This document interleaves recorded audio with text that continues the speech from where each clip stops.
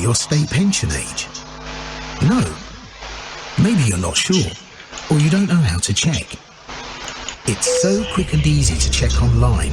All you need is your date of birth. Knowing your state pension age helps you think about your future. So check yours today. Search state pension age on gov.uk and simply enter your date of birth. State pension age. It's good to know. Leading Britain's conversation. This is LBC with Tom Swarbrick. Beryl's in Dagenham this hour. Hi, Beryl. My thought is the only person supposed to be sued is Donald Trump. BBC never told a lie. They never lied. They put on panorama the words that the president used. Yes. They may have used it in the wrong context, yes. going by the excuse that it was 56 minutes of time. It doesn't make any difference. Donald Trump lied. Of the context.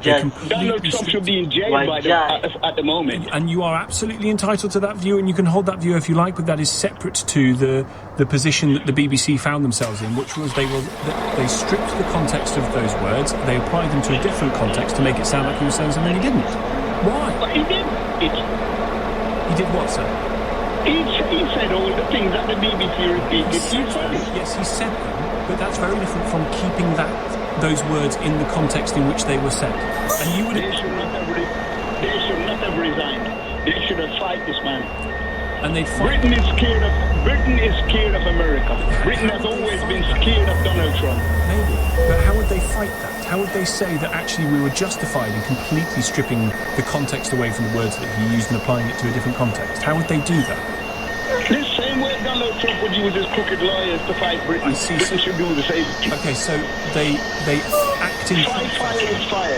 Okay, so they Donald Trump is a pathological liar. He's never stopped lying. They stoop to the Trump levels of gaslighting and intimidation and lying. They should not have resigned. So they fight it in that way by saying we didn't do the thing that we all know we did and that we have admitted to. No, we say, we made a mistake. But Donald Trump is not out for that. Donald Trump is out for power, for oil. He wants to take Canada. He wants to take Jamaica. He wants to take the whole bloody world. Who the hell does he think he is? God? Can I gently, sir, if I may? Your TDS is blinding you to the issue for the BBC. If I may. Because I hate paying TV license anyway. But I don't know why I'm paying TV license. Well, apparently a lot of it's about to go to Donald Trump if he wins his £1 billion lawsuit. So that'll keep the checkbook open, my friend. Thank you very much indeed for the call. Katie, I'll get to you in just a few moments. First, migrants arriving via small boat will be detained and returned to France.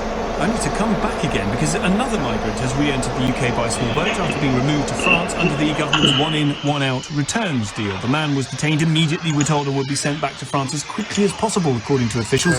He's the second person confirmed to return to the UK after being removed to France as part of efforts to deter small boat crossings. Kay Marsh is Community Engagement and Migrant Support Coordinator at the Samfire Project, a campaign group based in Dover. Thank you so much for coming on the programme, Kay. Is this an example of this scheme not working? Oh yeah, quite clearly. You know, we've seen with successive governments now these sort of rushed and ill thought out plans being put into action, only to be found not to work, or in this case to make things actually worse. You know, Labour have stuck to their messaging since they got into power and smashed the gangs. But what they've done with this one is they've led people right back as repeat customers to the people smugglers. So we've made the situation worse. It's an absolute mess. What should be happening? Well, obviously what should be happening in this one-in, one-out scheme is once you're out, you're out. Well, yeah, quite. You know, we sort of looked at it as potentially being, not on a massive scale, obviously, but some form of safe and legal route to at least not stop the boats, but slow them perhaps. But what we've done is we've given people, you know, people are now being returned straight to the arms of people smugglers just to be re-exploited and, you know, more money taken from them. It's an absolute joke. If that's the case, would you want to see this scheme abandoned? Well, yes, most certainly, you know, unless they can make it work in some way. As I say, I held out hope at the beginning that it would be some form of safe and legal route.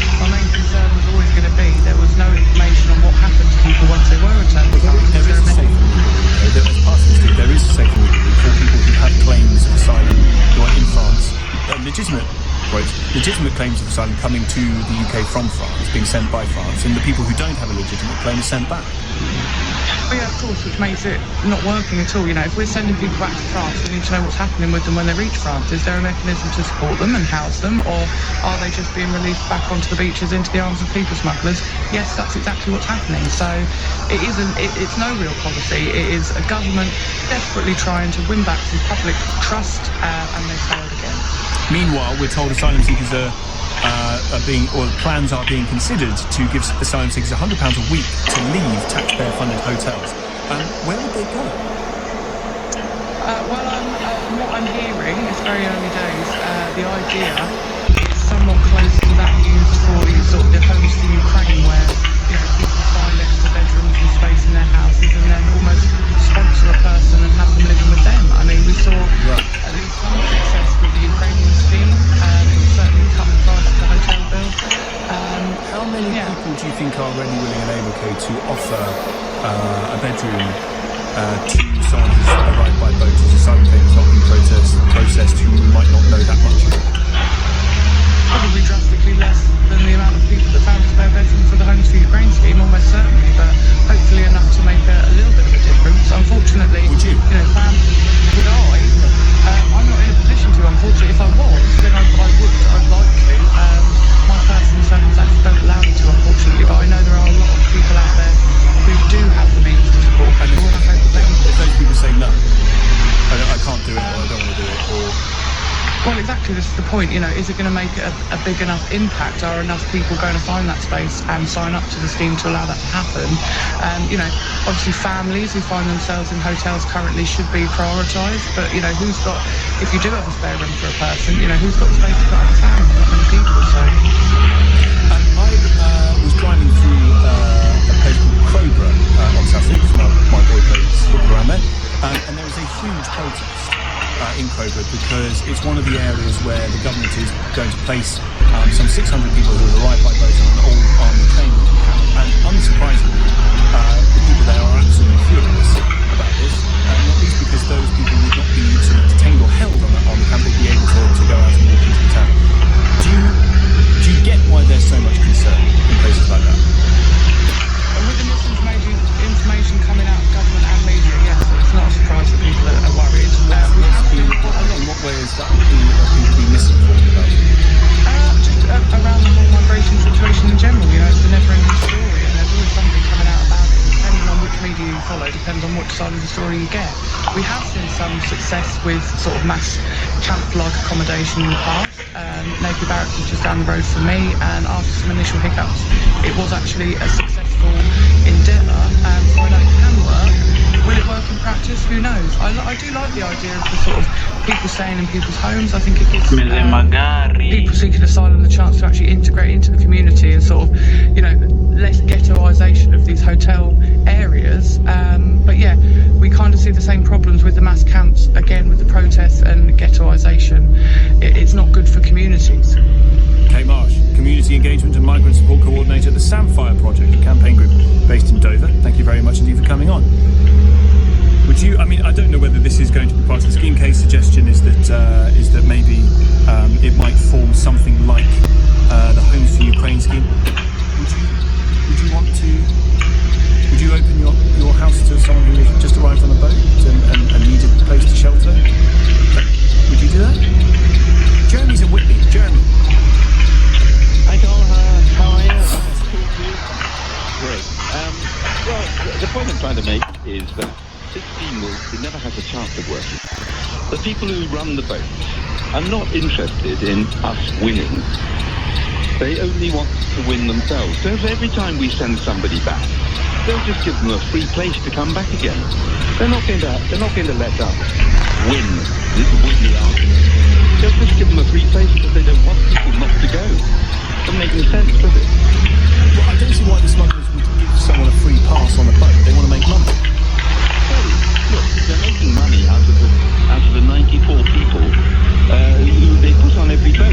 They put one extra on who's been sent back. It's not going to ruin their scheme. It'll ruin their scheme if people start feeling that they're going to be sent back and can't get into the country. They'll keep sending them back. Well, why is it, Jeremy,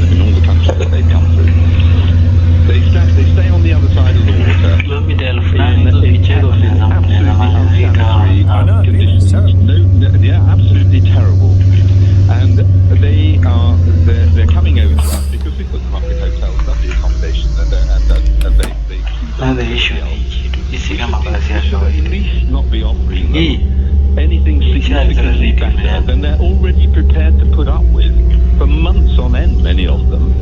We shouldn't be offering them significantly better. We should be making sure they have medical attention. We should be making sure they are fed. But in terms of accommodation, they're living under, I don't know, they're living under pieces of plastic. Well, I don't think it's a sort of race to the bottom, and I don't know whether it's sufficient draw because it's a hotel. What we need is third-party processing. Jeremy, thank you very much indeed. 03456060973. Tom Swarbrick here, 5:46 now. Headlines, Tim Humphrey. The crisis at the BBC appears to have deepened, with President Trump threatening to sue the broadcaster for $1 billion. A man's appeared in court charged with murdering a woman who was stabbed at random at a bus stop in Birmingham. A second migrant deported to France under the government's one-in, one-out deal has returned to the UK on a small boat. LBC weather, rain in the east tonight, then later on in the west, and a low of 1 degree. LBC Travel, I'm Dave Goff. The Keys on the M1 northbound. Traffic has been held because of an accident between junction 8 for Hemel Hempstead and junction 9 for Redbourne. The A21 Tunbridge bypass southbound stays closed before the Vauxhall roundabout because of an accident, so there are delays. There are queues in Felton. New Road is blocked in both directions between Manor Place and Hounslow Road because of an accident. On the trains, East Midlands Railway services are suspended between St Pancras and Luton Airport because the train has broken down. That also means Thameslink services are suspended from Luton to Dartford and Orpington. On the tube, there are severe delays on the Northern Line because of a problem with the points, and there's no service on the Piccadilly line between Raynerslane and Uxbridge. That's because there are lots of leaves on the track. Coming up at 6 on LBC, Tonight with Andrew Marr. Are we heading towards the last days of the BBC, and how would we feel if we actually lost it? Also, you'll hear from a recently returned Labour MP, and she is not confident about the Chancellor's future. Tonight with Andrew Marr from 6. Listen on our free Global Player app or our new LBC app. 'Twas Christmas, and Puss asked his magical mirror on the wall, Where will I find beauty gifts that top them? "Oh, Puss, why in boots, of course," replied the mirror. Puss found the shelves brimming with magical fragrances, beauty must-haves, and the latest skincare. But oh, what to choose? Well, thanks to a Boots advisor on hand, or poor, Puss left with the most perfect gifts. Shop in store today and gift happily ever after. Call Tom Swarbrick 0345 6060 973 LBC. Do you know your state pension age? No. Maybe you're not sure, or you don't know how to check. It's so quick and easy to check online. All you need is your date of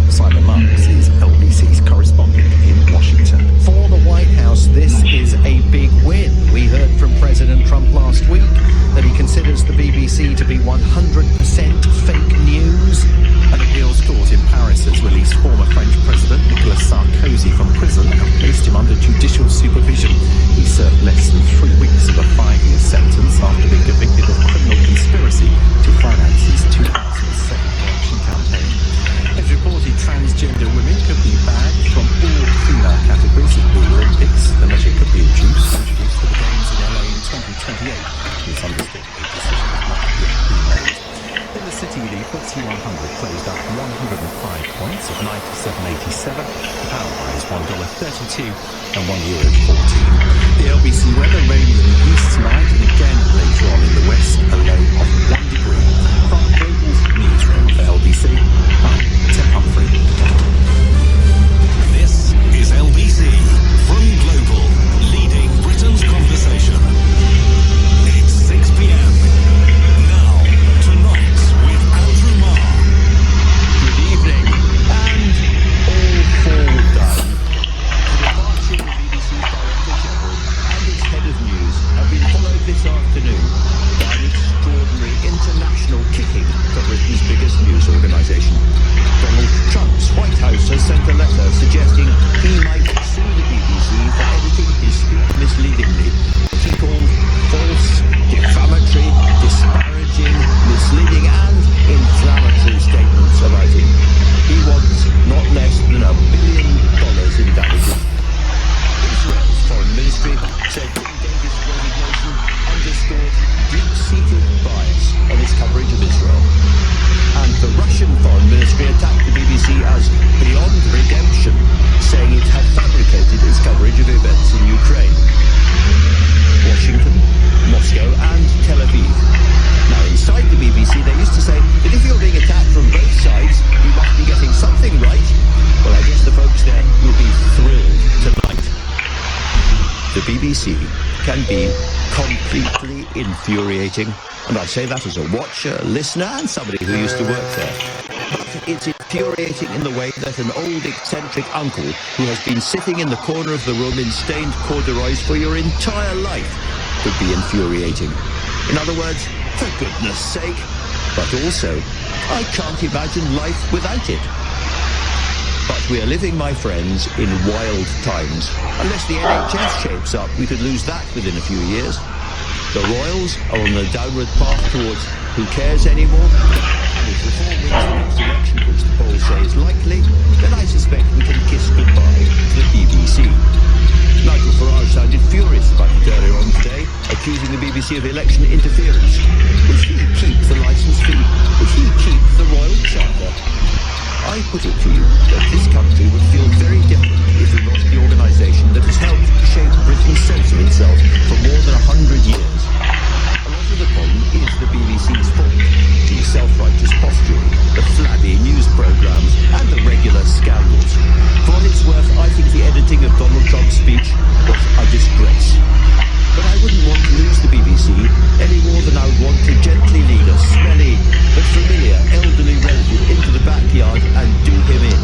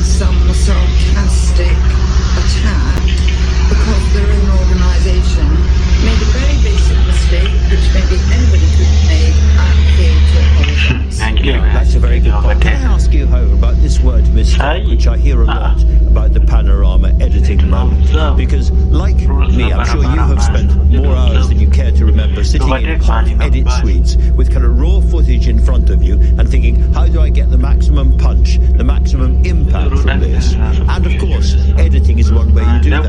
But I don't think you, and I don't think I, would ever have spliced together two different bits of a speech in a way that suggests to the viewer there has been no editing. In other words, we'd have a little flash or a reaction shot, or we'd say 20 minutes later he said this, or something like that, to indicate that you'd put two things together.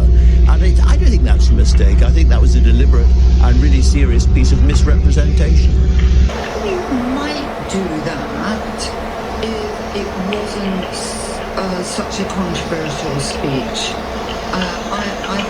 I find it extraordinary that the two pieces, which were a long way apart, were put together. My understanding is actually that quite a number of BBC executives involved did not in fact know that there was an edit. Yes, and that in itself is a bit odd, Dorothy. Back in your Channel 4 days, you would have expected, presumably, the producer of a documentary like that to come to you and talk to you about it, and you would have, if it had been a potentially controversial edit.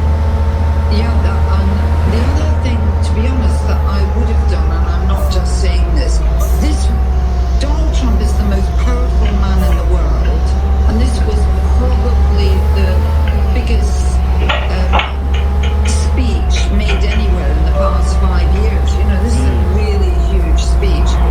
So I think it's not just the matter of the edit. I think if you were going to say, we're just going to use this little clip of the speech, you'd have said, I want somebody very senior to look at that and go, is just using that one little clip a misleading representation of the speech? And if they had done that, they would have discovered there was an edit. Yeah. So they didn't do that either. They didn't, and they're paying one heck of a price for it. Dorothy Byrne, thank you very much for Now, the royal family, the NHS, the BBC, indeed, the entire British government seems to be in turmoil at the moment. What impact will it have on our society if one or more of these institutions were to collapse?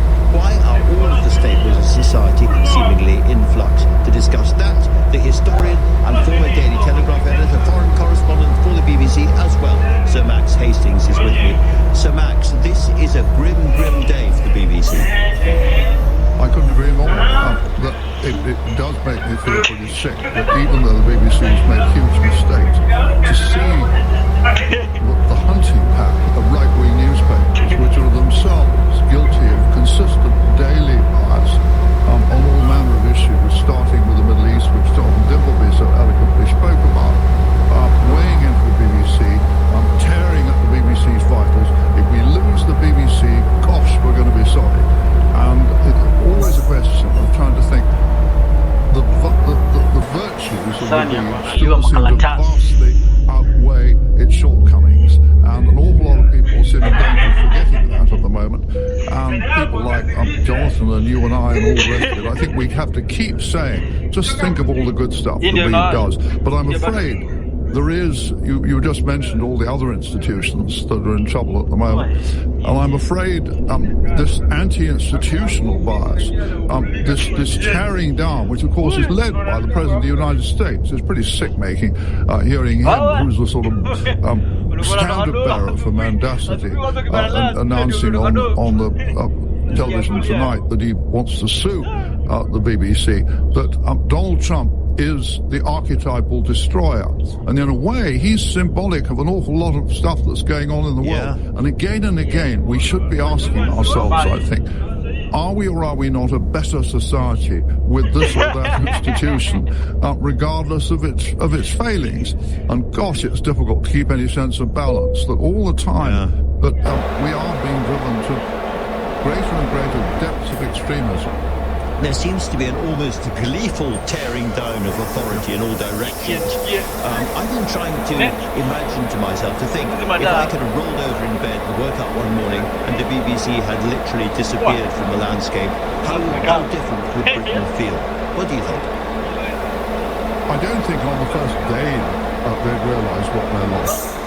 One of the problems at the moment, not a lot of thinking is going on, that everybody is so dug into social media that so little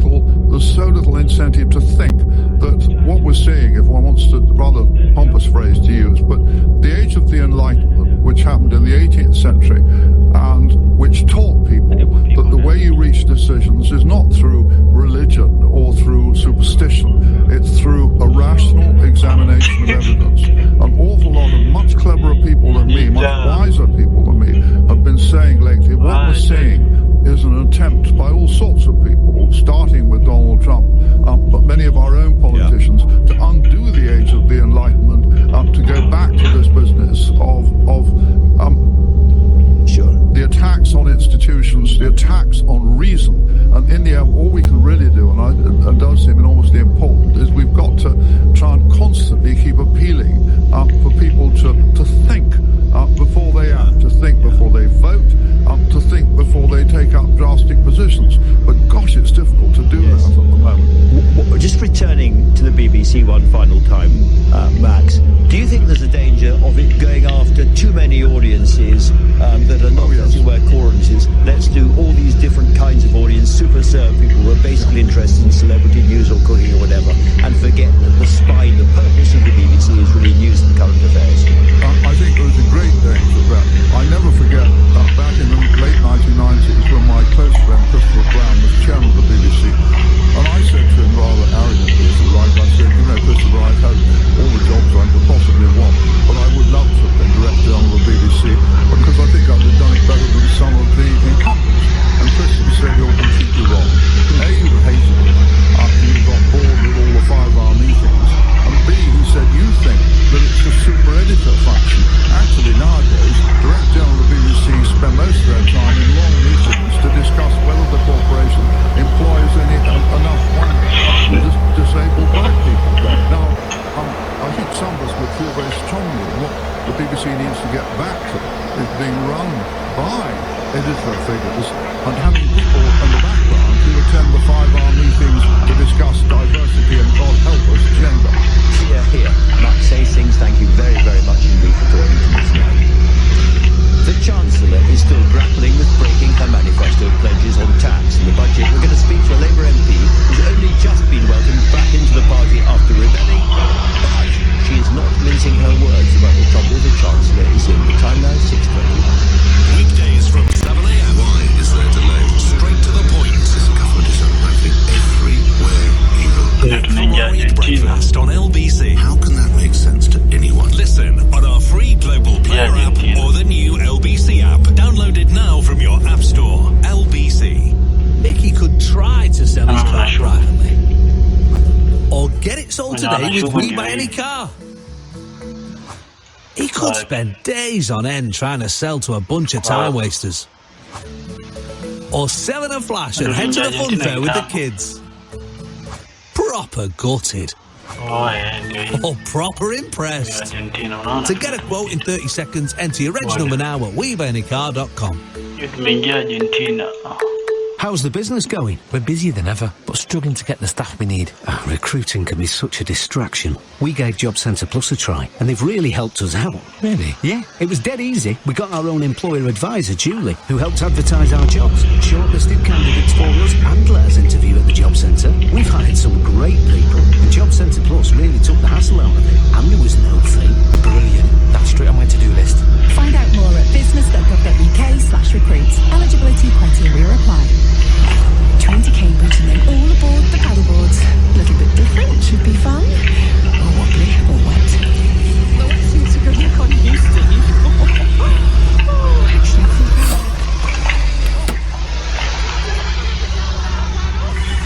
train home, that was such a laugh. I think I might even have a new hobby.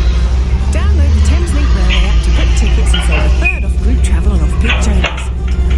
Thameslink Railway, where every stop is a story. Tonight with Andrew Marr. Watch live on both Global Player and the new LBC app. 6:23.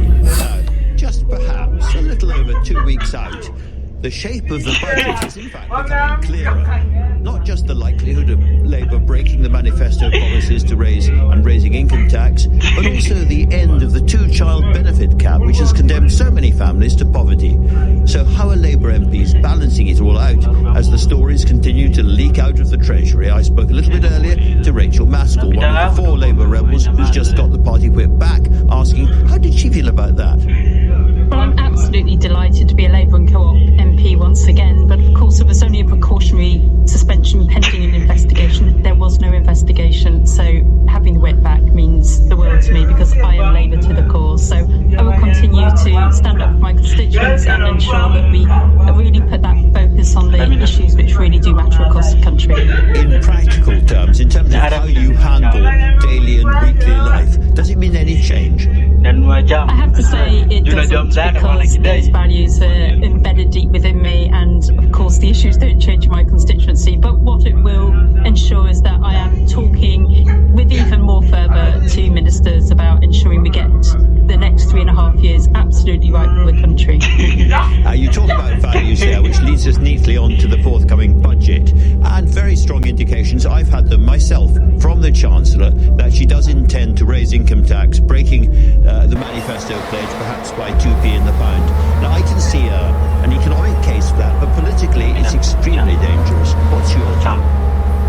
I think it's really important to honour a manifesto because that's about trust, and I think obviously we don't know what's in the budget, but I do think it's really important that we have a budget which is able to provide stability for the economy as well. And of course the volatility we've seen over recent years has left the economy in a very fragile state. So building that stability is important, but what I would say to the Chancellor is that we need to look at wealth as well, and I think it is time that we not only looked at income but recognise that those people who have the most generate most of that wealth from things like their assets and investments and property, and it's time that we equalise the pressure being placed on them as opposed to it coming from workers' pockets. So I trust that the proportionate approach will be taken. So this is very interesting. If she broke the manifesto pledge, you say she shouldn't, and raised income tax, and said that was the reason why she didn't have to, for instance, cut welfare spending, but if she hadn't done it, she'd have to cut welfare spending, you'd still say don't make those tax changes, even if it means controls on spending. Well, let's look at the figures. If you had a wealth tax on assets over £10 million at 2%, you bring 24 billion into the economy, yet we're talking about welfare spending on eradicating child poverty at just £3.6 billion. Equalised capital gain tax, that's another £14 billion coming into the economy. So there are measures that could be taken which will protect the poorest in our society, protect working people, but ensure those people with excess wealth pay their fair share. And you could hypothecate it so that there is a moral obligation behind those individuals who will be paying more into the system. That's, again, very interesting. So when Rachel Reeves told me that she was going to be a Labour Chancellor, and this was going to be a Labour budget, that's the kind of thing that you hope she meant. Well, absolutely. Progressive economies are the ones that deliver for the whole of society, and that's what we need to see. But I also encourage the Chancellor to think about radical devolution of that resource as well. We know that a pound spent in Westminster doesn't stretch as far as a pound spent in locality, and indeed if we think about third sector providers, charities, they're able to stretch that money even further. So I think we've got to think about where that money is held, where it is spent, and how it can really work to bring the benefit to our communities. Would you like to see radical changes therefore to council tax? Because famously quite expensive houses in central London pay less council tax than terraced houses in parts of the north of England, and equalising that and ensuring that local authorities in the north and the Midlands had more money to spend would be a huge shift in the country. Well, I do think we should look at council tax again. It's a regressive policy, and of course it favours the south, not the north. And we know that many communities in the north are battling with so much neglect over many years, and particularly if we look at issues about investment in housing, investment in communities, we're going to be talking about special educational needs soon, and we need to see that real shift in resource. So I do welcome any discussions to talk about more progressive approaches to having that local income coming into authorities, which can really make a difference, build those partnerships and transform people's lives. So we've talked a bit about taxation. Let's turn to the other side, spending. Lots and lots of pressures on spending, as we know, but very strong indications earlier today that the Chancellor intends to raise the two-child benefits cap, not just a little bit, but for everybody. Well, we know that 4.5 million children are living in poverty, and tonight 180,000 children will be in temporary accommodation. So it's the right and the moral thing to do is to remove the two-child limit and also the welfare cap, because there's no point lifting the limit to then be capped and not being able to get more resources factors into your family income. So it's really important they're done in parallel to ensure that families have got sufficiency. It's wrong that families, whether by adopting more children, you just deny that money, or indeed you've got a larger family, to have that extra £3,500 to be able to invest in the future is absolutely right for a family. And I really urge the Chancellor to follow through on the strong indications she's given today to do so. Well, that would certainly be widely welcomed, particularly on the left of the party, but generally I think across the party. Let me circle back to where we started, Rachel, which is that possibility of breaking the manifesto promise, because that was a promise made, as it were, by Keir Starmer and Rachel Reeves on behalf of people like you. Everybody who stood as a Labour candidate, became elected as a Labour MP, stood on that manifesto. What do you think it would mean for you personally and your colleagues to break that promise? Well, I think it's about the communities that voted for that manifesto, and I think there will be a question about trust in a government. They will obviously understand that the economy is in a worse state than expected, but of course what they would expect is that other savings are made. For instance, we're hearing about talk of ID cards also lost in the manifesto. Perhaps don't spend on things like that and instead invest that money on public services, bring the reforms that we need. So I think it's really important that the Chancellor does adhere to the manifesto in her budget and ensure that it does work hard to deliver the best spend on every pound within it. And if she doesn't, is her position tenable? Well, I think we have to really wait and see what the Chancellor does on the 26th of November, but I do think she needs to weigh up the issue of public trust as well as confidence within the economy, of which I know she is eager to bring. Interestingly, you can't say to me, of course it is, Andrew. In the same spirit, if that manifesto was broken, do you think Labour MPs would actually vote that through the House of Commons? Well, I think there will be much discussion in the Parliamentary Labour Party if the manifesto wasn't adhered to, and would have to have real sound reason to understand why that couldn't be so. Obviously, I do understand the pressures, and being able to deliver for people in our communities is important, but it's really important that working people who at the moment are stretched to the limit with the cost of living aren't paying more into the system, so we've got to protect them. That's an absolute red line. Rachel Maskell, thank you very much for talking to LBC tonight. Thank you. The leader of the free world is seeking to sue the BBC for an enormous $1 billion after the error at the heart of the broadcasters' crisis. Is the end of the BBC hoving into sight? The time now, 6:31, and here's Tim Humphrey with your news headlines. Donald Trump is threatening to sue the BBC for $1 billion if it doesn't remove material selectively edited for a panorama programme. The broadcaster has apologised for the content and admitted it was misleading. A second migrant deported to France under the government's one-in, one-out deal has returned to the UK on a small boat. The Home Office says the man will be sent back as soon as possible.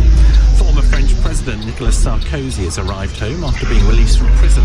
He'll now face judicial supervision after serving less than 3 weeks of a 5-year sentence for criminal conspiracy. The LBC weather, rain in the east tonight and later on in the west, a low of 1 degree. On the latest episode of The News Agents. Is Donald Trump really responsible for bringing down the BBC Director General and the head of news? Or is there something much more murky going on with the new broadcasting house? Get the latest episode of The News Agents with Emily Maitlis, John Sokol and Lewis Goodall. Listen or watch on our free Global Player app or the new LBC app. If you bought a home on a holiday park in the UK, what you thought you were getting may not be what you ended up with. From unexpected site fee increases, running costs, a huge depreciation in value, many owners feel they've been missold. If you think this might be you, Holiday Park Advice Centre.co.uk could help you receive the compensation you're entitled to. Text ASSIST to 78900 to find out more. That's ASSIST to 78900. At TfL, we're making tube journeys faster in the future, with signalling improvements underway on the Circle, District, Hammersmith and City and Metropolitan lines. And there's also the Elizabeth line, already giving you fast journeys across central London. That is how we're making the greener way to travel brighter for everyone. Search TfL Improvement Plan. To the Mayor of London and TfL, every journey matters. Elizabeth line is fast compared to other TfL modes, greener than total estimated petrol and diesel car emissions. Breakfast is the most important meal of the day, followed by LAVINS, brown lunch or dinner, then tea or dinner, or supper, depending where you're from. Look, can we at least agree that breakfast is the most important meal of the day? That's why Warburton's, the family bakers, teamed up with organisations like Magic Breakfast to donate millions of breakfasts this year to schools in the UK. Good stuff. It's baked in at Warburton's. To find out more, search Warburton's Good Stuff. Tonight with Andrew Marr. Listen on your smart speaker. Just say play LBC. 6:34. Let's return now to the turmoil the BBC finds itself in, and one of the prevailing narratives that's emerged over the day is that there may have been a board-level coup to remove the Director General, Tim Davie. Well, I put that theory to a man who operated at the heart of the state broadcaster for a long time, Mark Dammeser, former controller of both BBC Radio 4 and also deputy editor of BBC News, and he's still got many close ties to people in management positions. So did he think there was anything in the coup theory? I doubt that's the right way of interpreting this. A coup would imply that a group of like-minded people got together in a back room, possibly including outsiders, politicians and commentators and so on, and decided that they wanted to remove the head of news and the BBC, the Director General, and that they were going to follow a stratagem to do that. And it was all concerted and neatly worked out, and they've got the committee. So that's the notion of an organised coup. And that's a very different question from whether everybody on the board fully understood the stakes here and whether enough was done to try and ensure that Tim Davie stayed on, which is what I wished would have happened. But I doubt very much that there's been this kind of organised, brilliantly plotted mastermind which has led to the demise of these two executives. Tim Davie had endured weeks and months of incredible pressure. Do you think in the end it's the intolerable business of being Director General, being kind of the nation's whipping boy, that meant he'd had enough and he wanted to go? I think that's overwhelmingly likely to be the case. And you have to ask yourself now about this job and whether the constant wave after wave hitting you in the chest. I don't know that it's a deliberate strategy to make the job undoable and destroy the BBC, but what I do know is that the relentlessness of it and the disproportion of it and the irrationality of at least some of it, I'm not saying all of it, but some of it, when it's combined with regularity, philosophy and intensity of the news cycle and the social media offshoots of that news cycle, make the job unbelievably difficult. And I know Tim pretty well, and he's a tough-minded individual. And the fact that after 5 years, even though the board wanted to stay on, we now learn that Tim felt that enough was enough, speaks volumes for what he had to endure. And, okay, he was getting a decent salary, no question, and the BBC has to be accountable, no question, and it's quite right that he goes to Parliament often, no question. But this constant sense of one particular error being made, and they're errors, let's talk about it, fine, they're errors, but at each point it's surrounded by an atmosphere of end-of-the-worldness. You know, whatever the error might be, you know, whether it's Trump, unquestionably a mistake, and a significant mistake, obviously shouldn't have happened, or the wretched business of Glastonbury, really, a mistake, no question about it. The Gaza documentary earlier in the year, more complicated, but okay, mistakes made, but each of them is propelled forward into being a 5-act opera. And there are questions to be asked, and yes, we need to find out who made the decisions. It's all perfectly proper, but the thunderous noise that surrounds each of these, as if it was the hallmark of the BBC, that it blundered around from mistake to mistake, and all the good things that happen, of which there are really a great many every day, just happen by accident. I mean, they're not there because anybody's any good. They're sort of random particles that create the BBC. And we should be very, very amazed that the BBC can do good stuff, because if you read the kind of noise around the BBC and listen to it, the BBC is obviously full of noodleheads who know nothing. Well, it's not full of noodleheads who know nothing. They're really quite good people most of the time, and they make a lot of very good decisions. And speaking of noodleheads, I'd like your reaction, Mark, to the extraordinary international attacks on the BBC we've seen this afternoon. Donald Trump's White House saying that it's dishonest and dishonourable and threatening legal action. We've had the Kremlin weighing in and saying the BBC is disgraceful and its coverage of Ukraine was disgraceful. We've had the Israeli government in Tel Aviv weighing in saying much the same thing about Gaza. Well, I don't celebrate any of those developments. I think the BBC's worldwide standing is a major asset both to the BBC as it happens to the UK. And so the extent to which its reputation has been damaged by all of this is... So it's a blow for all of us, really. It's a blow for all of us. Now, the question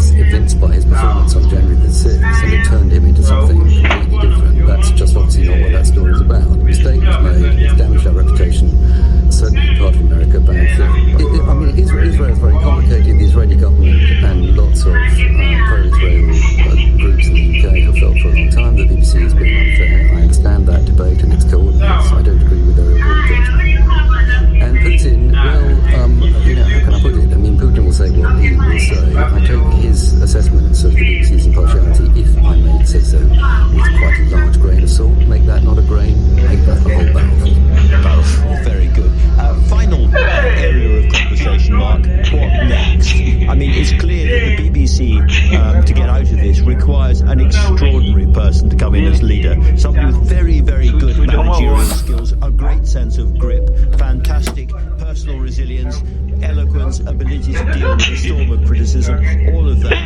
It's going to be very, very hard in the circumstances to find such a person. So I think it's a great worry. I think, I've known quite a few of the Director Generals, some of them really rather well. I could make a case for all of them. It is a very, very tough job. I'm not denying that they don't get status out of it and that they don't get work paid out of it and all the rest of it. I do worry about whether a field will present themselves, because if you know that vilification and sacking is certain at the point at which you start, there are only so many number of centre court tickets which mitigate.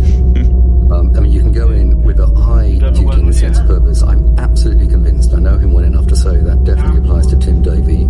Absolutely. It's a very significant salary. There is more money to be made elsewhere. It's a significant salary.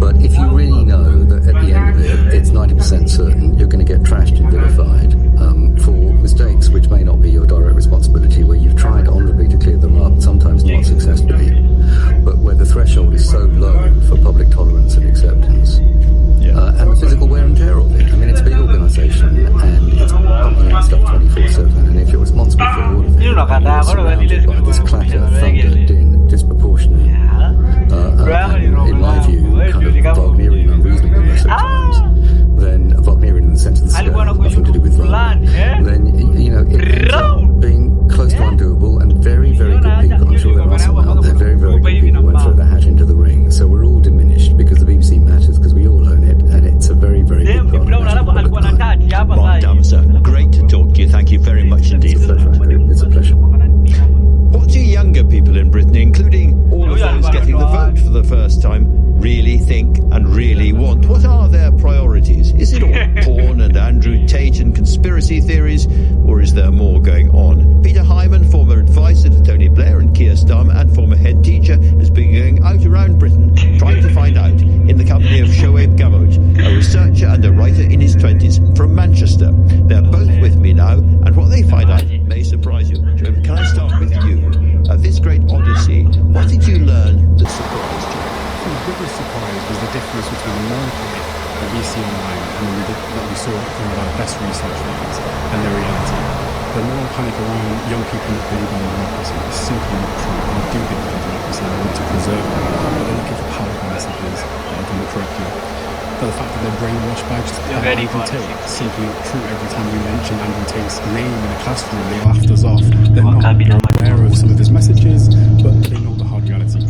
This fact that they're brainwashed by the algorithm, they're impacted by it, but they're curious, and they know what they want, and they know what they want to hear, and they'll look for good voices. This is remarkably cheering. I wasn't expecting a cheerful conversation at this time of the evening. What kinds of things, if you were a politician, what kinds of things should you be thinking about more when you focus on younger people? Be honest, be direct, and cut the BS, essentially, and meet them where they are. If you do meet them where they are, you'll see incredible, what Zapansky's doing right now is incredibly interesting. He's got a podcast, he's really active on TikTok, he's bringing on really interesting American names like Hassan Abbey, who's very popular in the left side of American politics. And we need to see something similar like that from, in my personal opinion, from Labour, and just clearly show your values and clearly tell a story. There's also an agenda here, because up and down the country, when we talk to young people, they talked about knife crime, and they thought the government wasn't doing enough about it. And that was a symbol, not just about knife crime, but about not having an agenda for young people. So they notice we're talking about the triple lock a lot for those who are older and how we can do the best policies for them. There's very little really aimed at young people in the same way. And Peter, do they understand that's because they don't vote enough? Well, so votes at 16 is going to be interesting, because we'll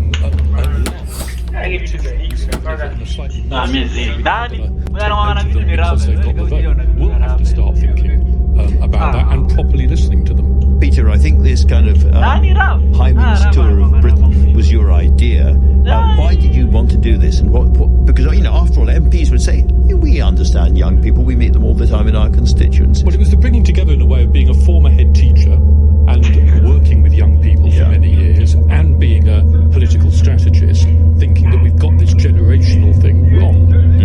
Last week we had a curriculum review that didn't do nearly enough to prepare young people for the world they're going to go into. Do you think? No, it was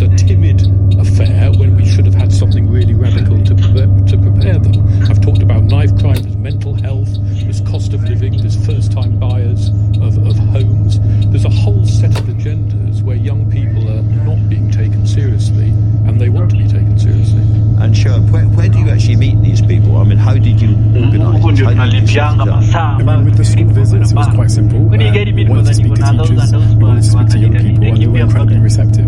At the moment, schools are not having enough of these conversations, and we were so surprised by how much positive feedback that we got after these interviews. And since then, we've been talking to people in London that are creating first spaces themselves, and people that are sick and tired of the lack of funding for libraries, sick and tired of the lack of funding for youth clubs, and they're creating stuff like board games nights. I mean, I've been to a few, Andrew, and I've spoken to people about it, and it's genuinely incredible what the kind of spaces that they're creating for connection. But there is a serious point about schools, that debate is being either crowded out the curriculum or being shut down. And I know about this from being a head teacher, that worries about safeguarding means if a young man starts talking about anything that seems a bit dodgy to the teachers, it's sort of stamped on, whereas what we need is the reverse of that. So it's not in silence online, but it's in a safe, facilitated environment in school. It's a really serious point. I said at the start, Peter, that you advised Tony Blair back in the day, and you advised Keir Starmer more recently. If you come across him again soon, what will you tell him about this journey? First, it's to have the agenda and a strong message for young people, because substance matters and they realise that. And the second is to get out there and properly listen to them. So it means being abroad a bit less, being at home a bit more, being out and about in the country, and really listening and learning from what young people want. All right, sure. Peter, thank you both very, very much. Really interesting, and it's rare, as I say, that I'm inspired and lifted a little bit by conversation this time of night, but I have been just now. Now then, while the Chancellor agonises over tax changes in her attempts to grow the economy, there is one former British diplomat who thinks our best bet for economic success isn't to look here on Earth, but to the stars. We're going to hear from her next, but the time now, 6:48. Coming up at 7 on LBC, Ian Dale. What should the BBC do, and what shouldn't the BBC do? That's our 7 o'clock phone-in. Cross question at 8 and at 9. Skills and Apprenticeships Minister Jackie Smith will be here to take your calls. Ian Dale at 7. Listen on our free Global Player app or our new LBC app. Near Oxford, that's working out how to make sure that satellites are capable of getting into space, testing them, a bit like you test washing machines. You know, you shake them, you work out whether they can communicate, but you do it in the vacuum of space that they create. People looking at engineering in space, the ability to make microprocessors, to do semiconductors in space, all of these things are happening here. So how many people, very roughly, around the UK are involved in space-related work? It's really hard to know, because you've got 60 plus universities, you've got 80 observatories, you've got 400 small companies, big ones too. Well, already that's a lot of people. It is, and you've got a huge amount of, say, the economy that relies on it, and a huge opportunity. We spend 0.05% on space, 1% of the space economy, for which we get a 5% return. So what we're asking government to do is to think strategically now about how we use space. And as a Glasgow-born boy, I'm very interested in Scotland's role. I think Scotland and Cornwall are the places where it's easiest to set up rockets from. Is that right? Well, that's right. Saxford, right in the north of Shetland, is the place that's been developed most, with the possibility of polar launch. Why is that? So it's polar launch, which means you can take small satellites into space. You can't do the big stuff that you do from the equator, but you can do small satellite launches.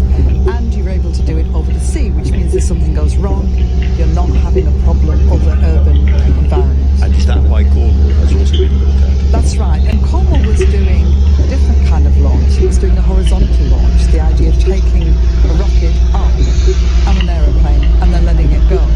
Whereas, of course, in Saxford it's more traditional. So one of the questions we're asking government is, do we want sovereign launch? How are we going to use it? Is it a good investment? How are they going to work out what to do? So this is thinking big, and it's thinking into the future as well. Rachel Reeves, we know, is trying to protect capital investment in this budget, even if it means breaking Labour's promises and raising income tax. Is this the space offer that you're asking for, is that part of the capital investment that she's talking about? Well, it's about saying they've already... worried that it's not. Well, they've already committed money through the European Space Agency. Obviously, the collaboration with NASA, with America, and with places like Japan and Australia. The question is how far you see space, something that's about exploration and doing unique and different things, and how far you see it as part of everyday life. We can pharmaceuticals in space make drugs for people with serious illnesses that because of the crystallization, the way that it comes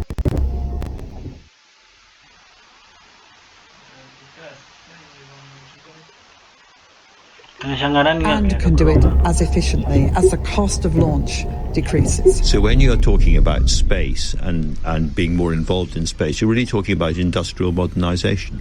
It is about that. It is about people producing things like satellites in Edinburgh. It is about engineering. It is about all of the things that we think of. But it's a recognition, too, that if you want to support farming, you need to think about space. You need to think how much farmers are using satellites. If you want to support shipping, you need to think about space. So it's not just about producing money for one part of the economy. It's saying this is actually applicable across the whole economy. I think this is a great cause, Cathy Ashton, which allows me then to say you've done all these fantastic jobs. Some people are mentioning the US ambassadorship. Would you turn it down? I don't think at all I'm in the frame for that. They've now put the application form out, and I have certainly not filled one in. Right. Many people will be disappointed by that, but for now, Baroness Ashton, thank you very, very much indeed for coming in. Thank you. And finally, yet more trouble for the government, I'm afraid, over their one-in, one-out migration deal with France, as a second migrant deported under the scheme returns to Britain's shores. LBC's Helen Hodginott is here with the details. Helen. Andrew, this scheme is supposed to be a deterrent, so it is perhaps slightly concerning for the government that 2 people now, out of the 94 so far sent back to France, have not been deterred. The most recent migrant to have returned to the UK after being deported under the scheme has been detained, with officials saying he was detected upon his re-arrival using biometrics, so things like photographs and fingerprints. So they were immediately alerted that he was one of those who had already been removed. We're told that his case will now be expedited, sent to the front of the queue, and he will once again be sent back to France as quickly as possible. But this is the second time that this has happened. Last Wednesday, an Iranian man was sent back to France, having come back again to the UK last month. He claimed that when he returned to France, he didn't feel safe. He said that he was in a shelter in Paris, afraid to go out, and so made the decision to cross the channel again. But Downing Street is insisting that this is all evidence of the scheme working, that the detection systems are so good that these 2 picked up immediately. Well, I suppose if people are being grabbed, biometrically identified and sent straight back again, this is a problem that should go down. But it's odd, isn't it, that 2 people at least have said that France is so intolerable they can't stay there for more than a couple of days and try to come straight back. I guess there's no sort of penalty for persistence. No, and this was supposed to be a kind of final solution for migrants who are going to be removed back to France. But of course, what we're finding is that there is essentially nothing stopping them from doing that same route that they came here using the first time, meaning that the scheme perhaps isn't as final as ministers were touting it. And of course, this is early days for the new Home Secretary, Shabana Mahmood, who's promised a much, much tougher regime.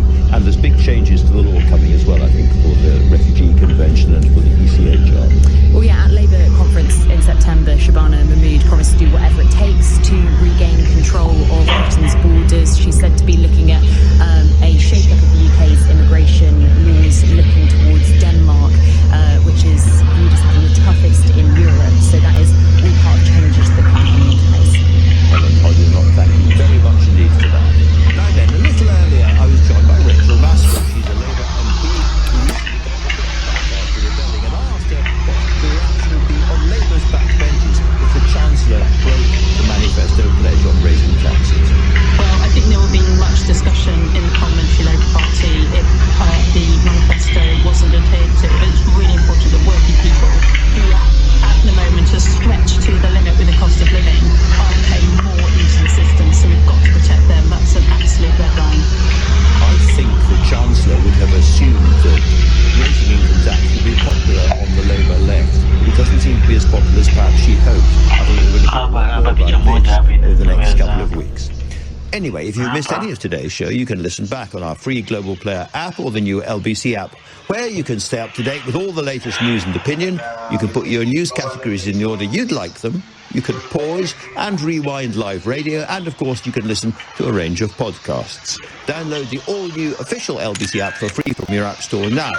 Coming up at 10 on the LBC, it is Ben Kentish. But right now, it's time for Ian Dale. Thanks, Andrew. There's a whole lot of hogwash being talked about the BBC at the moment. I'm rather fed up with listening to all these ex-BBC honchos telling us that it's all a vicious right-wing plot to destabilise or destroy the BBC, and it's all down to the awful Robbie Gibb. This is going to be a pundit-free show because I want to ask you a very simple question. What should and shouldn't the BBC do in future? Because that's the question the new Director General is going to have to answer. On cross question at 8, former Conservative Health Minister Lord Ethel, Green Party MP Sian Berry, broadcaster Matt Stadlen and former MEP Lucy Harris. And at 9, Skills Minister Baroness Jackie Smith joins me for an hour to answer your questions on skills, apprenticeships, further and vocational education. On your radio, on the LBC app, and LBC. Leading Britain's conversation. This is LBC. From Global's newsroom at 7 o'clock, Donald Trump is threatening to sue the BBC for $1 billion if it doesn't remove a selectively edited speech at the centre of a major backlash. The footage from a panorama programme appears to show the US president inciting violence.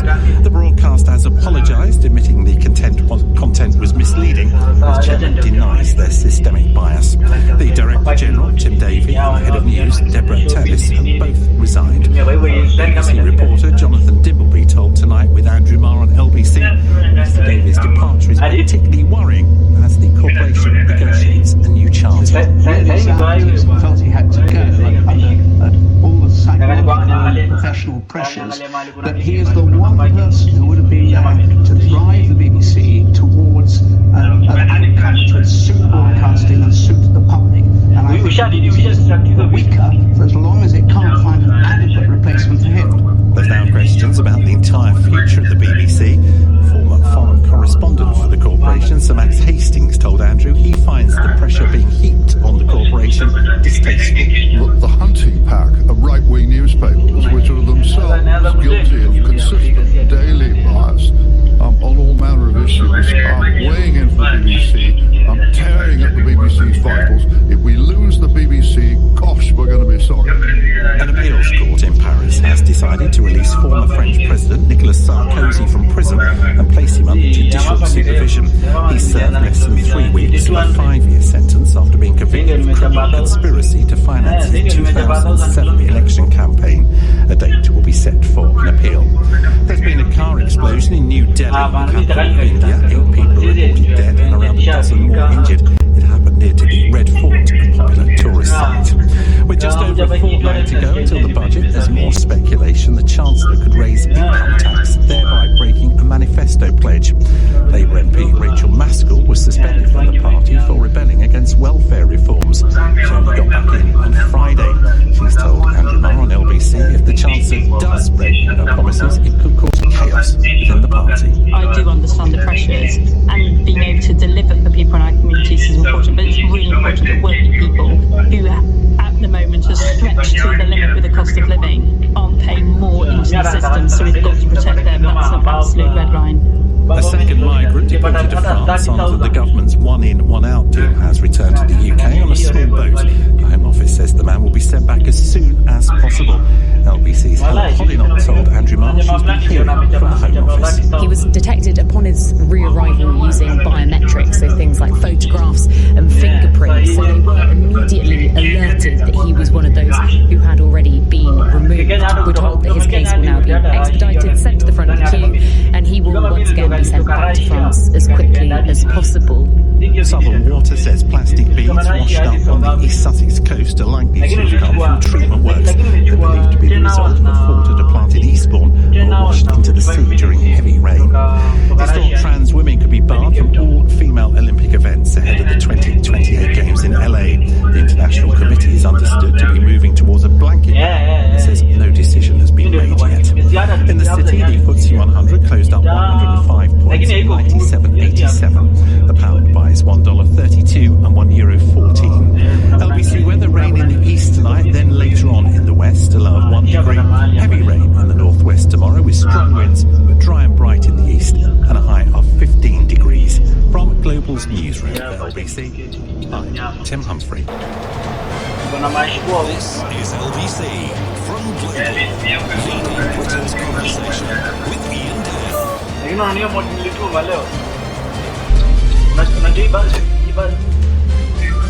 Hello, a very good evening to you, Mr. Ian Dale. Back with you until 10. Thanks to Alan Mirage for keeping my seat warm. Last week. Now, we're obviously going to talk about the BBC today. It really is the only big story in town. But one thing has struck me over the past, 24 hours or so, since it was announced that Tim Davey and Deborah Turness were resigning.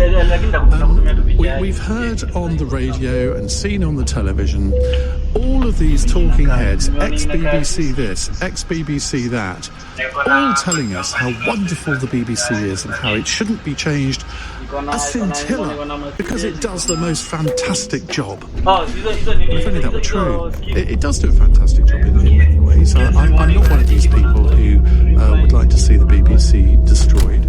But to pretend the BBC of 2025 should have the same aims and goals and remit as the BBC had in 1925, I'm afraid.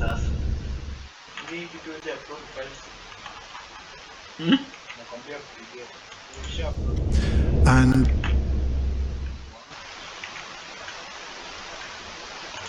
way had supports them, and if one side supports them, the organisation is clearly impartial, and with that goes its justification for taking money off us. I think part of their problem is the Secretary of the Current Affairs Department, where they employ people kind of with the same political genes, if you like. A lot of them, too many of them have been to Oxbridge. Too many of them have never lived anywhere else apart from a sort of metropolitan centre. Too many of them don't really understand what goes on outside London in particular. And we saw that with the Brexit referendum. They didn't see it coming. Those of us in the commercial sector did, because we talk to people every day, whereas they seem to just talk to themselves. And I look at a lot of the people that I deal with when I get invited to go on BBC programmes, and they all ask the same type of questions, as if me being on the right is somehow a little bit of a disgraceful thing and they don't really understand it. You know, Andrew Marr got it absolutely right all those years ago when he admitted that the BBC it had an institutional liberal attitude. That doesn't mean to say left-wing necessarily, it doesn't mean to say pro-Labour, but they have an outlook on life which you wouldn't particularly find in many parts of the country. Well, yeah, I'd say, I'm not a media insider, I'm just a listener. But it does seem to me that I honestly believe the BBC types you described think that they are biased because their worldview is so settled. They think that is the norm. Yeah. And they don't realise that norm is the outside, left of centre, but they genuinely don't realise that, for insulation or whatever reason. They just don't see that. So whilst I don't think they're lying to themselves, I just think they do not realise, they cannot accept that they've failed to be impartial, then they are, effectively, this Times Radio, they are Guardian Radio. Why don't they just convert to be that and fund themselves accordingly? Okay, thank you very much indeed. Let's take this text here from Mark, who says, running scared of debate again, Ian? No, I'm never run scared of debate. Continues, invite Emily Maitlis on your show and try and tell her that Robbie Gibb has nothing to do with it. I dare you, cowardly show.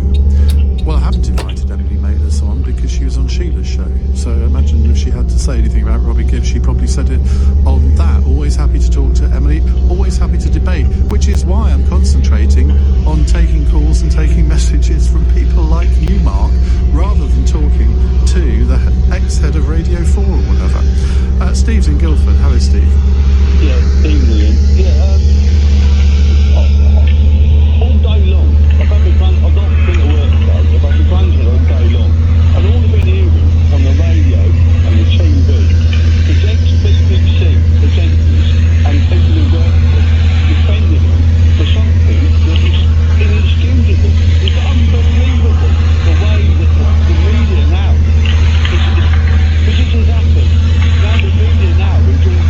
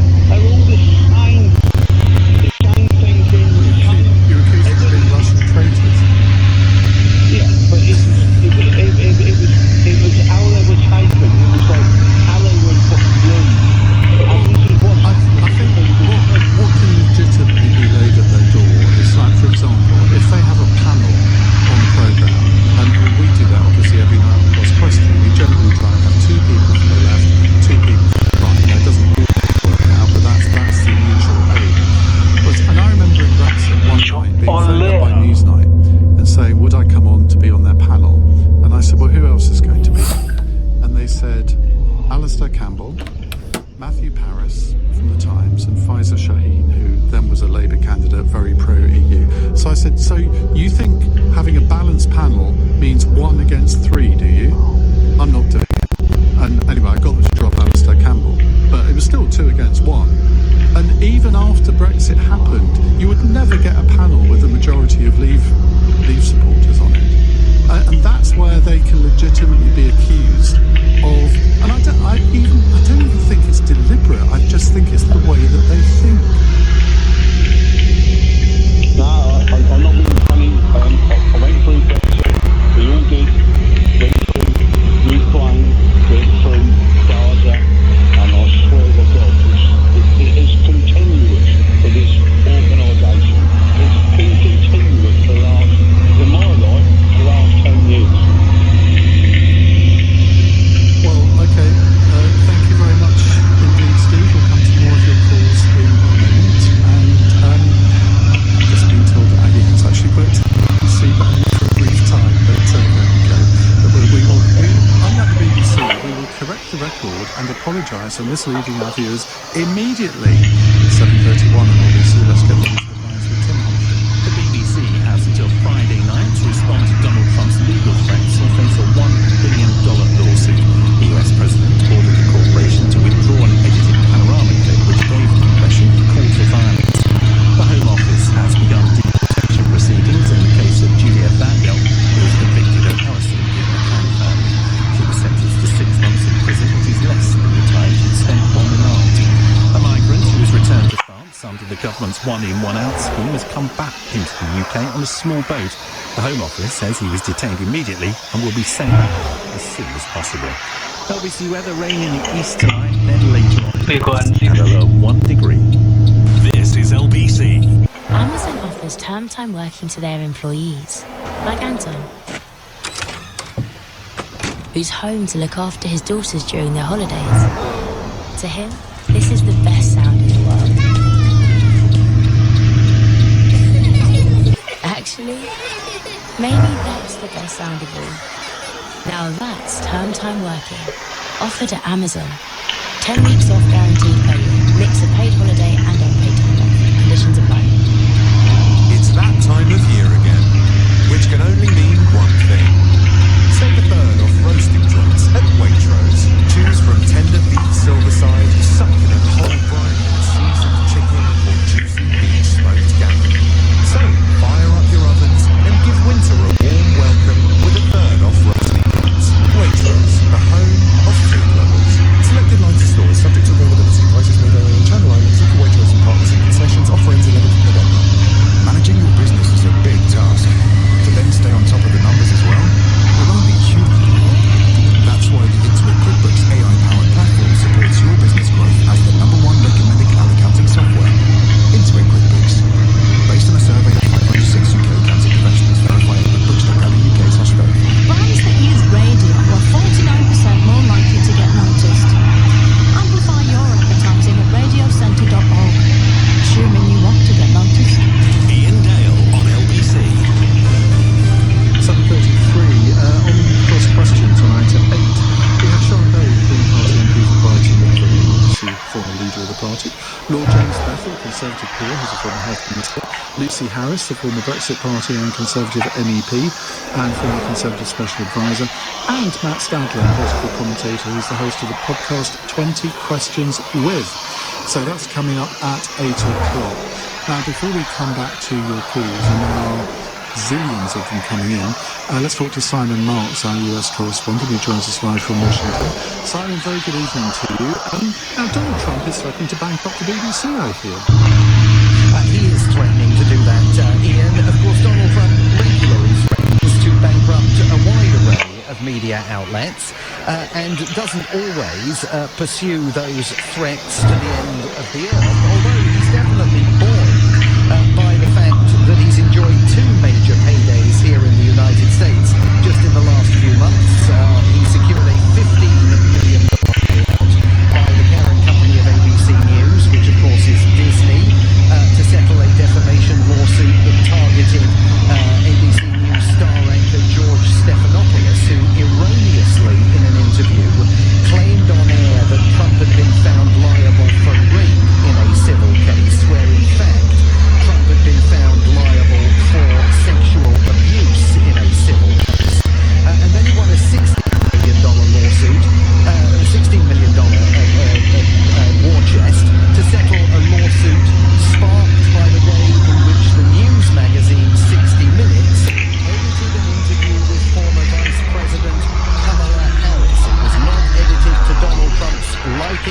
He threatened to sue CBS, and its parent company Paramount agreed to pay him $16 million.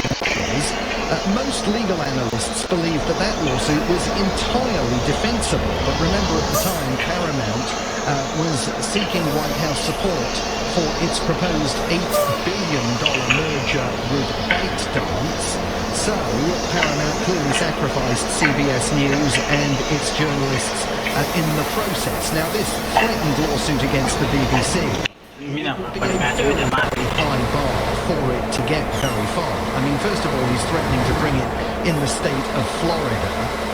The jurisdiction, of course, will be an issue. He will have to prove that somehow the people of Florida were inconvenienced and outraged by the editing of that Panorama documentary, and whether he'll be able to find anybody in Florida who actually watched that Panorama documentary, I think is a huge question. But also, the BBC, along with all news organisations here, will be able to point to the American Constitution and its free speech protections, which is why so many legal analysts thought that ABC and CBS were wrong to settle the lawsuits that they were facing, that there was every possibility that they would be able to beat them back in the same way that Bob Woodward of the Washington Post has managed to vanquish a threatened lawsuit from Donald Trump over his book Rage. So the bark is definitely worse than the bite, but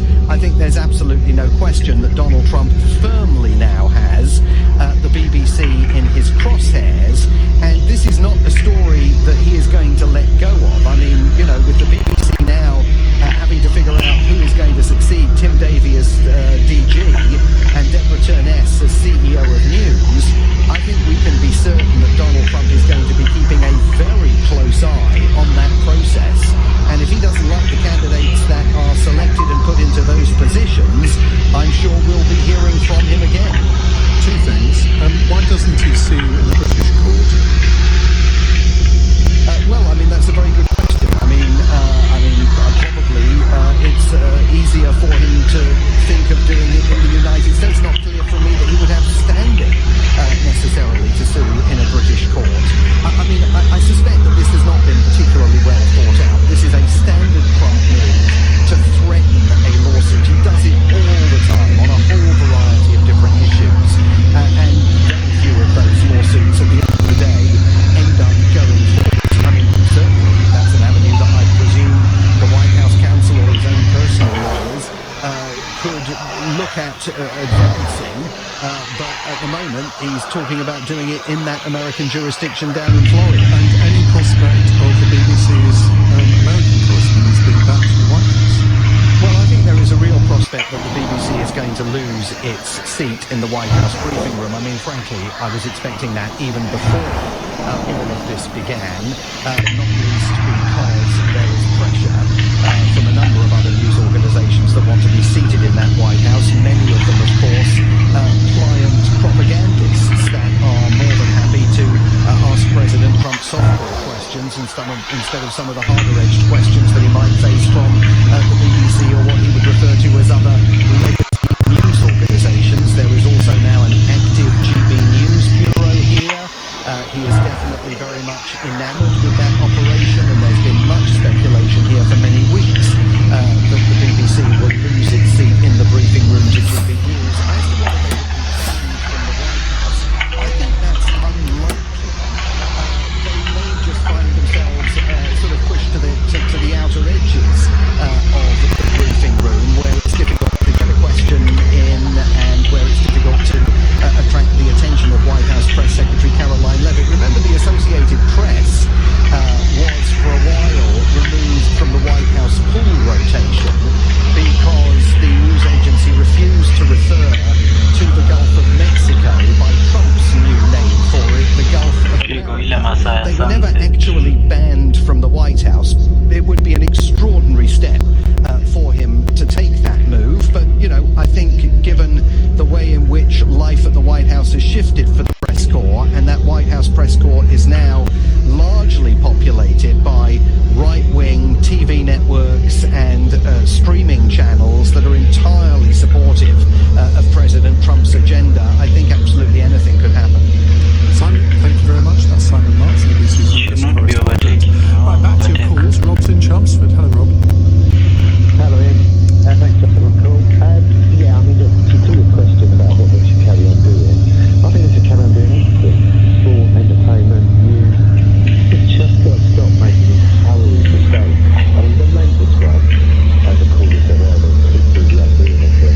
And as Simon Mark said, you know, Trump is one of Trump's biggest fans, but not in the slightest. But on this one, he has got a point. You know, he's seen journalists left, right and centre, and most of the time, you know, he didn't have a leg to stand on. So they send those in papers because but this time, it's just such a mistake. He's absolutely walked into his rhetoric of fake news. You know, we hear it all the time, fake news, fake news, fake news. He's proven it. The BBC is absolutely proved it. I mean, for me, it's the greatest thing in journalism, really. If you're going to challenge what people are saying, or sorry, this is not a mistake, blatantly challenge, then unfortunately, which is what the one call case, you have to have a thinking point.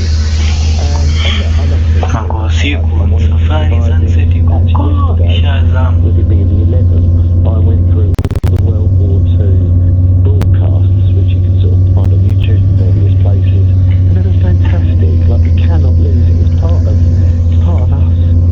But these latest mistake, I mean, what on earth were they thinking?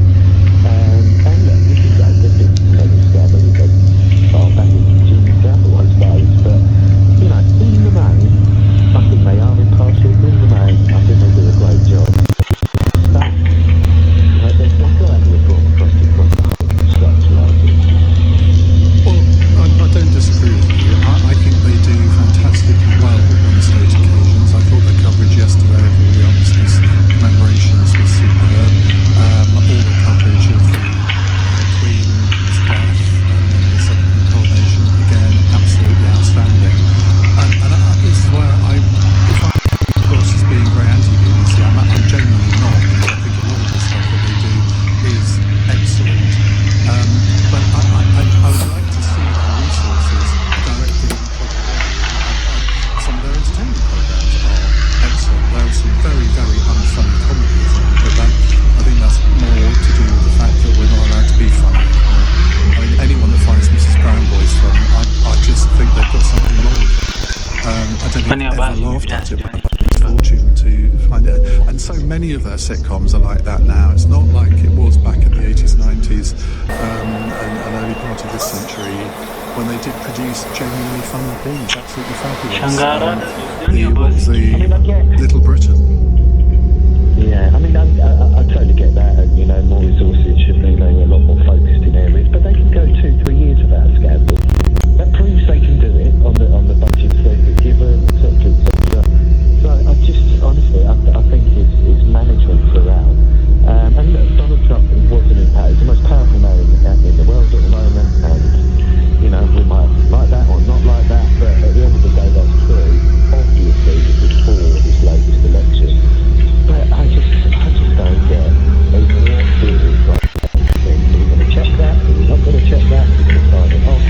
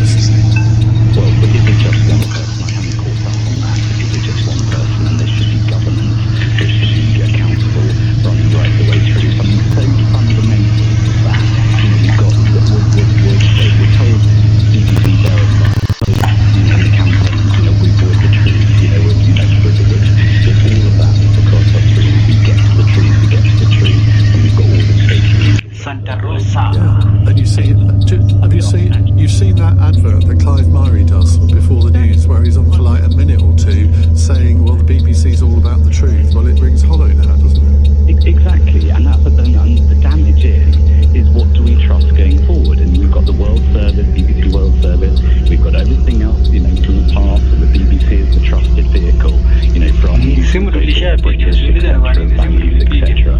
And that has been, from my point of view, last night I woke up, went to bed with it, and woke up with it, with the situation of who on earth can we trust? And we had it with the Palestinian position and so forth, that's another thing. But this, and I said to your back office earlier, what do you do about it?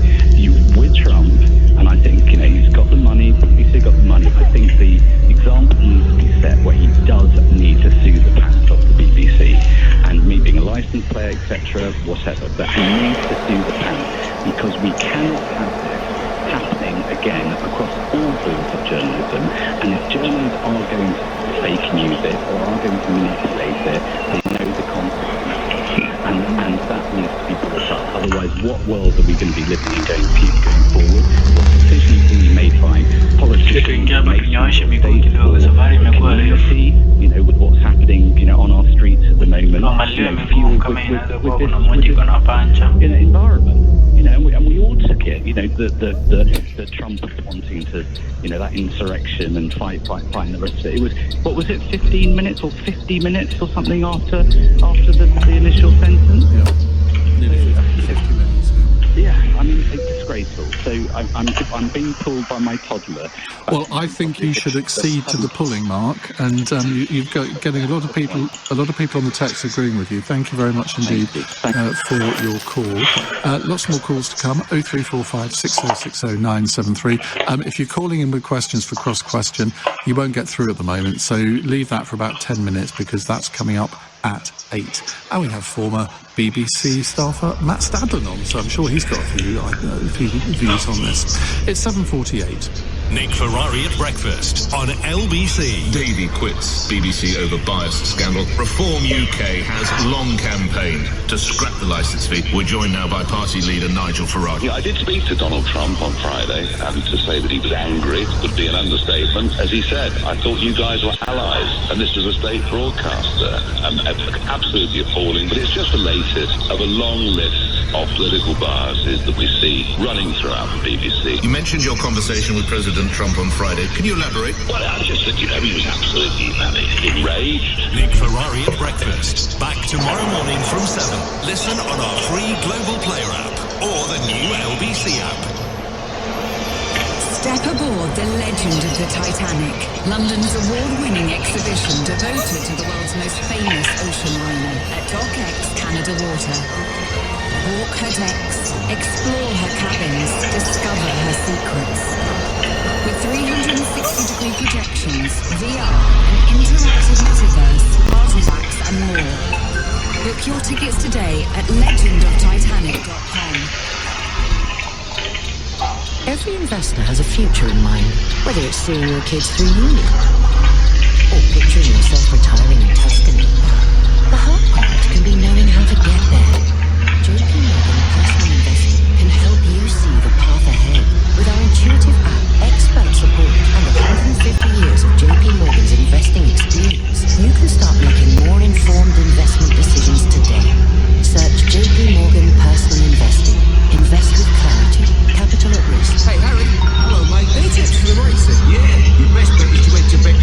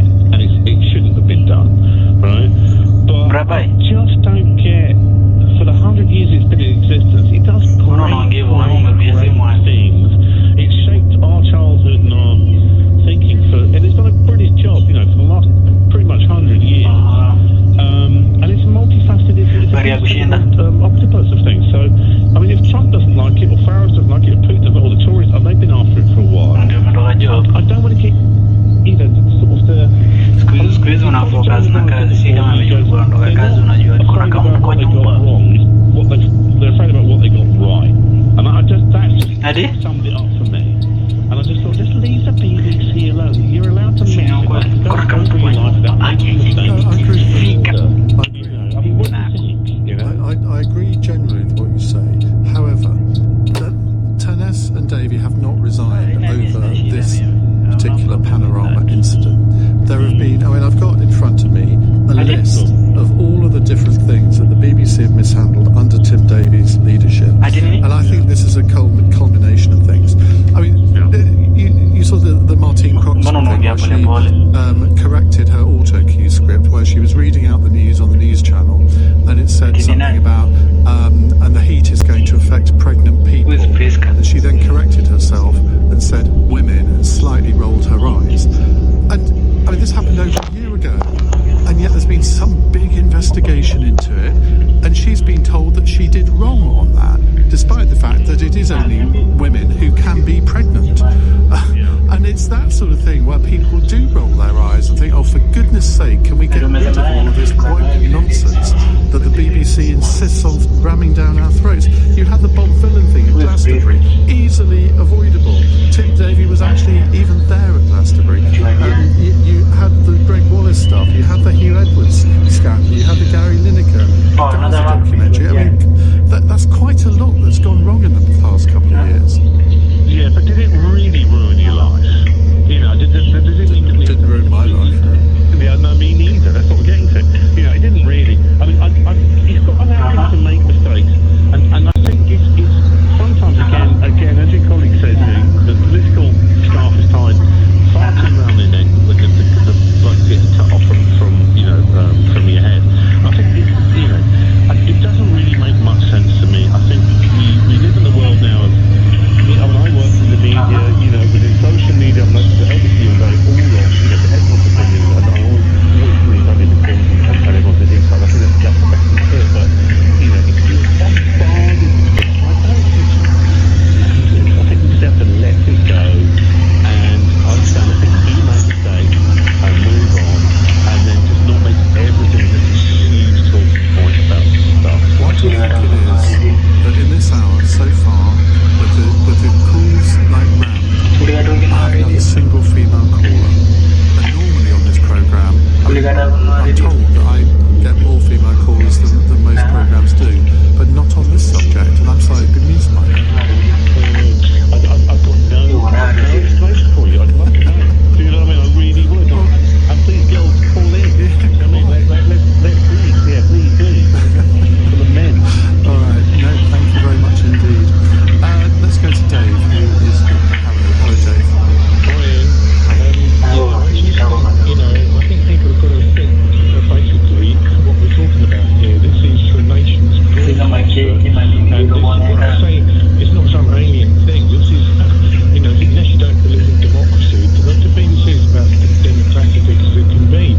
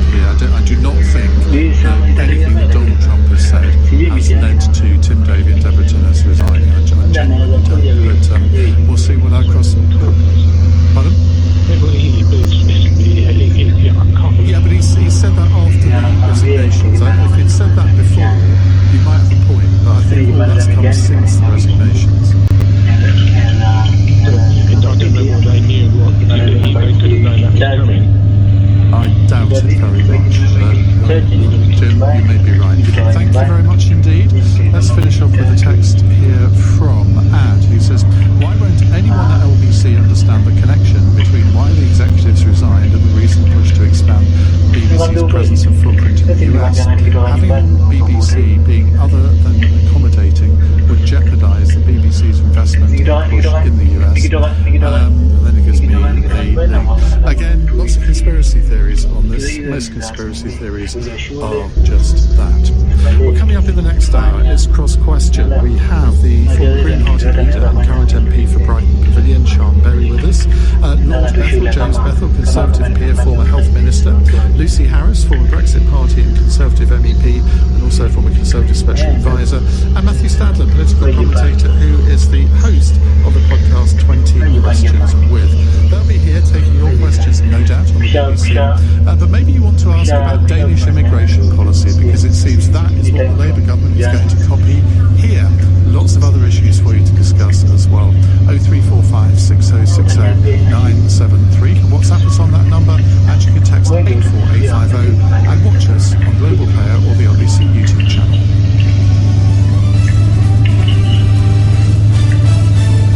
On your radio, on the LBC app, and LBC. leading Britain's conversation. This is LBC. From Global's newsroom at 8 o'clock, the BBC has until Friday night to respond to President Trump's threat to sue the broadcaster for $1 billion. He's demanding the corporation removes edited footage of a speech he gave after two clips were combined to give the impression he called for violence. LBC's Washington correspondent Simon Marks has been telling Ian Dale any lawsuit may not get too far. It's threatening to bring it in the state of Florida. The jurisdiction, of course, will be an issue. He will have to prove that somehow the people of Florida were inconvenienced and outraged by the editing of that Panorama documentary, and whether he'll be able to find anybody in Florida who actually watched that Panorama documentary, I think, is a huge question. The Home Office has begun deportation proceedings in the case of Julia Van Delt. She was convicted of harassing the family of the missing toddler Madeleine McCann. The 24-year-old was given a 6-month prison sentence, which was less than the time she spent on remand. At least 8 people have been killed after a car explosion in New Delhi. It happened near the city's historic Red Fort, which is a major tourist attraction. A man's appeared in court accused of murdering a woman in Birmingham city centre. 34-year-old Katie Fox was stabbed on Friday night. In the city, the FTSE 100 closed at 105 points at 97.87. The pound will buy $1.32 and €1.14. LBC weather: rain will push across eastern areas overnight before more rain hits the west, a low of around 5 degrees. From Global's newsroom for LBC, I'm Tim Daly. This is LBC from Global, leading Britain's conversation. Cross Question with Ian Dale. Hello, a very good evening. It's 2 minutes past 8 on LBC. Welcome to Monday's Cross Question. On the panel with me tonight, I have Sean Berry, Green Party MP for Brighton Pavilion, former leader of the party. To her left, Lord James Bethel, Conservative peer, former Health Minister. To my right, Lucy Harris, former Brexit Party Conservative MEP and a former Conservative Special Advisor. Next to her, Matt Stadler, political commentator. He's the host of the podcast 20 Questions With. We'll ask her about that a little bit later. It's your chance to ask our panel any question you like about the great issues of the day, whether they concern the BBC or not. Leave it entirely up to you. And of course, you can text us on 84850. You can WhatsApp us on 0345 6060 973. We'll have your calls on that number. And do watch us on Global Player or the LBC YouTube channel. Call 0345 6060 973. Tweet at LBC. Text 84850. Cross Question with Ian Dale. This is LBC. Right, let's go to our first question. It's a text question from Gordon in Hampstead, who says, is a Britain without the BBC imaginable? Donald Trump probably thinks so. Now, Matt Stadler, I think I might say you're the only one that's ever worked for the BBC, so let's start with you. I was there for 8.5 years, working in news, bending over backwards, I should say, every day to be impartial and accurate. Sadly, I think it's becoming increasingly possible to imagine a future without the BBC, and I think that would be disastrous, because of course it's going to make mistakes from time to time. It's an organisation, certainly when I was there, about 23,000 people, but that doesn't mean it's institutionally biased, doesn't mean that it's systemically biased, and it has some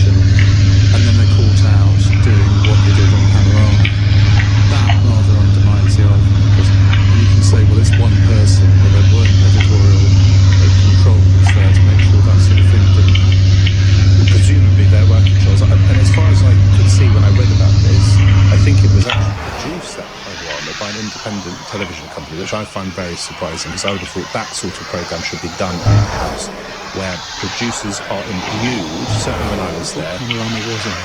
So did I, but I thought it was produced by an external company. I may be wrong about that, but I think the Gaza one was. You're right. Okay. The broader point is, how many reports, how many documentaries, how many programmes about Donald Trump before his first term, during his first term, after his first term, and during so far his second term, has the BBC broadcast, produced, put out? Thousands, if not tens of thousands, online, on radio, on television. As far as I can see, the charge sheet is this single documentary, this single clip in a documentary. It was a bad mistake. It shouldn't have happened. The BBC should have been far quicker to come out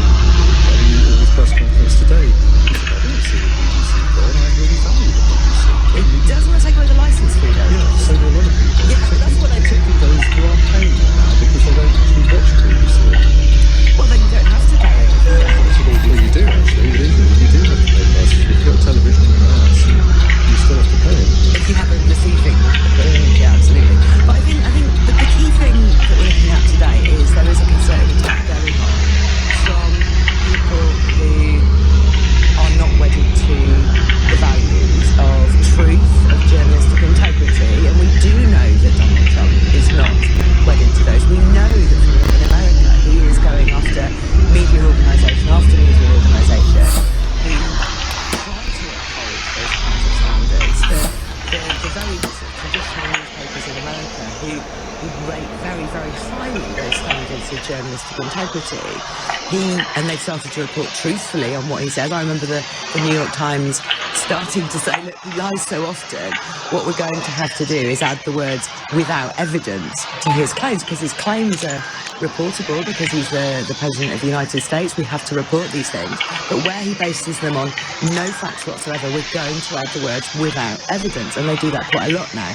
I don't often see the BBC doing that to him. They often report his comments in a purely straightforward way. Donald Trump has said this, and then they ask other people to give their opinions on whether there's evidence. But there is an objective truth that journalists should be seeking out, and I do believe that the BBC has that in its charter, in its values, in its objects, and the things that it strives for.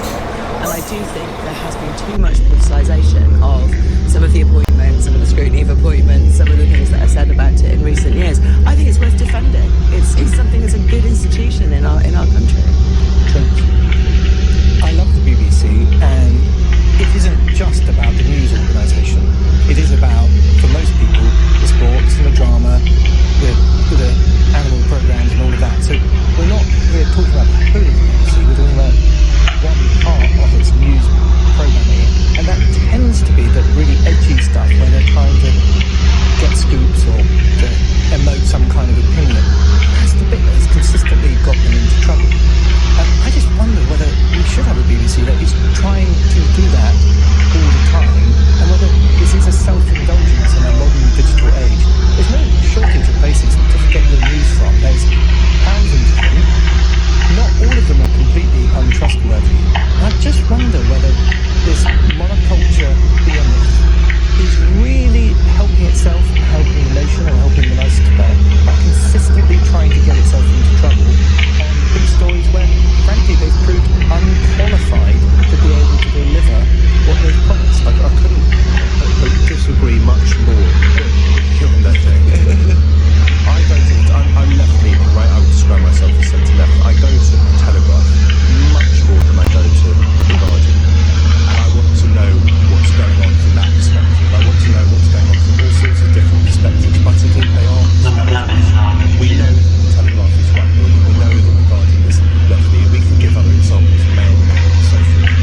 The great thing about the BBC is that in its bones and in its charter, it is impartial.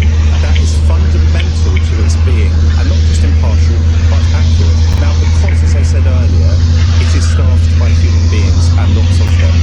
Wherever you get human beings, you get mistakes. What happened in this Panorama documentary was a mistake.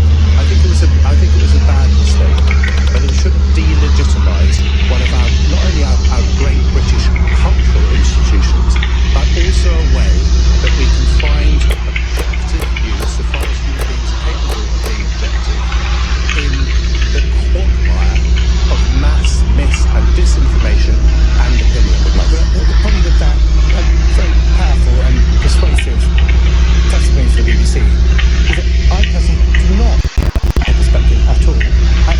I think pulling the thing off air, apologising for it, ought to minimise the amount of damages that end up being paid. But yeah, this is a real risk. The man does sue everybody in sight all of the time, and he declares that he wants to drive a media organisation. Probably what he's trying to get at today with the BBC, and we'll see. But yeah, it would mean massive cuts at the BBC in order to not put that onto the if there were massive cuts, which bit of the BBC would you happily cut? Good question, actually. Not much. No, that's a real public service, making sure that the lesser sports get some coverage. It's really important that we have good dramas and entertainment made in this country, that the BBC upholds those kinds of sort of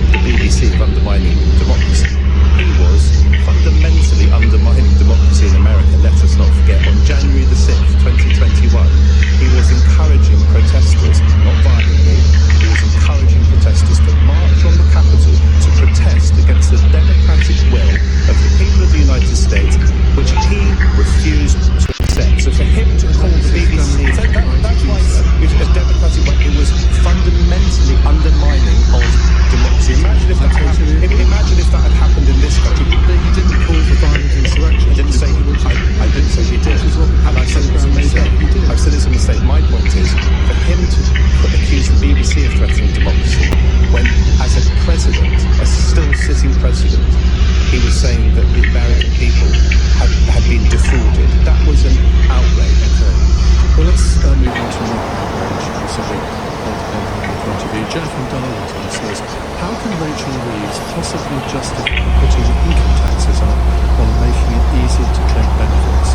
Well, the Chancellor's given another hint today that the two-child benefit cap will be scrapped in this month's budget, saying that it is not right that a child is penalised because they're in a bigger family through no fault of their own. Sean? So, yeah, the question is, why not? And I don't know if should do that, which isn't just at the very, very highest rate. I think people's earning is the thing that isn't overtaxed. It is people's held wealth and people's unearned capital gains that ought to face the taxes. And this is that most people support. There was a YouGov did some polling a wealth tax on assets that are held, that are wealth assets. They call it the Green Party's proposal, but it's actually a proposal that's quite a lot older than when we started to talk about it, because it is such a direct gap in our tax policy. So that is what the Chancellor should be aiming at, and she absolutely should be aiming the money that she raises in alleviating the poverty of the people who are struggling the most. And the injustice of the two-child benefit cap is something that I think the vast majority of people support. I think the Parliament, we've made several efforts to try and force votes on this from the government, and they've tried so hard to avoid that. It is something that's absolutely essential. I think it should be one of the first things to go. And we need the pressure taken off the DWP over disabled people's benefits as well. People are still terrified that the future plans for benefits are going to make life much harder for people who are disabled, who cannot work at the moment, or who can work but need extra funding, that's what it is, in order to live equal lives with the rest of them. What about the deficit? All the things that have been talked about. Well, these are cost-neutral proposals. We raise money and then we spend it. The deficit that is pushing up our debt to nearly £3 trillion. We're paying £120 billion in interest every single year. Surely the main priority of any government, no matter what its complexion, should be to get that deficit down and try and pay off the debt. But at a certain point, we see this with austerity, cutting public spending actually is a false economy. You depress the nation. People who are not helped when they are facing temporary difficulties get worse, and then they can't go back to work again. People who are struggling because their families are under too much pressure aren't entrepreneurial, they're just struggling to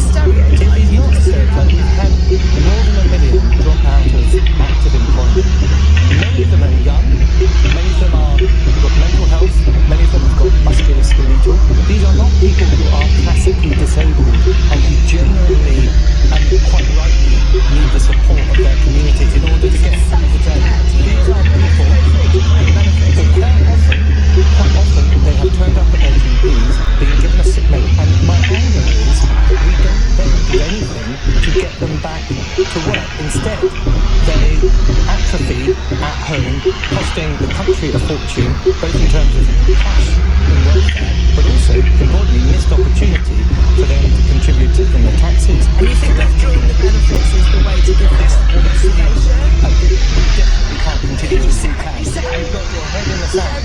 You think it's not Victorian, it is absolutely practical. And if you talk to the people involved, they are desperate for support and help. Often, I'm envy. I see people every single week who are having problems with the benefit system. Yes, because it's completely overwhelmed with millions and millions of people. The welfare bill and the quantity of people now who are dependent on the state in order to cover their costs has grown out of control, and it genuinely will bankrupt us. The NHS, I don't think, is doing a good job of keeping people healthy in the first place. And we are not doing a good job in terms of giving people the skills, the education and the problem support that they deserve. It's really broken. Though, of reinvestment, not threatening to remove benefits, that is the way forward. This isn't just about threatening people. It is about recognising that these are people. A lot of these people should be in work, and we need to have a journey to get them back to work as soon as possible. Right. And those who are dropping out need to be supported. We are going to put Matt and Lucy back to work after the news. It's 8:31 on LBC. Let's get the news headlines from Tim Daly. Donald Trump is threatening to sue the BBC for $1 billion if it doesn't remove a selectively edited speech at the centre of a major backlash. The footage from a panorama programme appears to show the US leader inciting violence. The Home Office has begun deportation proceedings in the case of Julia Vandelt. She was convicted of harassing the family of the missing toddler Madeleine McCann.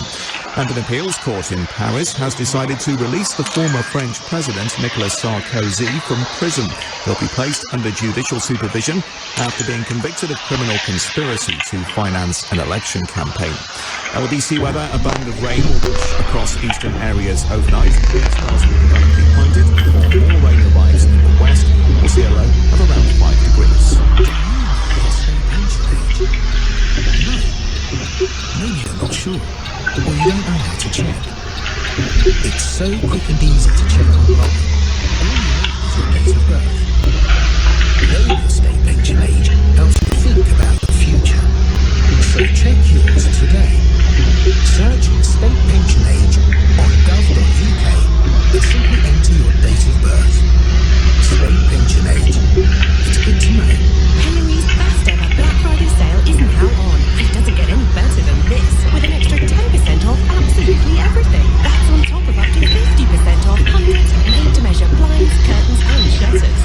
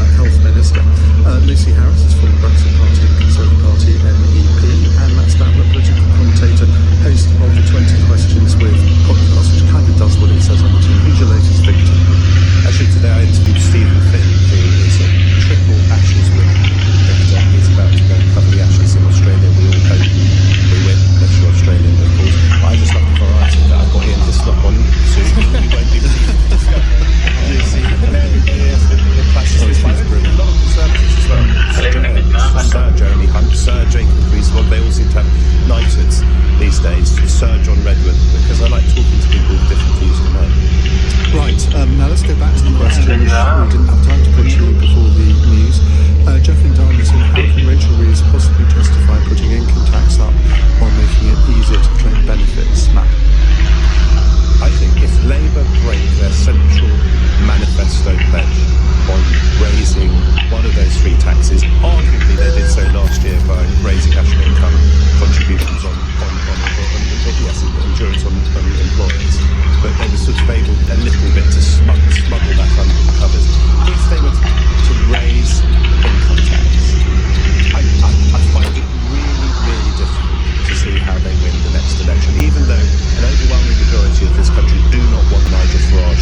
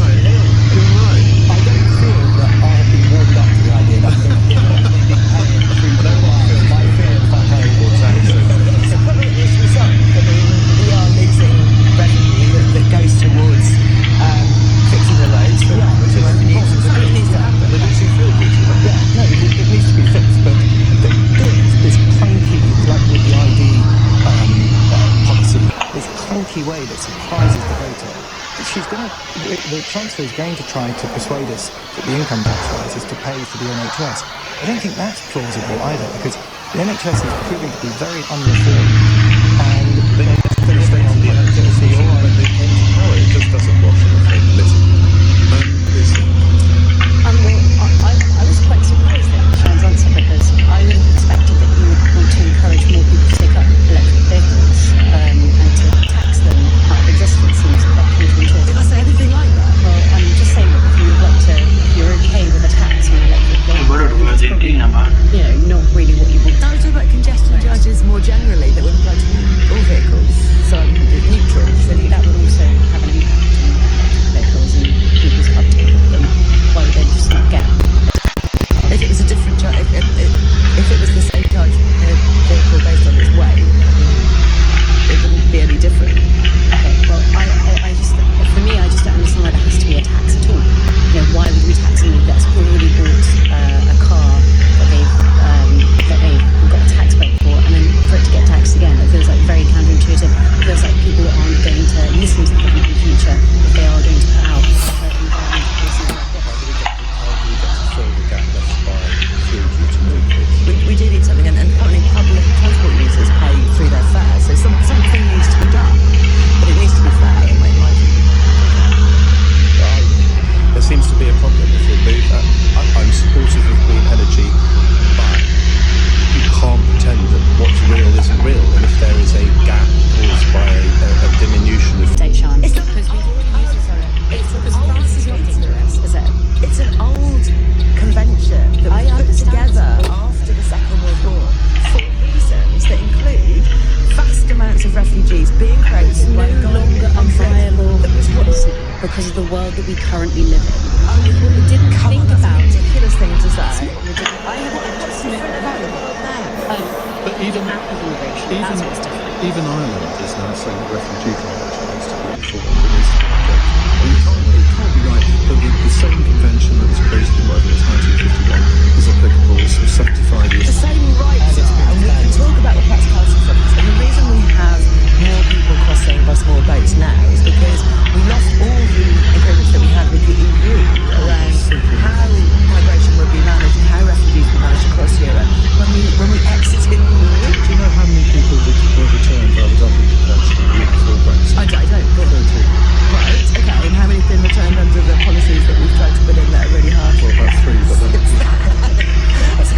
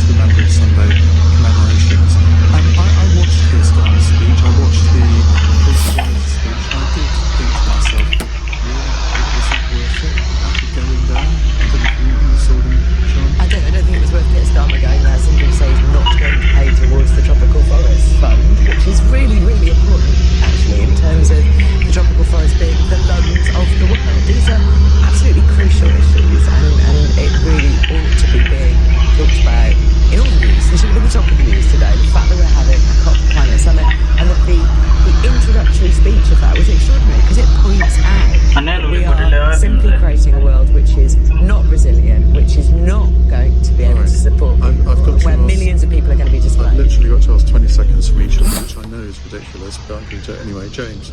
It's really tough if you've got big energy bills to understand why COP was a good idea for our Prime Minister to go to, I think. Climate change doesn't stop being the crisis it is because Donald Trump is in the White House or because Nigel Farage wants to be Prime Minister of this country.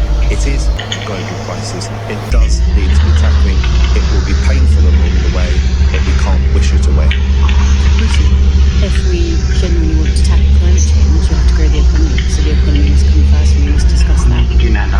Right, a fun question from Stephen in Westbury. Items related to the Wizard of Oz are going up for auction, including the witch's hat and one of the pairs of the ruby slippers, which was made for the film. If you could have one prop from any film with money no object, what would it be? Sean. Working prop? TARDIS, definitely. Has Doctor Who ever been a film? Probably. The phone box out of I'm boyish. I'd like a lightsaber, and I'd like to sometimes rush around the House of Lords with my lightsaber. But that's just my secret fantasy, really. Oh dear. Matt, the football from the greatest film ever made, Escape from Stallone, Bobby Moore, Pele, Michael Caine, someone I've interviewed. Get that football in my living room. Lucy. My brain is screaming, please don't say this, Lucy. You know the dress in Red Rouge that she wears? It's not a prop, but I'd look great. I'd like one of the planes from Independence Day. One that the guy takes up into the mothership and destroys it when he says, "Take that, mother." Nobody else got to wait to end the show. Thank you all very, very much for coming on the show tonight. On tomorrow's panel, we have Spiked Online's editor Tom Slater, the New Statesman's associate political editor Rachel Cunliffe, plus a couple of MPs, Natasha Irons from Labour and Sarah Shelwood from the Conservatives. Well, coming up in the next hour, I'm going to welcome my old friend Jackie Smith back into the studio. She's going to be here with me for an hour. No, we're not going to recreate the For the Many podcast for the next hour, because I'm a serious political interviewer and I'm going to grill her on the government's policy towards skills and apprenticeships, because she is the Minister for Skills and Apprenticeships, so she's got a lot to say. There have been quite a few announcements on that regard in the last couple of weeks. It's your opportunity to put your questions to her. If you are a current apprentice, how could the system be made better? How could it attract more interest, not just from new apprentices, but also from businesses as well? 0345 6060 973. Your chance to put your questions to Jackie Smith in just a moment. On your radio, on the... And that was seen as a good salary. Do you think Reform UK are onto something, particularly for small businesses?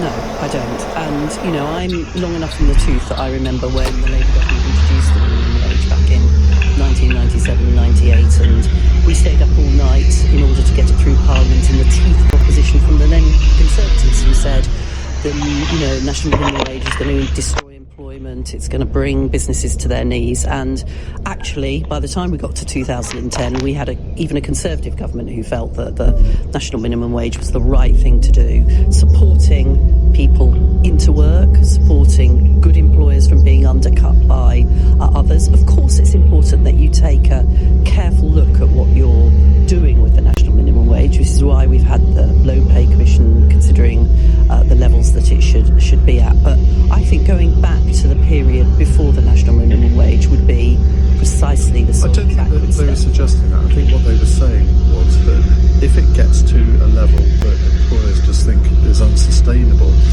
that inevitably will mean that it will cost jobs, or an employer won't take on as many people as they might have intended to. Yeah, but that's what people feared was going to happen when it was introduced, and because of the careful way that it was both introduced and has been uprated, and the evidence that is used to back that up, we haven't seen some of those things happening in the economy. In fact, it's supported people into work and it's supported good employers. Right, let's go to a call. John is in Notice phone. Hi, John. Hello. Yes, when I was at Oxford, I studied social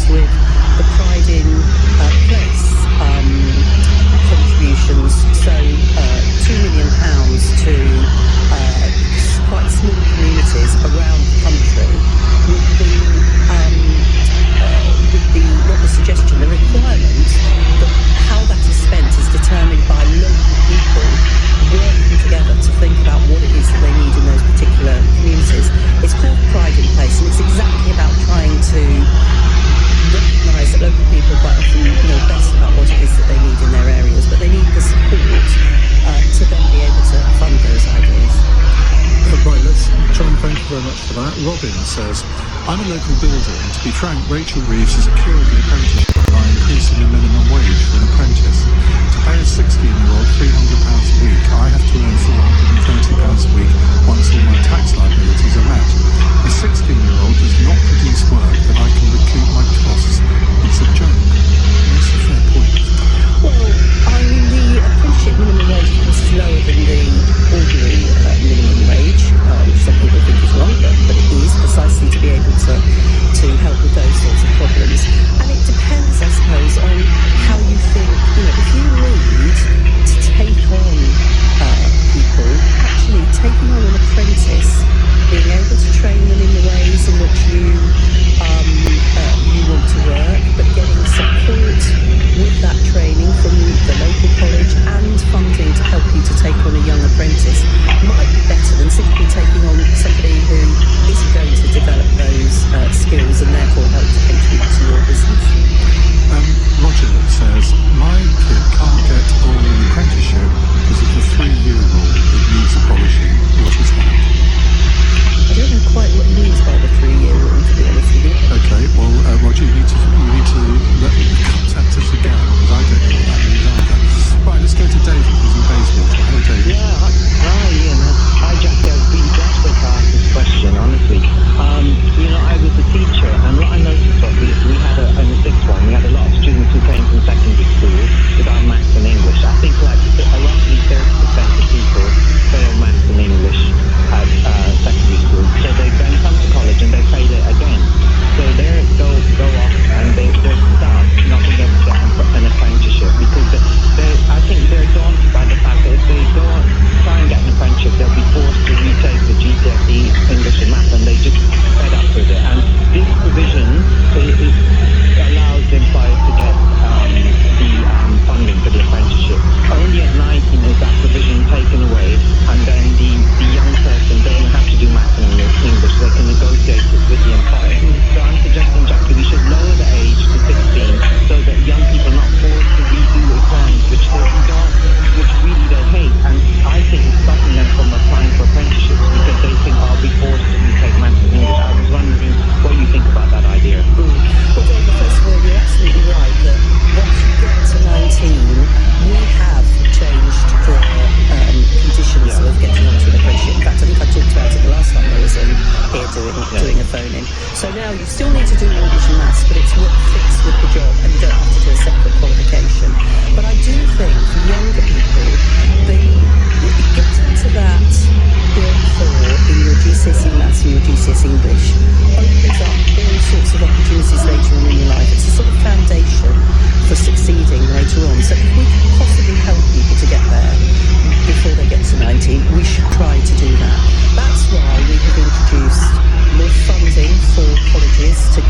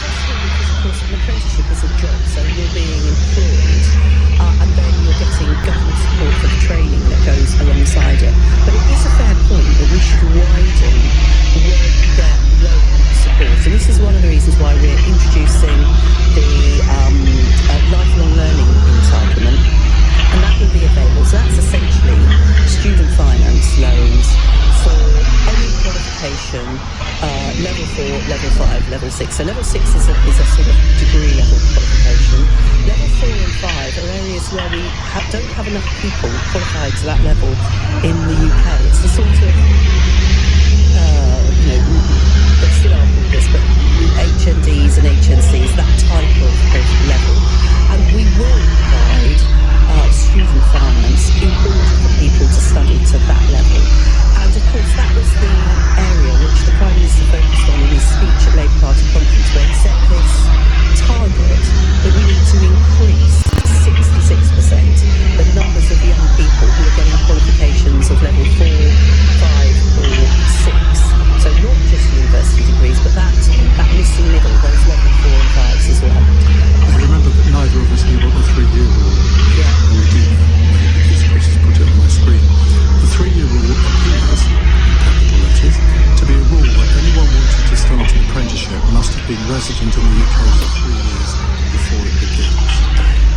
Well, there are conditions around free education, student loans, and I suspect apprenticeships as well, that say, actually, yes, you need to have a sort of, you need to have been here a period of time in order to benefit from that public spending, and also that you need to be here, you need to be, if you've come into the country, you need to be here long enough to complete the apprenticeship. Otherwise, what we're doing is we're giving public money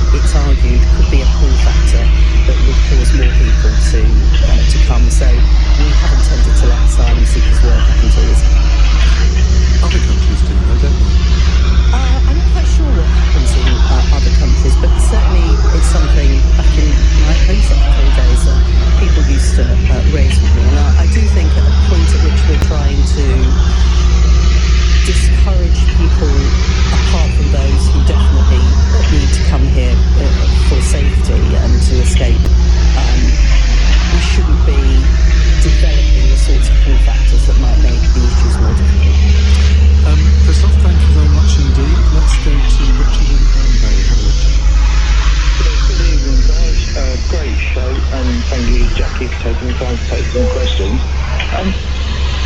For me, I really struggle with the national curriculum, with the exception of English, maths and science, which I understand are core subjects.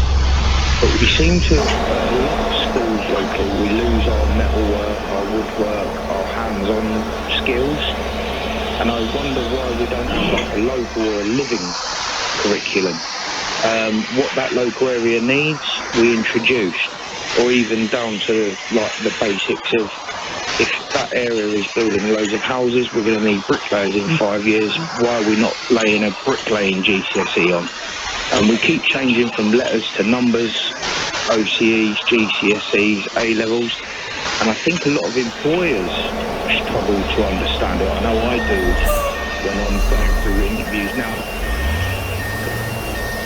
Why we can't just simplify it so that everything is the same. We actually train people from that young age for what we're going to need during their working life. Yeah, well, I mean, first of all, Richard, as I think I touched on earlier, last week we announced the results of the curriculum review that we've done and the new national curriculum that we'll be introducing. And one of the things that we'll be bringing back into schools is the opportunity to do more creative subjects, for example, design and technology. So we'll be trying to reintroduce that back into the curriculum. Then when we get to 16, I think you're really right that what we need is much more of a link between what employers need locally and what, for example, colleges are providing. And that's one of the reasons why we're developing what we call technical excellence colleges. So we've started with 10 construction colleges, and we've said, okay, colleges, existing colleges that are really good at construction skills, we'll make you essentially sort of beacons for developing those construction skills, developing new curricula that meet what employers need, working with other colleges to help to develop the teachers and the ways of teaching that will support that particular area. So you're right, and what we quite often see in further education colleges actually is really good relationships between those colleges and employers, and we want to make sure as a government that we're supporting that.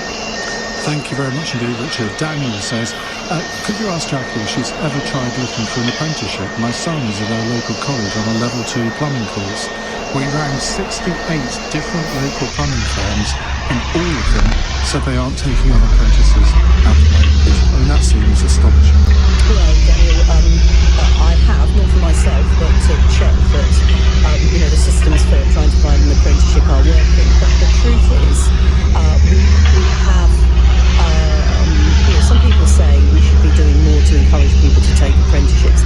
The problem we've got at the moment is actually we haven't got enough employers offering apprenticeships. Sometimes that's because they're not sure how to go about doing it, and that's where we bring in apprenticeship ambassadors and other support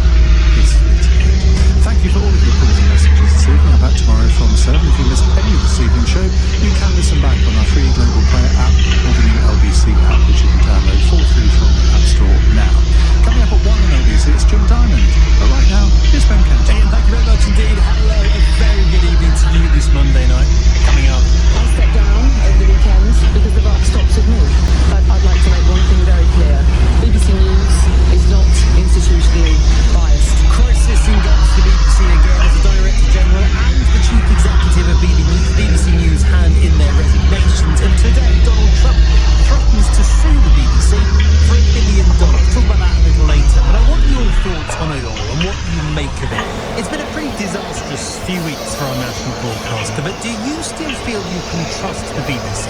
Are you still happy to be funding it through your licence fee?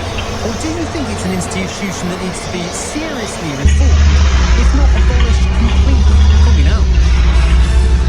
On your radio, on the LBC app, and Hey, LBC. leading Britain's conversation. This is LBC. From Global's newsroom at 10 o'clock, the BBC has until Friday night to respond to President Trump's threat to sue the broadcaster for $1 billion. He's demanding the corporation removes edited footage of a speech after 2 clips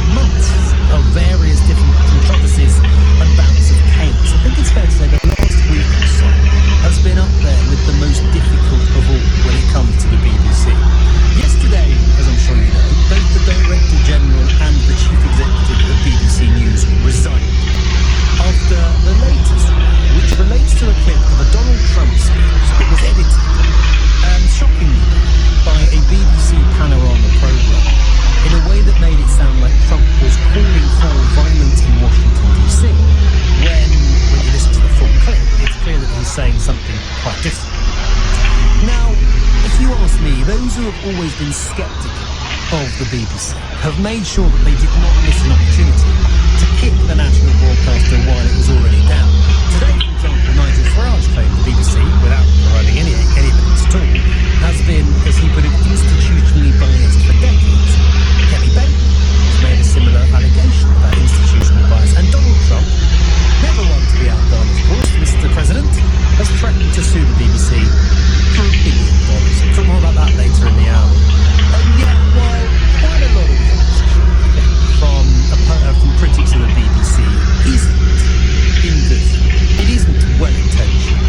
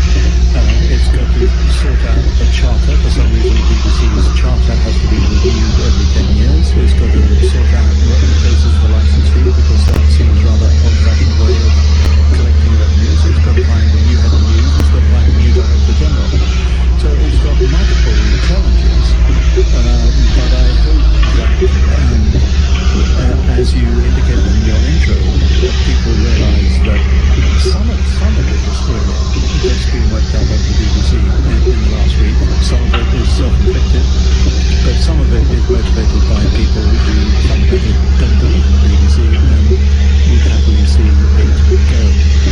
Is that intentional? Is this a sort of concerted, proactive crusade by what you might call bad faith actors against our national broadcast? Or is that overstated? I doubt it. I mean, I think the problem that you will get into during the coming hour is that people who are broadly on the right think that the BBC is too left, and people on the left think the BBC is too right. If you're supportive of Israel, you think it's anti-Israel. If you're supportive of Palestine, you think it's anti-Palestinian. So everybody comes here from a particular viewpoint. I mean, there are people on the right who have for years been trying to prove that the BBC is biased to the left, and this has been well known in the Sun, and they've got a cherry-picked dossier of allegations, and at the moment they're making the money. But Samir Shah, the chair of the BBC, has to get a grip. And I think we all have to agree that we can't allow this question of whether the BBC is in fact biased to be settled by whoever's speaking loudest in the debate. Well, what's your view on that? Because, as you say, Nigel Farage came out today very clearly. He's been institutionally biased for decades. Eddie Badenoch said that recent revelations had also exposed a very clear institutional bias. It's almost becoming kind of conventional wisdom that the BBC is institutionally biased. Yeah, but there are lots of people who for years have protested the amount of time that the BBC gives Nigel Farage. A player with until recently no MPs, but now a tiny number of MPs, was given a huge number of appearances on Question Time and so again, it depends where you stand. I mean, the official regulator of the BBC is Ofcom, and I, in a rather nerdy way, once went back and read through all the Ofcom reports, which all have a section on impartiality, and every year they gave the BBC a clean bill of health. So I think if we're going to have a national debate about the BBC, we have to agree a sophisticated and data-driven methodology, so that it's not at the whim of whoever has currently got the megaphone shouting that it's biased. That's not a giveaway. The problem we face is that the perception of bias is just as damaging as whether there's a reality of bias. But I mean, to take the Israel-Gaza situation, there was a report about 2 or 3 months ago that claimed the BBC was totally respectable, detailed 200-page report that the BBC was biased towards Israel. Well, I mean, that got almost no airplay at all, because that's not the preferred narrative of the people who shout the loudest. So we just have to find a method that we can all agree on, arbiter. And I think that one of the problems that the BBC has had in recent years is that Tim Davey, although in many ways a very good Director General, hadn't been the board that Samir Shah chairs, taking on strong tribal people appointed by the government, hasn't got, I counted 3 people who got any recent experience journalism. And you've got a kind of a committee dominated by a man called Sir Robert Gibb, who was Theresa May's spin doctor, who has, I would say, an outside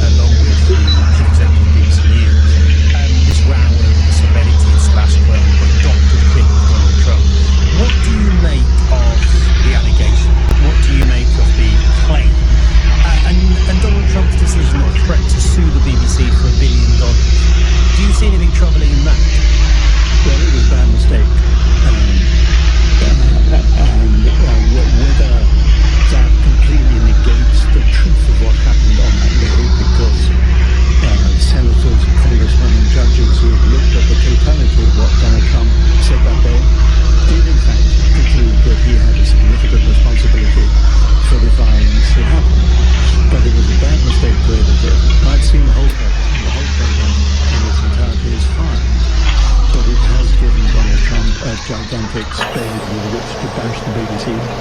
I also think it's given the BBC an opportunity, because Donald Trump has successfully sued ABC, CBS, he's going after the New York Times, he's going after the Wall Street Journal, he's even going after the committee which awards Pulitzer Prizes because they gave a Pulitzer Prize to someone he didn't like. This is a moment where the BBC could actually lead the way and say, come on, we'll see you in court. Because the American libel laws, I think, would give the BBC total protection, because Donald Trump would have to prove actual malice that the BBC had deliberately edited this. And I suspect that the editing was not deliberately done to show Donald Trump. I mean, he wants an apology in order to sort of avert that legal action, Alan. Just finally, would an apology, given you say it was a pretty serious error, would an apology to the US President be befitting? I think the Semir Shah has offered an apology today. I think that's enough. I think you learn that there's no way of dealing with a bully like Donald Trump by appeasing him. Really appreciate that. Thank you for coming on and talking to us. Alan Rusbridger, former editor of The Guardian, now editor of Prospect magazine. Your thoughts on this? How much have you lost faith in the BBC? What is it specifically that has prompted that crisis of confidence? If you are one of the people who says, yep, used to love it, used to trust it, but I don't anymore. And what could it be? Is there anything you could do at this point in time to win back your trust? Like, I don't know, apologise to Donald Trump, as he is demanding that it do. Hopefully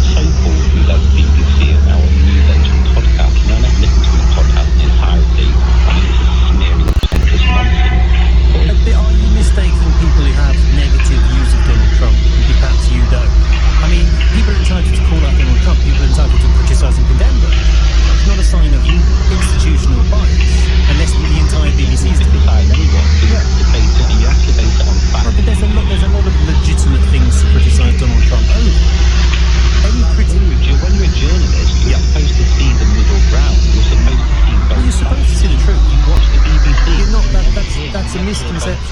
You're supposed to see the truth. It's not the job of a journalist to say, on the one hand this and the other hand that. The job of a journalist is to report what the truth is.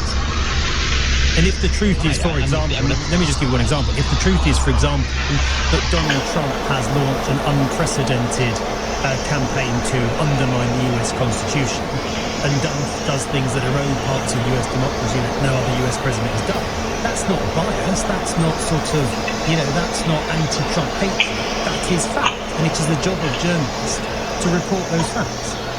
But it isn't fact, because SCOTUS has continuously come down on the side of Trump. The Supreme Court obviously had some of Donald Trump appointees, some of whom were not fit to hold those positions.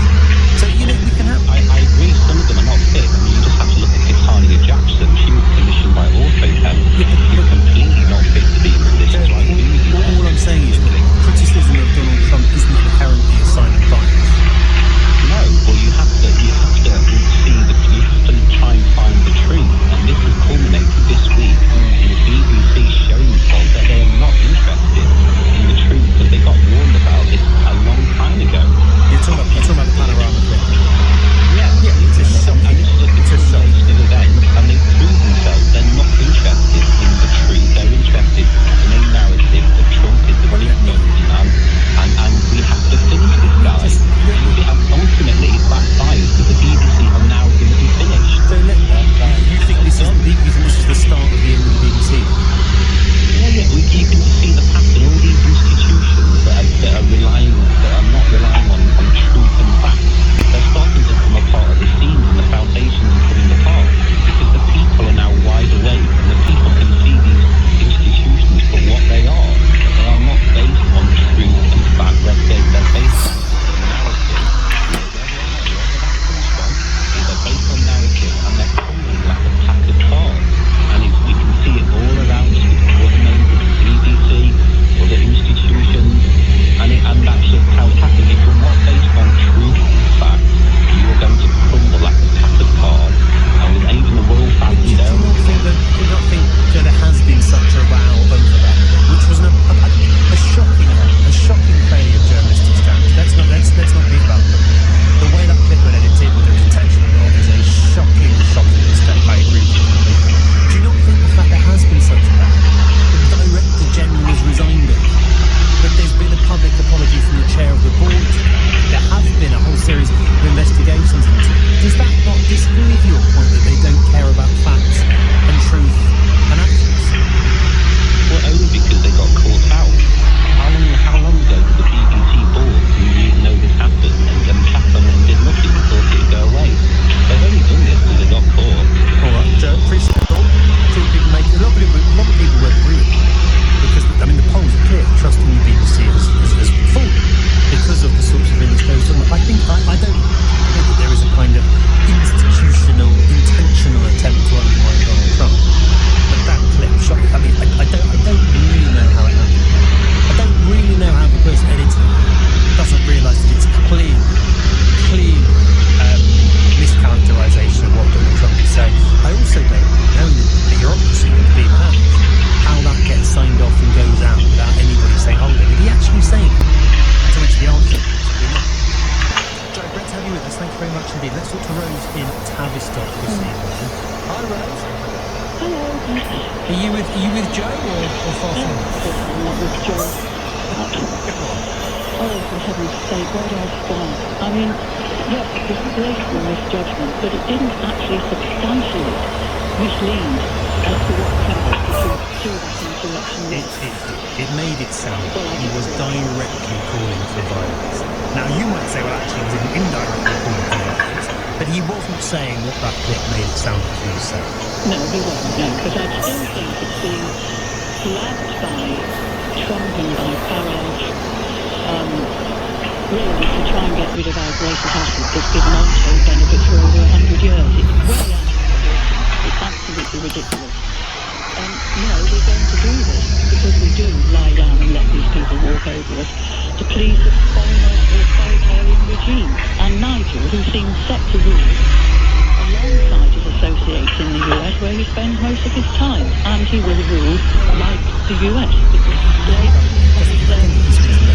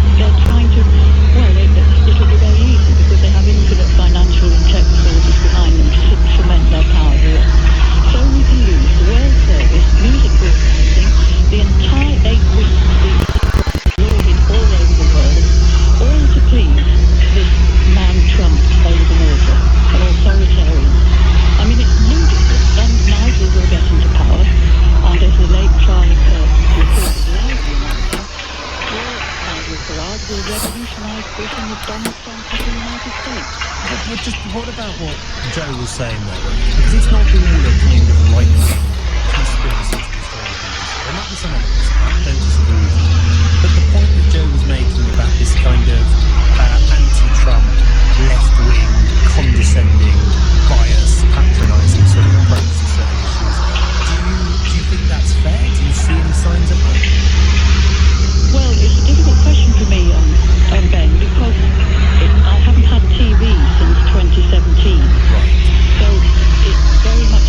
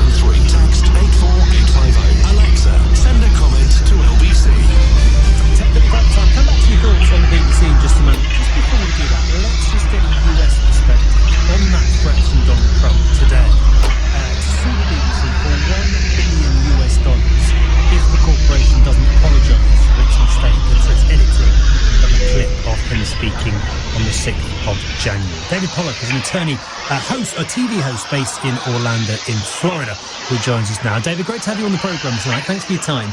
What do you make of this threat from Donald Trump to sue the BBC? Look, I think it's nice of him to even give them the opportunity to retract and issue an apology versus just filing a lawsuit. When you think about all of the trouble that January 6th caused here in the United States, there was federal investigations, federal charges filed, impeachments against the president, many arrests here, and then you have the BBC putting together a documentary, editing the clips to make it look like Trump is inciting violence. The damage is already done. $1 billion, I don't think, is enough, and it really shows how $1 billion is not enough. No, because the reason why, I mean, look, you have to show damages here, and from a legal standpoint, the odds of Trump actually getting $1 billion or anything is quite low, because you need to prove actual malice, and already the BBC said it was an error of judgment. It wasn't acting in malice. Like, with a public figure like Trump, you have to show that they really intended to hurt Trump. And here, they were probably just trying to be a little bit creative and make it look a little dramatic. And I don't know that a jury would say that's actual malice, but it shows an overall problem that the media has against Donald Trump. And you were talking about it before the break. It's that they're trying to give an audience what they think the audience wants versus giving the audience the facts and let them decide for themselves. One cordiality you say is evidence of an entire media conspiracy against the US president.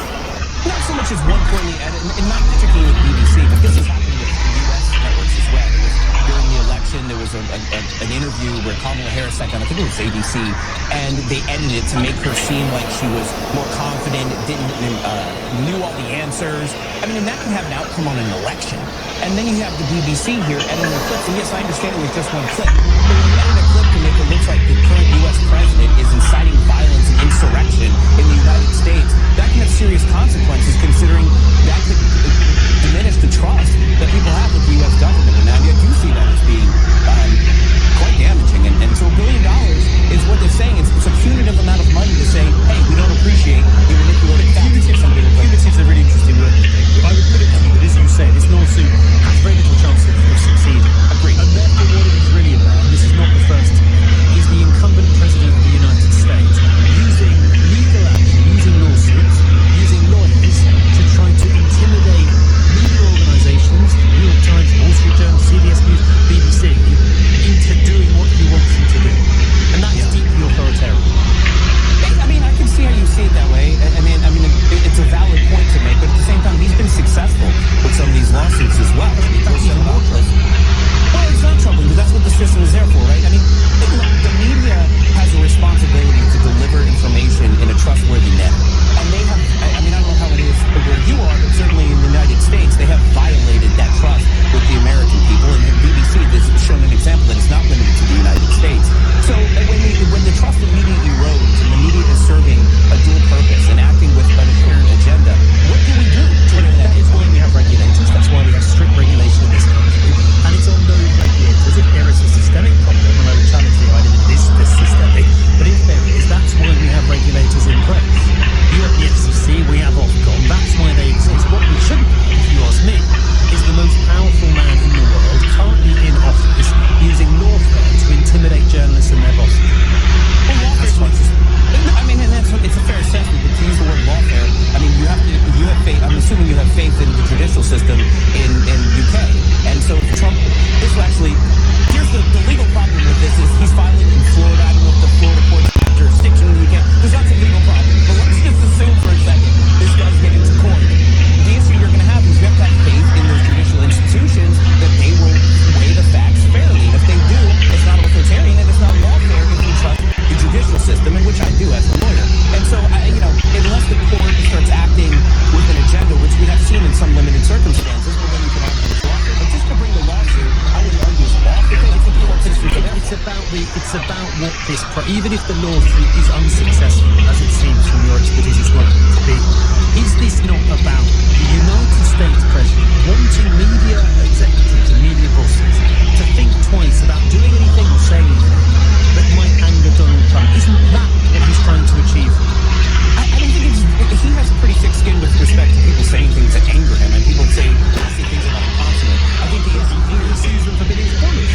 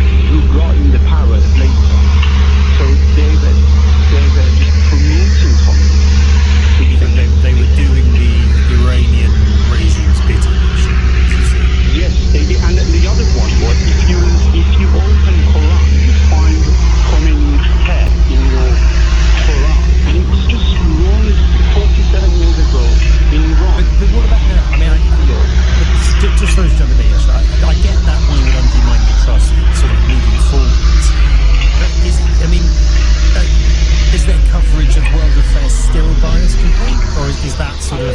Well, I've been following them about Israel and Hamas, and they're biased. They're not. In what way? Because everybody thinks the BBC is biased when it comes to the Middle East. Pro-Israel people think it's biased against them, and pro-Palestine people think it's biased against them.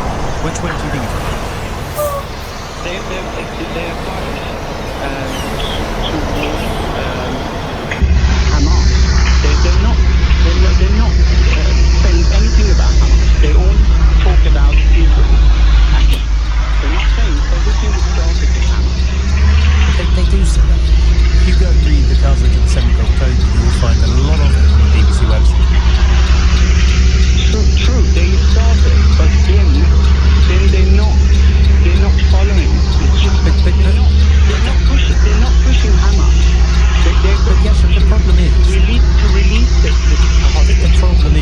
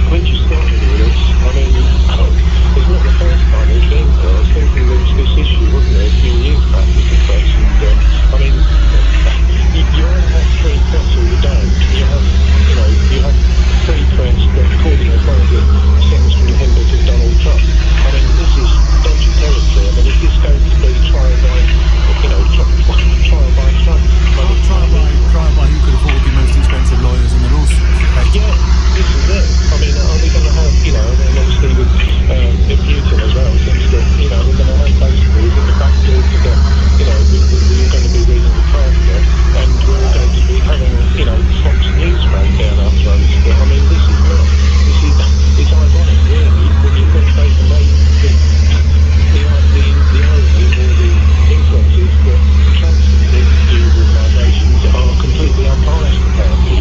But Dave, you make a powerful point, which is a lot of people only care about media bias when they think they're on the receiving end of it, rather than when they're actively perpetuating it and taking part. I mean, nobody can claim that Fox News, for example, is a completely, as you say, is a completely impartial, objective media outlet, and yet Donald Trump doesn't mind that sort of media. There are similar in the UK. I mean, I just think people need to wake up to what's behind this. I mean, I was just thinking about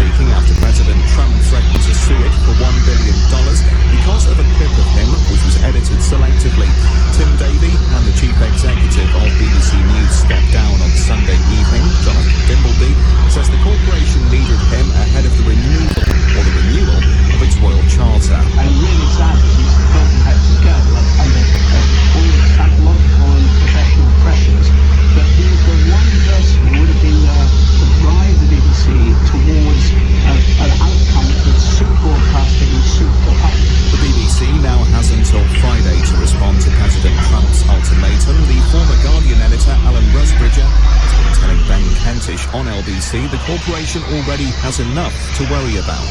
In 3.5 years, we could have a Nigel Farage government. Nigel Farage is no longer at the BBC. He might find ways of finishing off the BBC. It's got to sort out a charter. It's got to sort out what replaces the licence fees. It's got to find a new head of news. It's got to find a new director general.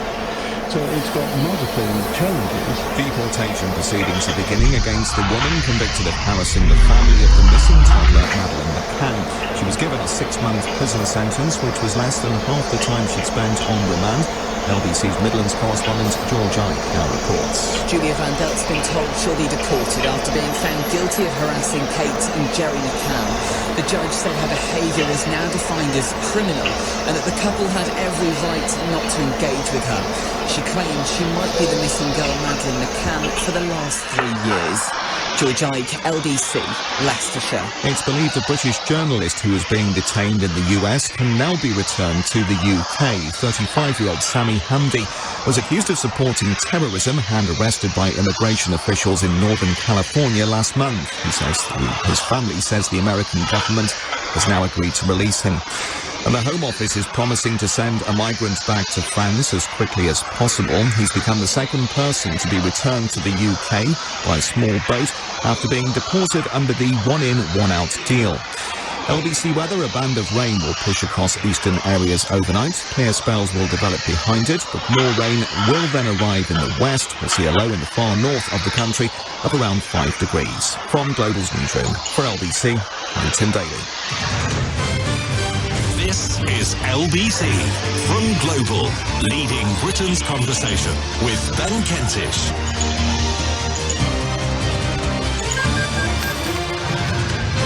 It's 2 minutes past 11. Hello there. Very good evening. You've just joined me here on LBC. Ben Kentish with you for another couple of hours. We're going to be talking a lot, I suspect, over the next few weeks about the budget that Rachel Reeves will deliver on Wednesday, the 26th of November. She's given another interview today, the Chancellor, ahead of that budget, which has given us, I think, the clearest indication yet of 2 things that will be announced in it. The first will come, sadly, as no surprise. Rachel Reeves is going to put our taxes up. She made that much obvious, pretty much, didn't she, when she gave that slightly strange press conference in Downing Street last week. She's confirmed it in an interview with the BBC again today, saying that yes, this budget will be about spending, but it will also be about taxes. And taxes are going up. In what capacity?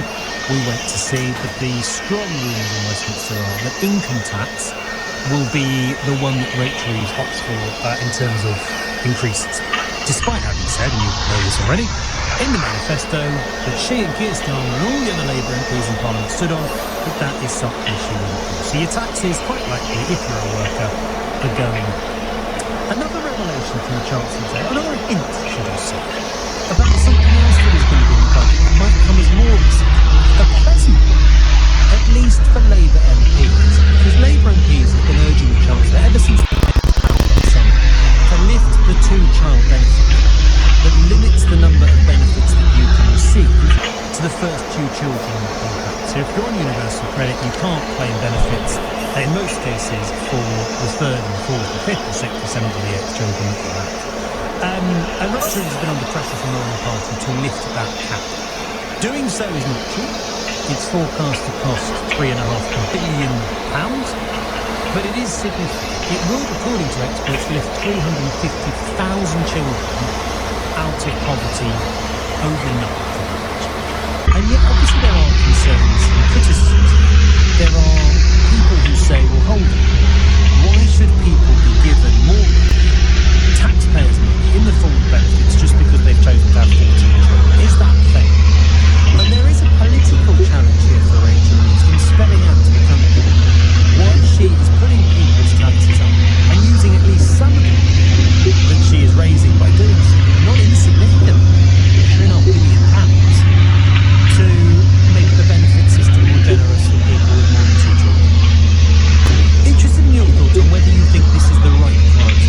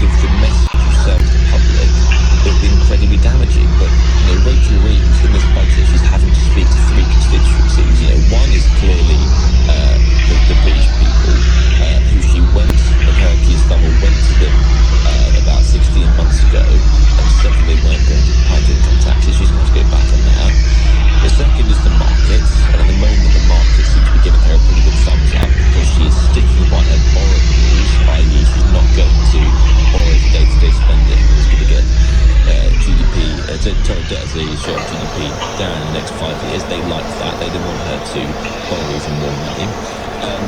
But the third one, which really seems to be driving this, is the Parliamentary Labour Party, and they are a force.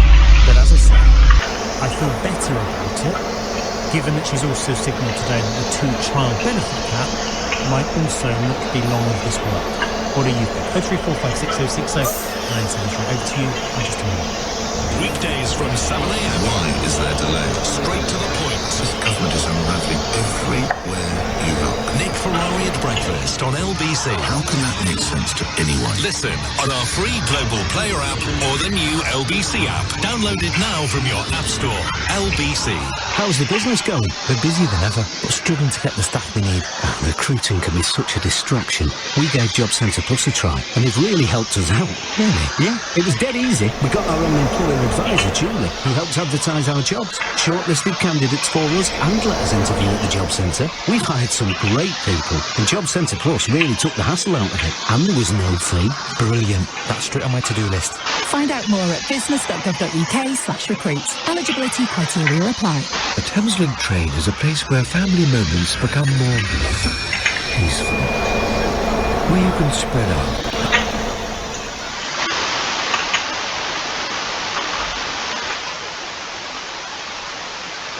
A bit more for the first child if you were born before that day. And diddly squat, nada, zip, 0, nil for the 3rd, 4th, 5th, 6th, 7th, 8th, 9th, 10th, and if you're Jacob Rees-Mogg, 17th child. In the unlikely event of Jacob Rees-Mogg ever ending up on universal credit. And that's why I think it's a bit more nuanced or a bit more complicated than old-fashioned arguments allow. Because it's not going to be available to everybody.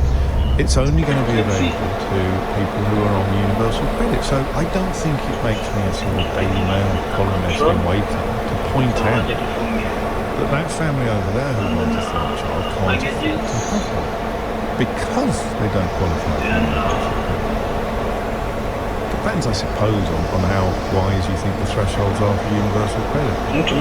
Because even getting that isn't going to push you above, unless you have a huge number of children, it's not going to push you above the threshold for receiving universal credit. But that perhaps explains the sense of unfairness attached to this cap. I don't know. Because the only argument you ever hear in return is that these children didn't ask to be born.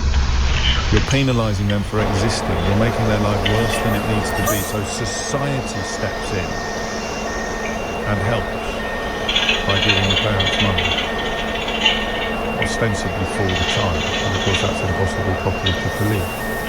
Society has a role. And I like that philosophy. I like that ideology. But do I like this policy? When you can't get the support you think you need to have a third child, but they can, by dint of being on lower incomes than you. I don't know. Just putting it out there. Shakil's in Bexley. Shakil, what would you like to say? Hi, James. First-time caller. Big fan of the I actually work with, I'm actually a debt consultant. I work with people who are in debt, who are behind their rent, of the council tax, and all the bills. And I see a lot of people who are on universal credit, who are receiving PIP.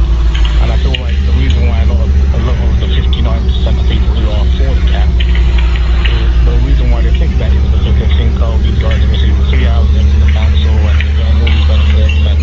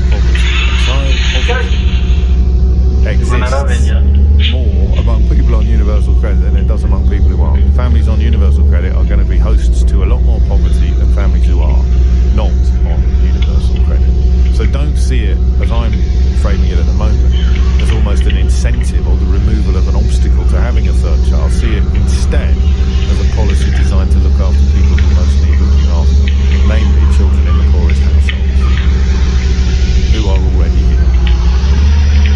How can you be opposed to that? If you're opposed to this policy, genuine question, are you in favour of child poverty?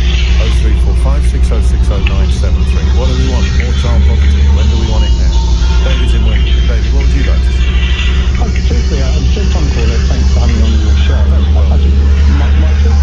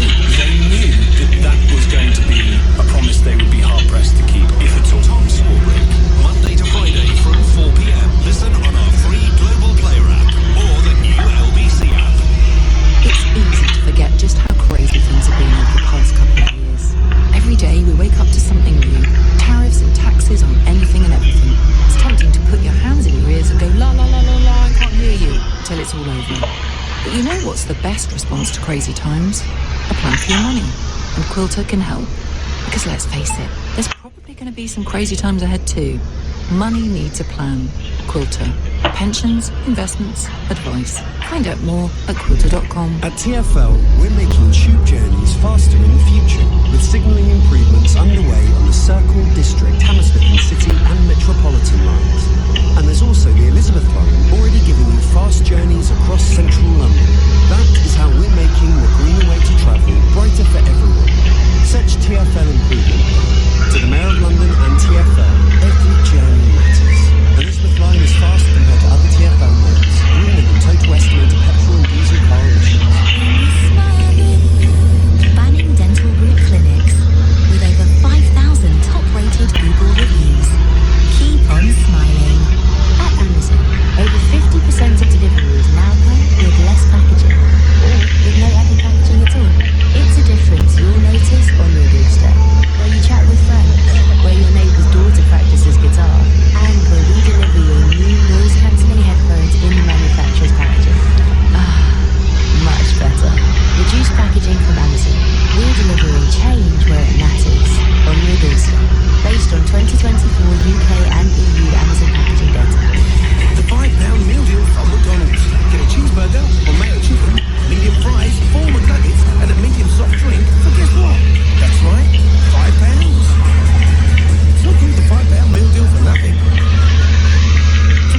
It's available on delivery. Carbonated soft drink upgrade is applied. Participating restaurants subject to availability. Some companies try to reel people in by promising quick cash if you pay them to claim work expenses. But think twice before taking the bait, because they might just want to land a commission, and it turns out you aren't eligible to claim anything. You'll have to pay HMRC back, and it's unlikely the company will refund any fees. So don't get caught out. Check if you're eligible and make a claim with HMRC for free online. Just search Don't Get Caught Out. James O'Brien on LBC. Call 0345 6060 973. 10:49 is the time. I think I know why this is. Why the two-child benefit cap is a popular policy, and unlike some issues where the word poverty appears, I don't see it in quite as binary a fashion as I do other issues, because of people like this, people who are genuinely postponing parenthood until they're on a firmer financial footing, and whether rightly or wrongly they feel that people who are earning less than them, or indeed not in work at the moment, getting £3,500 for a third income, in addition to the £7,000 they get per year for the first two, they feel an injustice there in our families. So this is very much personal versus. So on a political level, of course, society should be helping. But on a personal level, you're getting up every morning, and the mythical or the proverbial or even the actual neighbour over the road isn't. And you can't. You're barely making ends meet. You certainly can't afford to have another child on top of the two that you've already got. But if you had £3,500 a year more, would you really? Would that be the thing? I'm also fascinated by the number of people currently with two children, whether they're on universal credit or not, who deeply and passionately want more, but feel that they can't. And this is an amazing message from Anthony, which is going to divide us all right down the middle. You're either going to nod along or you're going to go, what the fudge? Listen to this. I have 4 kids. I've never factored in whether I could afford them or not. That seems to me to utterly devalue human life. I can afford it right now. Maybe I won't be able to in 5 years. You can't live your life based on whether you can afford things. There are no guarantees either way. I mean, you have to live your life based on whether you can afford things, you flump, in many ways. Like, you're not going to go out and buy a Rolls Royce, are you? You're not going to be allowed to. You're not going to go out and spend all your money for food this month on a nice new suit from Versace or something like that. But I do take your other point about family. There were periods in history where you didn't have the luxury of wondering whether or not you could afford to have another baby, before contraception became commonplace. Birth control is a huge factor in this conversation. I've got 48 children and we're just going to muddle through. We're just going to... infant mortality was another reason why people had lots and lots of children. I almost envy Anthony's psychology to have that kind of almost laissez-faire attitude to some of the stuff that keeps the rest of us awake at night. So, why? Why is a policy designed to eradicate or reduce child poverty so unpopular? Answer, because I'm not getting any help. Is it that simple? Are we back to selfishness? David's in Putney. David, what would you like to say? Hi, Ian. So, I think I get it that, sorry, my mic's a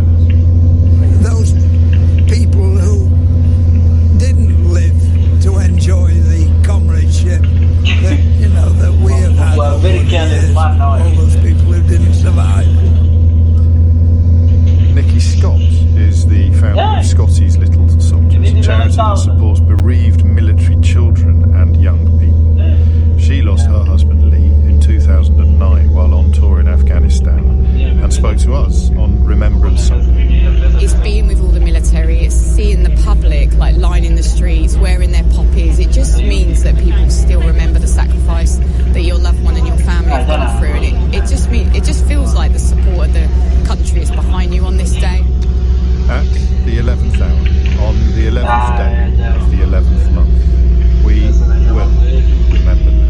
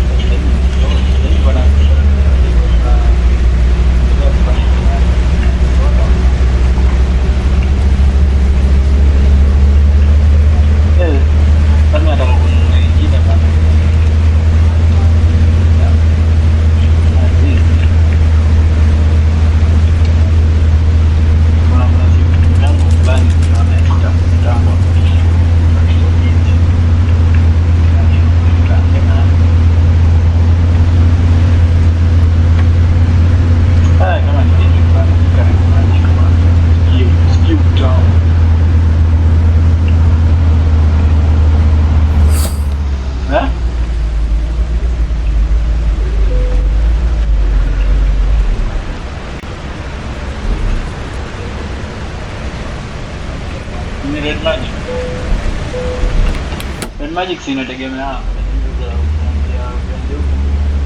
sema kuanzia mabati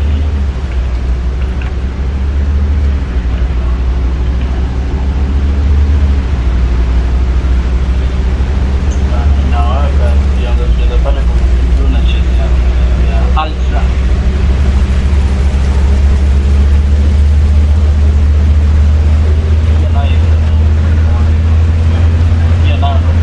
Guiana.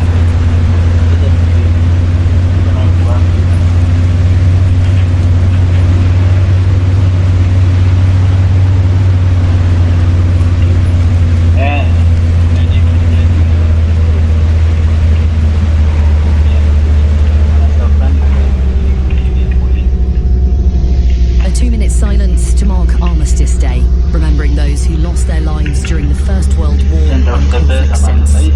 Also in today's headlines, the BBC's outgoing Director General says he supports journalists at the organisation after Donald Trump threatened to sue them. Tim Daly spoke to reporters outside the BBC's London headquarters this morning. An independent commission has found the UK's Prevent programme needs a radical overhaul. It says the current definition of terrorism is too broad and the wider counter-terror strategy is not fit for purpose. And the UK's unemployment rate has risen to the highest level since 2020. The latest data from the Office for National Statistics shows it hit 5% in the 3 months to September. In the city a short time ago, the FTSE 100 was trading up 81 points at 98.69. The pound buys $1.32 and €1.14.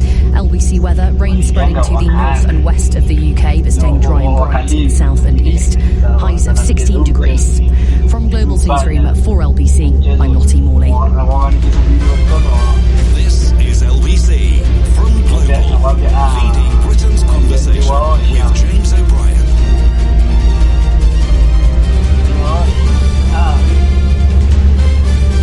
It is 3 minutes after 11 and you are listening to James O'Brien on LBC.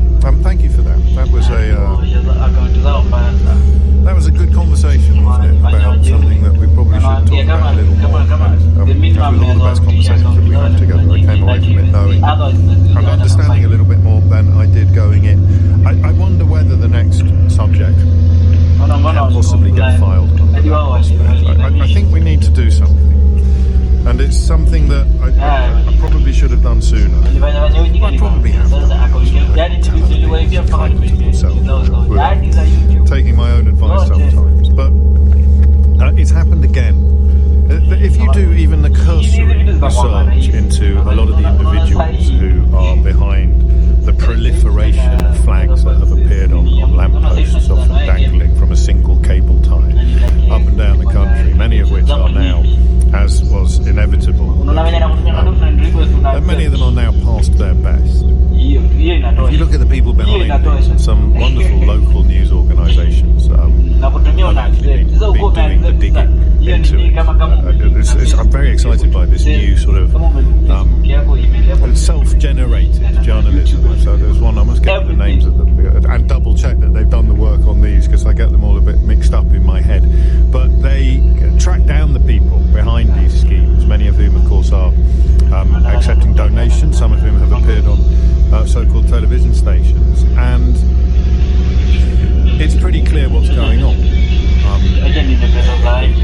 some cases unlikely that the taxman is going to be unduly troubled by the rather large sums of money that have been generated on Facebook and elsewhere. But the ease and speed with which you can accuse somebody who doesn't like seeing these flags, and of course the tattier they are, the less attractive they become. The speed and ease with which you can accuse them of everything from not being patriotic to not respecting our dead soldiers is both violent and deliberate.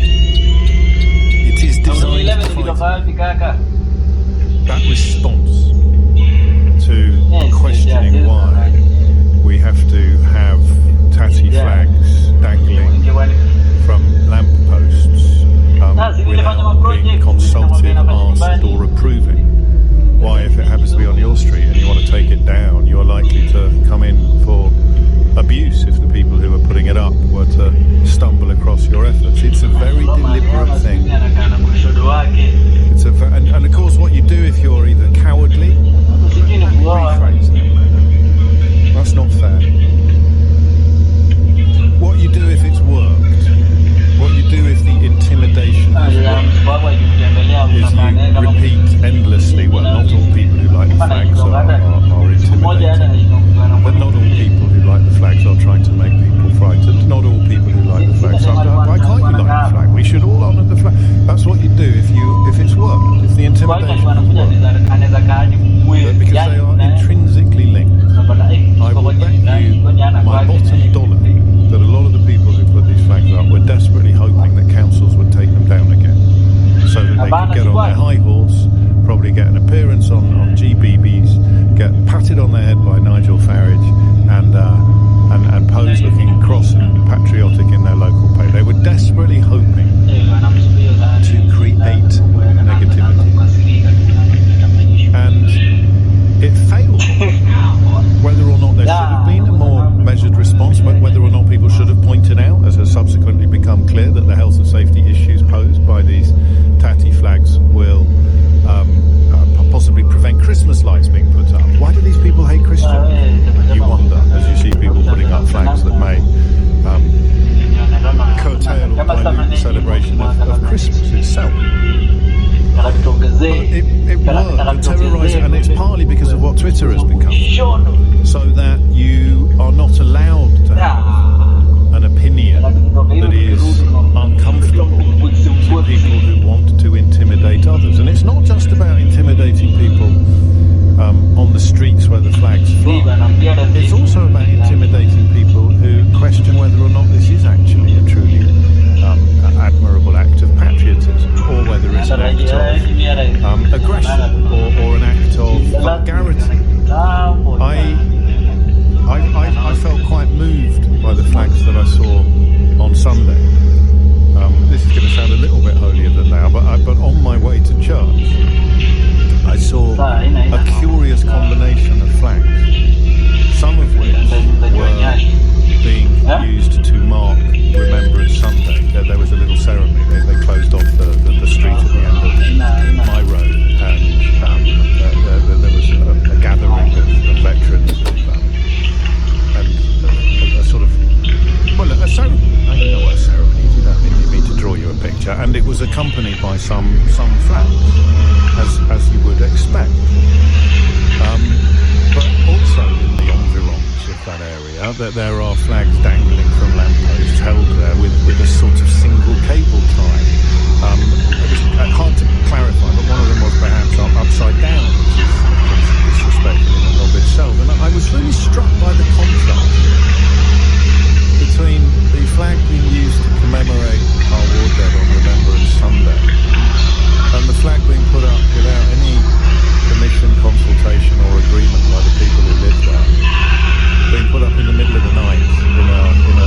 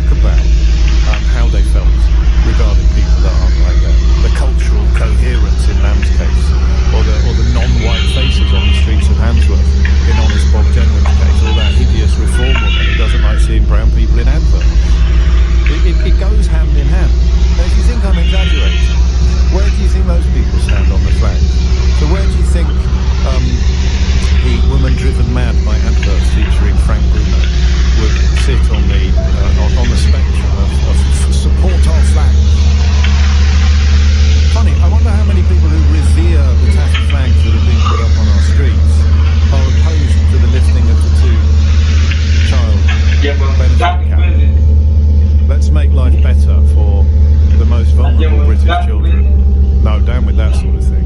Let's put up flags in the dead of night and scream at anybody who objects. Yes, yes, hallelujah. Rule Britannia. So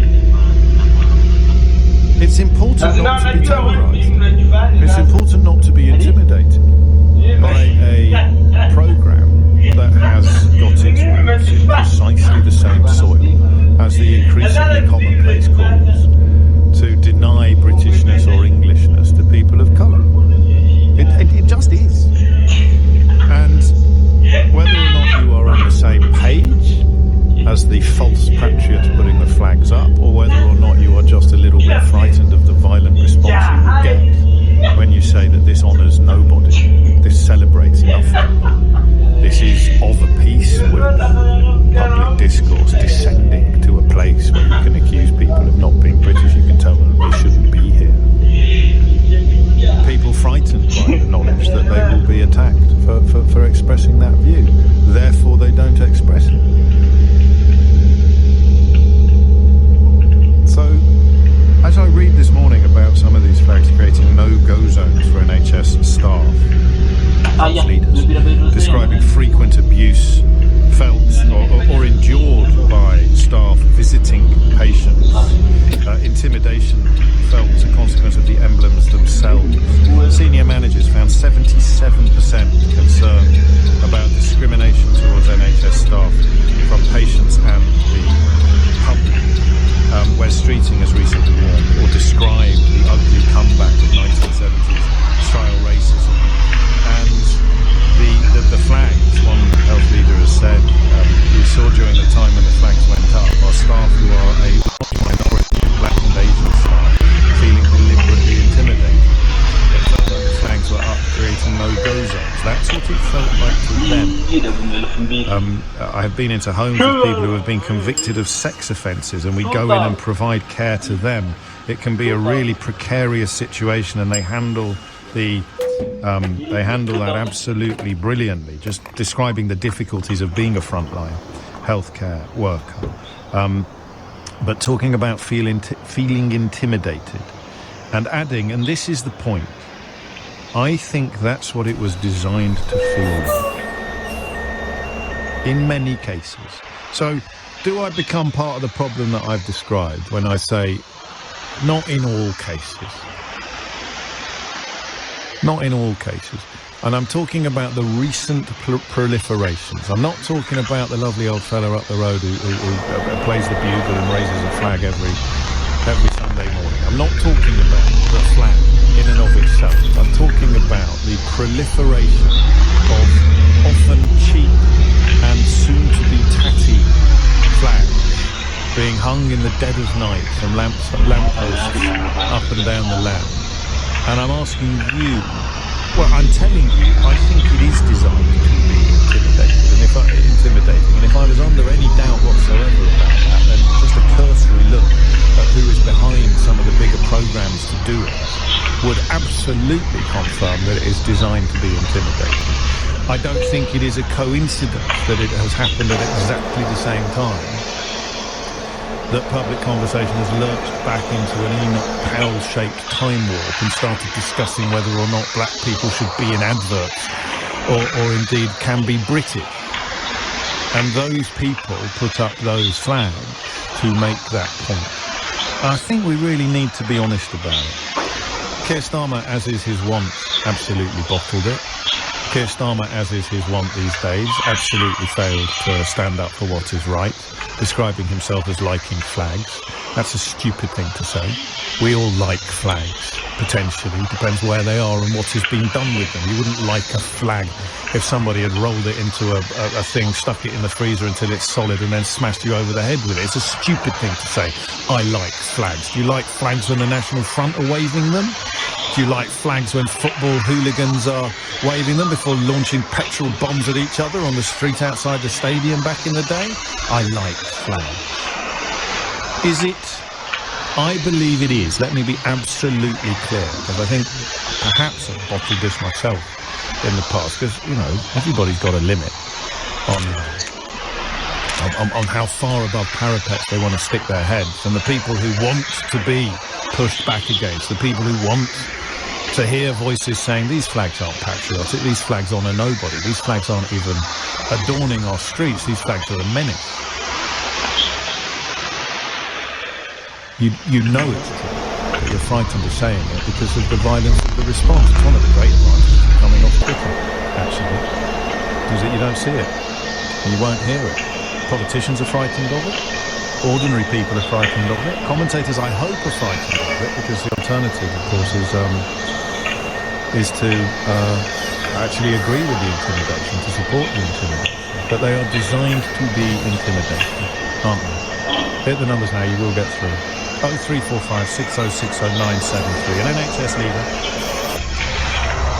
has described his conviction that staff can feel intimidated. We know that because they tell us. And in many cases, I think that's what it was designed to feel like. Do you think the people behind these flags, the people loudest in their support of these flags, are trying to intimidate? 0345 6060 973. And look, tell me I'm wrong, but you'll have to tell me why. Don't, for example, ring in and say, what about Palestine flags? Or ring in and say, for example, well, what about my great-uncle's flag under the clock tower of his stately home?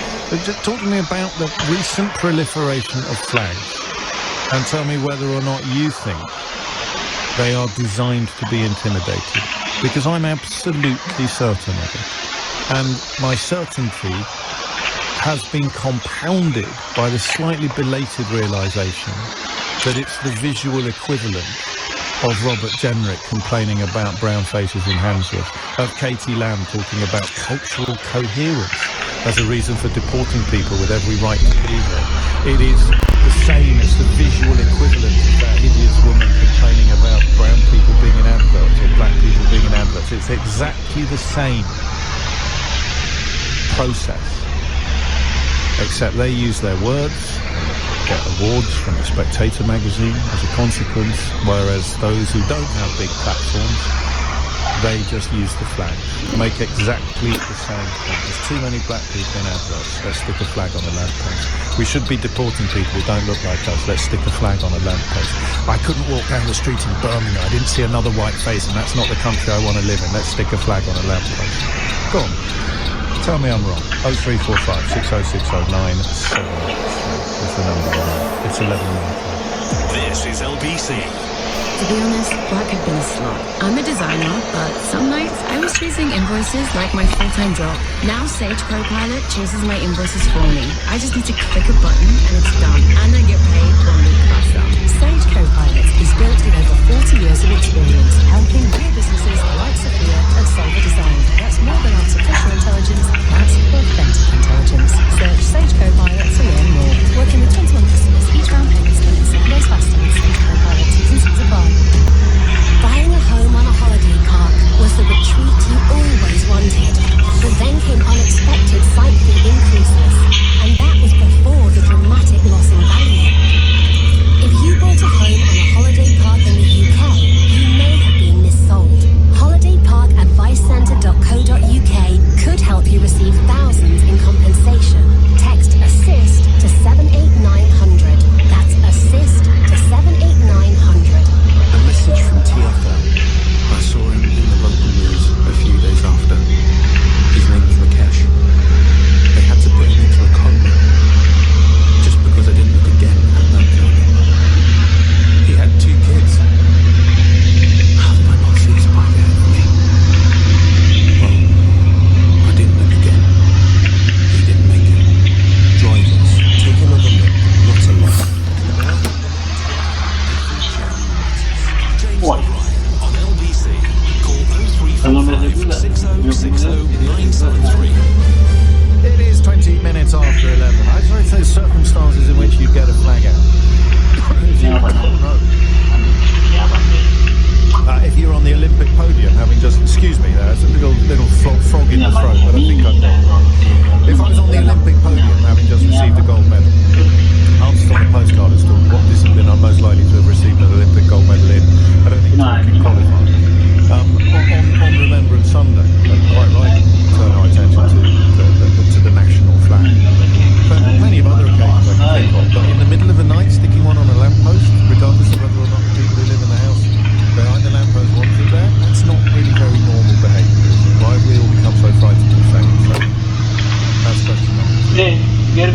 number one. Is it intimidating? Is it designed to be intimidating? Two slightly different questions. Question number 3, why have we all become so frightened of saying so? If they were sunny delight anthems, no one would be quibbling about whether or not they were desirable. It's not about the flag, it's about the context of the flag. Tatty, Chinese-made tut, put there with cable tie. That doesn't honour anybody. And it's pathetic that it's taken me so long to recognise the absurdity of being frightened to criticise it and the reality of what is going on. Unless I'm wrong. Julie's in Birmingham. Julie, what would you like to say? I'm just ringing in to say I used to be proud. I used to like seeing the Union Jack or the flag of St George flying for sports events, etc. And now I hate seeing it. And it's such a shame. I live in Birmingham and I have to drive through King's Standing. It is absolutely festooned with the flags. And I was talking to my daughter about it the other day with my 16-year-old granddaughter in the car, and she said, I was talking about the racist flags. That is how 16-year-olds now perceive the Union Jack and the flag of St George, and I think it is designed to intimidate. I was trying to buy a T-shirt, because I used to wear a Union Jack T-shirt, it's gone in the bin, because I don't want people looking at me and thinking I'm racist, because I'm absolutely not. I would like to buy a T-shirt with the Union Jack, and every country where we've got people from those countries living in this country have their flag on it as well. Something that says, this isn't for me as a British person. I'd like to fly the Union Jack. I'm wearing a badge today. I wear it with pride. My son served and lost friends in the Afghan war, and I'm proud to be British. I'm not proud of the Union Jack anymore. And it's as a consequence of this summer? Yeah, and they said in King's Standing, we've done this to support our soldiers. There was not one flag about supporting the troops. There is now, some have now gone up. But then, when you looked on the Facebook post, one of the hashtags was send the boats back or something, or stop the boats, and I thought, well, that's got nothing to do with the soldiers. Why? I mean, I don't know that this actually applies to you, Julie, but it will apply to a lot of other people. Why are so many of us so frightened to say what is so obvious? Well, they don't know who they're saying it to. They don't know what the reaction can be. Violence these days throughout the country. You can say the wrong thing to the wrong person and get slapped, stabbed. You know, people are just afraid to confront them. And is there any case in which we could rethink? It's not, is it? It's all about the context. It's not about a flag.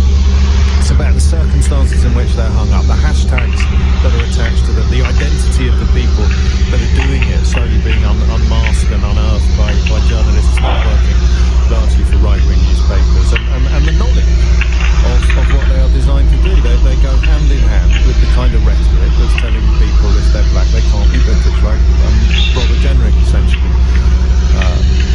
fed into when he turned up in your city and claimed that it represented a country he didn't want to live in. Yeah, I just feel like it's been hijacked by racists. That's how I feel, and yeah, I won't wear the Union Jack anymore. I think that's really sad. I know you think it's really sad as well. As the mother of a military veteran, that's your flag, and yet you feel it's been stolen from you. That's the point. Absolutely.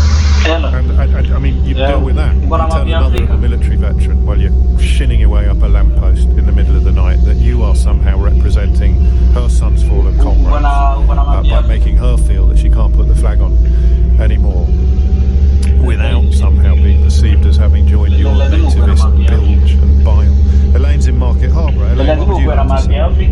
Hi, good morning, James. This morning I was out walking with my dog, and there's a chap who lives nearby, has a flag hanging out of his window, and he's had it there for the last, I would say, three months now, and it's really galled me, because Market Harbour is actually quite a lovely town, and I saw him this morning, and I asked him, I said, just out of curiosity, I said, why have you got the flag hanging out of your house?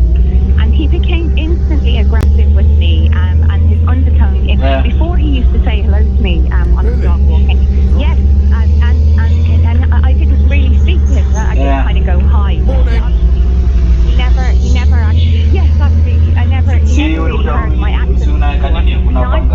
born in the UK. I have a British passport. And long story short, I have found quite a lot of racism since Brexit. The day I voted for in the referendum, I was told outside the school where I was voting, I bet you're voting to stay in because you'll be scared you'll be chucked out. Now that was the day of the referendum. This morning I asked him why he had the flag there. Instantly became aggressive with me and said, I'm British, I have a right to hang the flag. And in Market Harbour currently we have lots of flags out there for Remembrance Sunday and to remember all of the troops.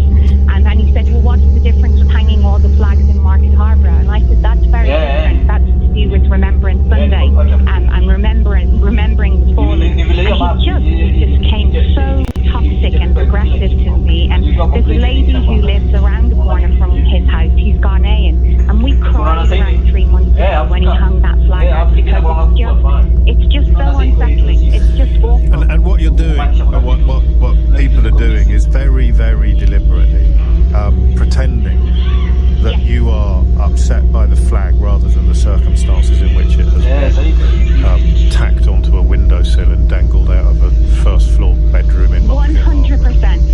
100%. So they'll pretend. So how dare you denigrate our flag? In fact, you're the ones denigrating our flag. You're the ones denigrating our flag by cable tying it halfway up a lamppost because your B&Q stepladder won't reach any higher. You're denigrating our flag. You're robbing our last girl of the right to wear the flag under which her son marched to war. And he wanted that reaction. He's probably hoping every day someone will come past and give him the opportunity to inflate his pathetic personality with bogus patriotism by making arguments he can't sustain. James, I could see how uneducated the guy was, so I actually just thought to myself, don't waste your breath away on this. I'm up for a fight. I'm up for a fight, and you decided not to give it to him. But, it's my right to fly the flag. Okay, you've got lots of rights. You don't have to exercise them. Context versus content, absolutely crucial in this case. Thank you, Elaine. And it is circumstantial. It's not intimidating at all, says someone who's not intimidated by it. That is, forgive me, that's a really silly argument. It's not intimidating at all, says someone who is not designed to intimidate. Unravel it in a way that's less. Explain to the lovely lady in Birmingham why she shouldn't feel that the flag has once again been stolen from decent people. Stolen by the National Front in the 1970s, stolen by, they call it raise the colours in 2025.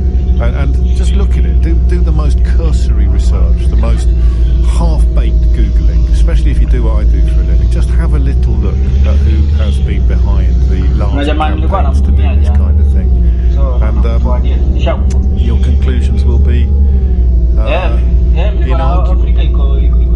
It is 11:29 and you are listening to James O'Brien on LBC. Why are we frightened to say it, do you think? Stating the obvious. Flags on Remembrance Sunday are beautiful and honourable emblems. Flags halfway up a lamppost in the middle of the night on a wet August Thursday honours nobody, celebrates nothing, intimidates.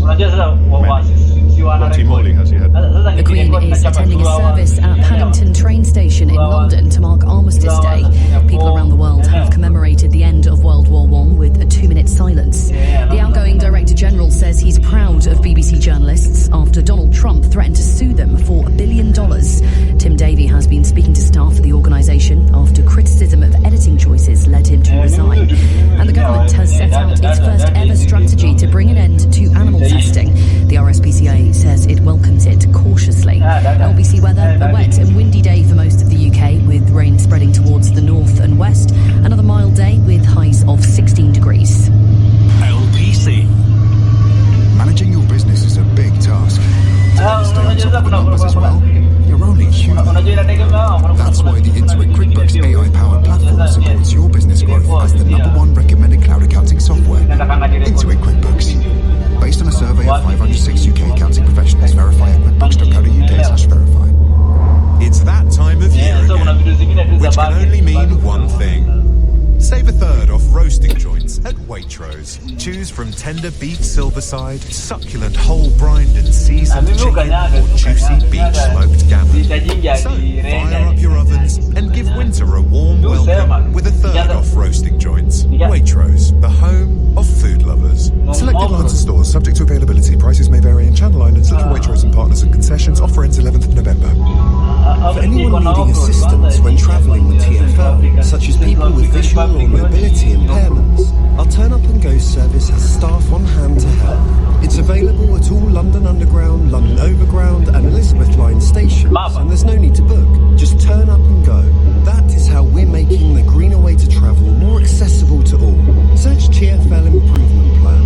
To the Mayor of London and TfL, every journey matters. Greener than total estimated petrol and diesel car emissions. This year, Amazon are increasing the electric delivery vehicles we use across Europe to 10,000. It's a difference you'll notice on your doorstep, where babies are made of fossil, where we deliver footballs for kids' kickabout, and where they deliver the football straight into next door's garden. Can they have their ball back, please? We're delivering change where it matters, on your doorstep. Delivery service partner vehicles across the UK and EU. This is LBC with James O'Brien. Call 0345 6060 973. Text 84850. Alexa, send a comment to LBC. 33 minutes after 11. So if you need me to do it for you, that's fine. The places where you can find some quite brave, actually, given the very deliberate intimidation brought to bear on anybody criticising these flags that have started appearing up and down the country, to the point now where NHS staff feel intimidated as they visit patients in their homes. There's a rather splendid local news, it's a sort of online newspaper called The Dispatch in Birmingham, DISPATCH. Have a look at that, they've looked into it. A similar operation in Birmingham, in Manchester, called The Mill. That's done a very similar investigation. In fact, they've got publications across the country at Mill Media. They've done a very similar investigation into, quotes, the men who raised the flags. Our friends at Hope Not Hate have identified several former members of the EDL, including one man who had previously been jailed for his part in a racist death, both putting up the flags and encouraging people to give them money so that they can continue to do so. And well, it's perfectly possible that they've all of the people identified in these reports, in these investigations, have undergone road to Damascus-style conversions and are now dedicated to peace, harmony and brotherly love. It seems unlikely. So, can anyone meaningfully argue that they are not designed to be intimidating? And actually that answers the second question. Why are people frightened of speaking up against them? Answer, because they don't want to be intimidated. They don't want to be attacked. Not least, they don't want to get into the bad books of somebody who's been jailed for taking part in a racist death. And there it is. Mystery of it, unless you can tell me otherwise. Lisa is in Faversham, Kent. Lisa, what would you like to say? Hello, James. Very nervous. Mainly because actually, well, it relates to some of the intimidation that people aligned against these people have experienced in our clan. We've had all of this. We've had the being put up repeatedly across the clan. What I wanted to just mention particularly, part of a much bigger story, but where are local leaders, who are our people who take down the flags very quickly in some cases, have been able to remove them, and where local people have openly opposed these people putting up the flags, they've then been targeted again for what the flag EDL and similar, and the flags properly marked commemoration, which was, a thing of importance and a thing of beauty. So Jason in Wimbledon's in India's calling this morning. That potentially could have a lot of people in India's calling, but here you go. The biggest question I have is why you seem to hate everything English, from the full English breakfast to the flags and lots of things in between, asks Jason in Wimbledon. Why, James? Because I want the flag to be respected and revered at times of national importance and profundity. I don't want it to be dangling deliberately from the lamppost outside the home of somebody who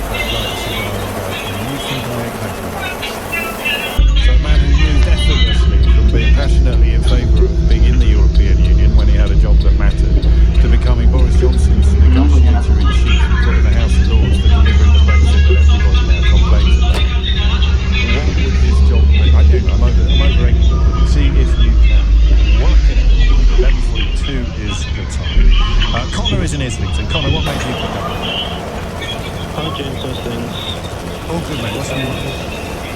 Listen, I think I spoke to Eleanor there. I don't know if anybody's brought this up before, but I think a comparison to Northern Ireland and specifically Belfast might be quite useful here. I grew up there for about 15 years. I grew up Catholic in a Protestant area, and it was very clear to me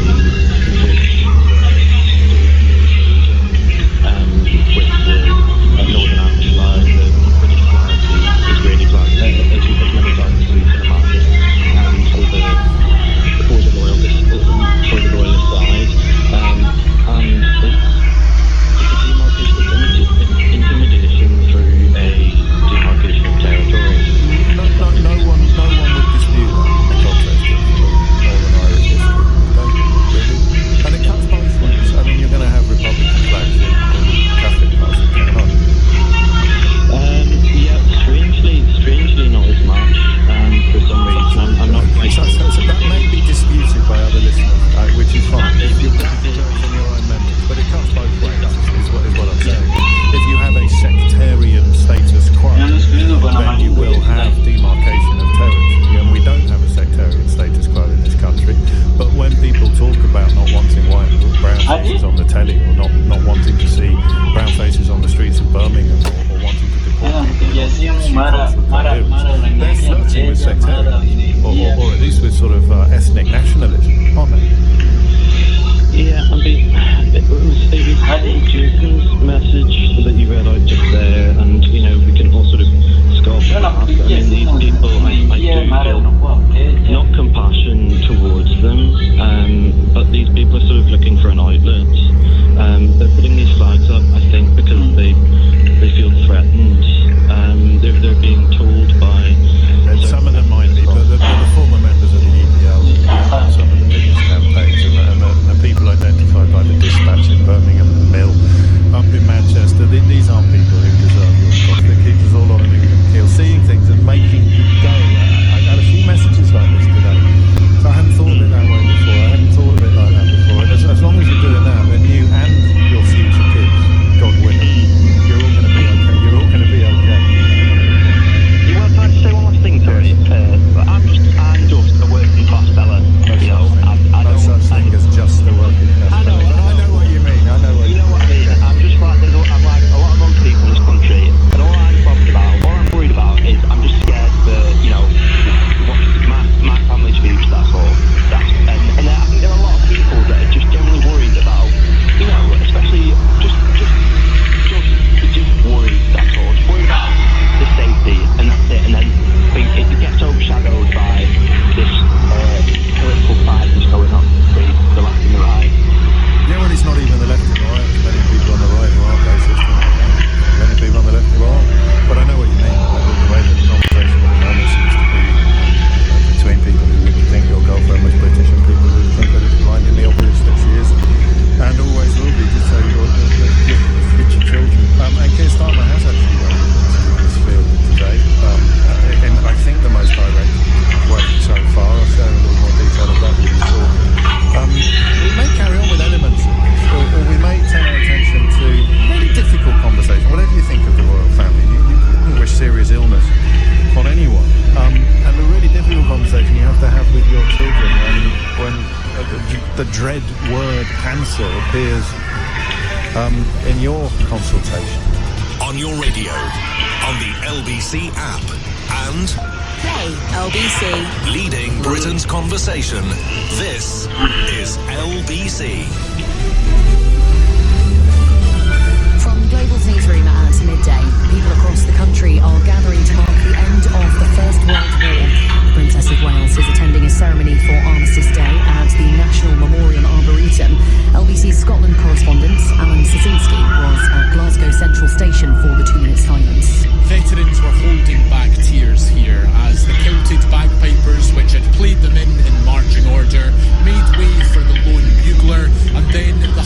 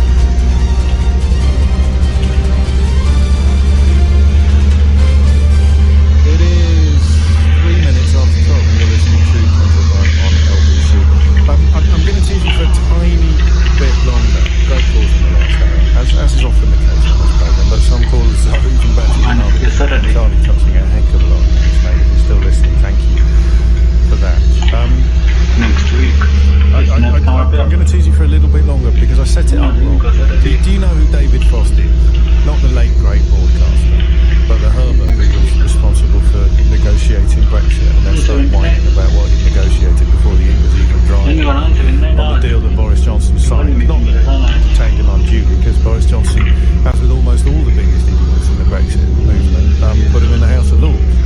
Frankly, extraordinary, where presumably he sits next to the world's strongest man, Daniel Hannan, who's also in the House of Lords. I thought I was joking the other day when we were talking about prisons, and I said, I bet Chris Grayling's in the House of Lords. Chris Grayling is in the House of Lords. In fact, probably in those circles. Kenny Baker put a chap called Toby Young. I would almost apologise to you if you don't know how now been introduced to existence by me. Frankly, extraordinary. All of the people that used to whine about the abolition of the House of Lords and used to claim that it was, they've probably done more by populating it with complete wallies than a million anti-privilege campaigners could have done in 100 years. How are you going to render the House of Lords utterly, utterly ridiculous? So let's put Daniel Hannan, David Frost, Toby Young, and you've probably got a favourite. In fact, send me, Chris Grayling, send me your favourite as well, and we can put it on the list.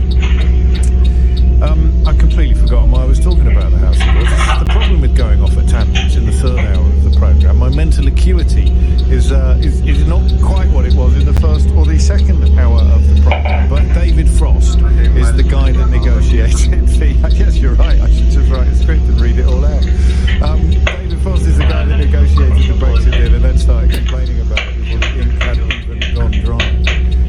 And if I told you what his new job is, given my commitment to spreading the truth about the media political ecosystem that allowed Britain to be broken over the last few years, if I told you what job he's gone to do next, you'd think I was making it up. You'd think that we had a JOB generator whereby some of my favourite bugbears, the criminally and chronically underreported phenomena that explain how you could end up becoming the first population in history to vote to impose economic sanctions on itself, or put Boris Johnson in Downing Street, or put Liz Truss in Downing Street. If you wanted to understand how on earth you seed the ground, you create the context in which these obviously and objectively insane things can happen, then you need to hit quite a few marks. There's a few points you need to hit repeatedly. The utter unreliability of organs like the Daily Telegraph and the Daily Mail, for example.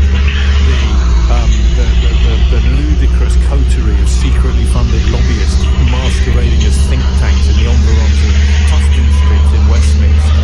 All of that going way back to when Rupert Murdoch bought the Sun. I've written a whole book about it. So if I had a generator and you spin it like this and it comes up with a name first, so press the button, give me a name of one of these people, ding ding ding, David Frost. Okay, now we press another button for a job that best sums up how pathetic this cronyism and this moral intellectual corruption really is. Bing bing bing, what's the job? What's the job that he's got now? They've made him head of the IEA. And you think I'm making it up, like I made up the fact that Gary Lineker was the new Director General of the BBC yesterday. You think I'm making it up for chronic effect, even, or comic effect. It's sensational, isn't it? In fact, a few of you guessed correctly. Is he going to be running a Tufton Street think tank? Absolutely extraordinary. Extraordinary. That's, I should probably flog a few more books on the back of the madness that's going on at the moment. The Rupert Murdoch chapter tells you almost everything you need to know about the Donald Trump situation. The Dominic Cummings chapter tells you almost everything you need to know about this decades-long attempt to undermine the BBC and why they're so desperate to do it. Did you know Dominic Cummings ran a secretly funded think tank back in the day that was largely dedicated to attacking the BBC? Did you know that? I said it yesterday and I'll say it again today. Nobody cares about the tiny amount of things they get wrong. All of the people that hate the BBC pretend that they care about the stuff that the BBC gets wrong. It's the stuff they get right that they really care about, up to and including Donald Trump. Mark my words. And I don't let me go home without playing you a little bit of Keir Starmer finally. Well, actually, maybe that's not fair, but I'm unequivocally condemning the racism, the rise of the sort of racism that we were talking about in the last hour. 8 minutes after 12 Eastern time. This is really moving, and what I don't want to do even though I'm going to ask you a question that invites two quite distinct opinions.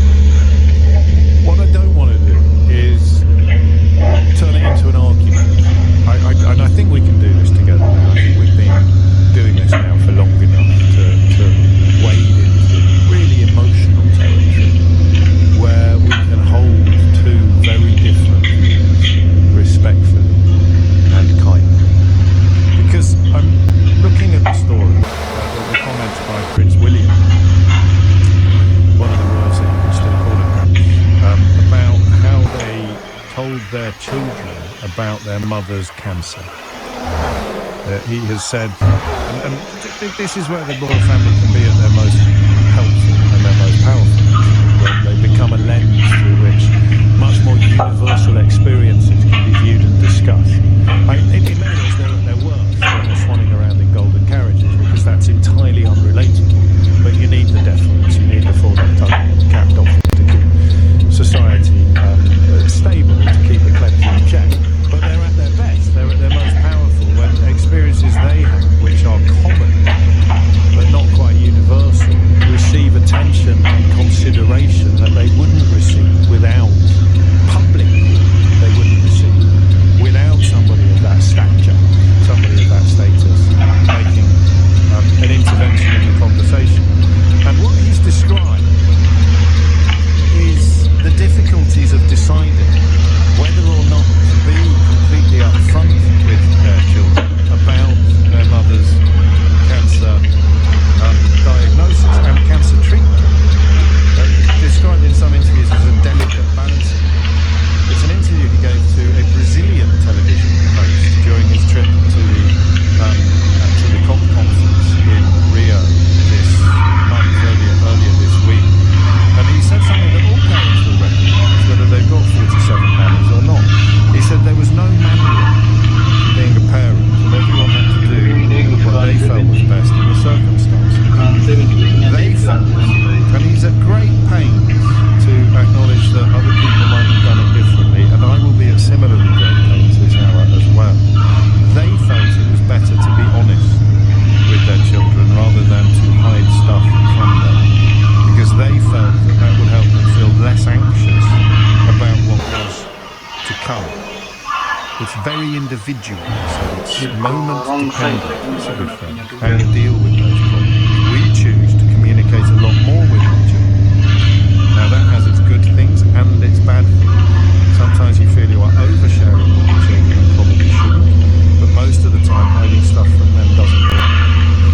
And I don't want you to feel, listening to this or reading these comments, that deciding not to tell your children you've got cancer is the wrong thing. I very happily don't have any direct personal experience.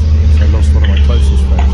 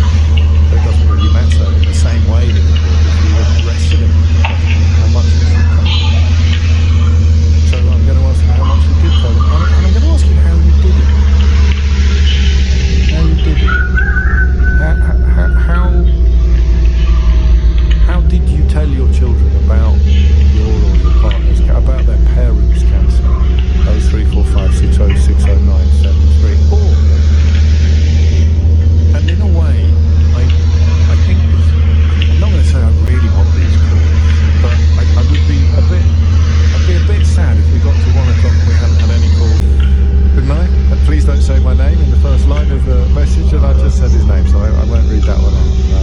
Apologies. Let's go to Farah, who's in Southport. Farah, what would you like to say? Hi James, not calling about birds this time.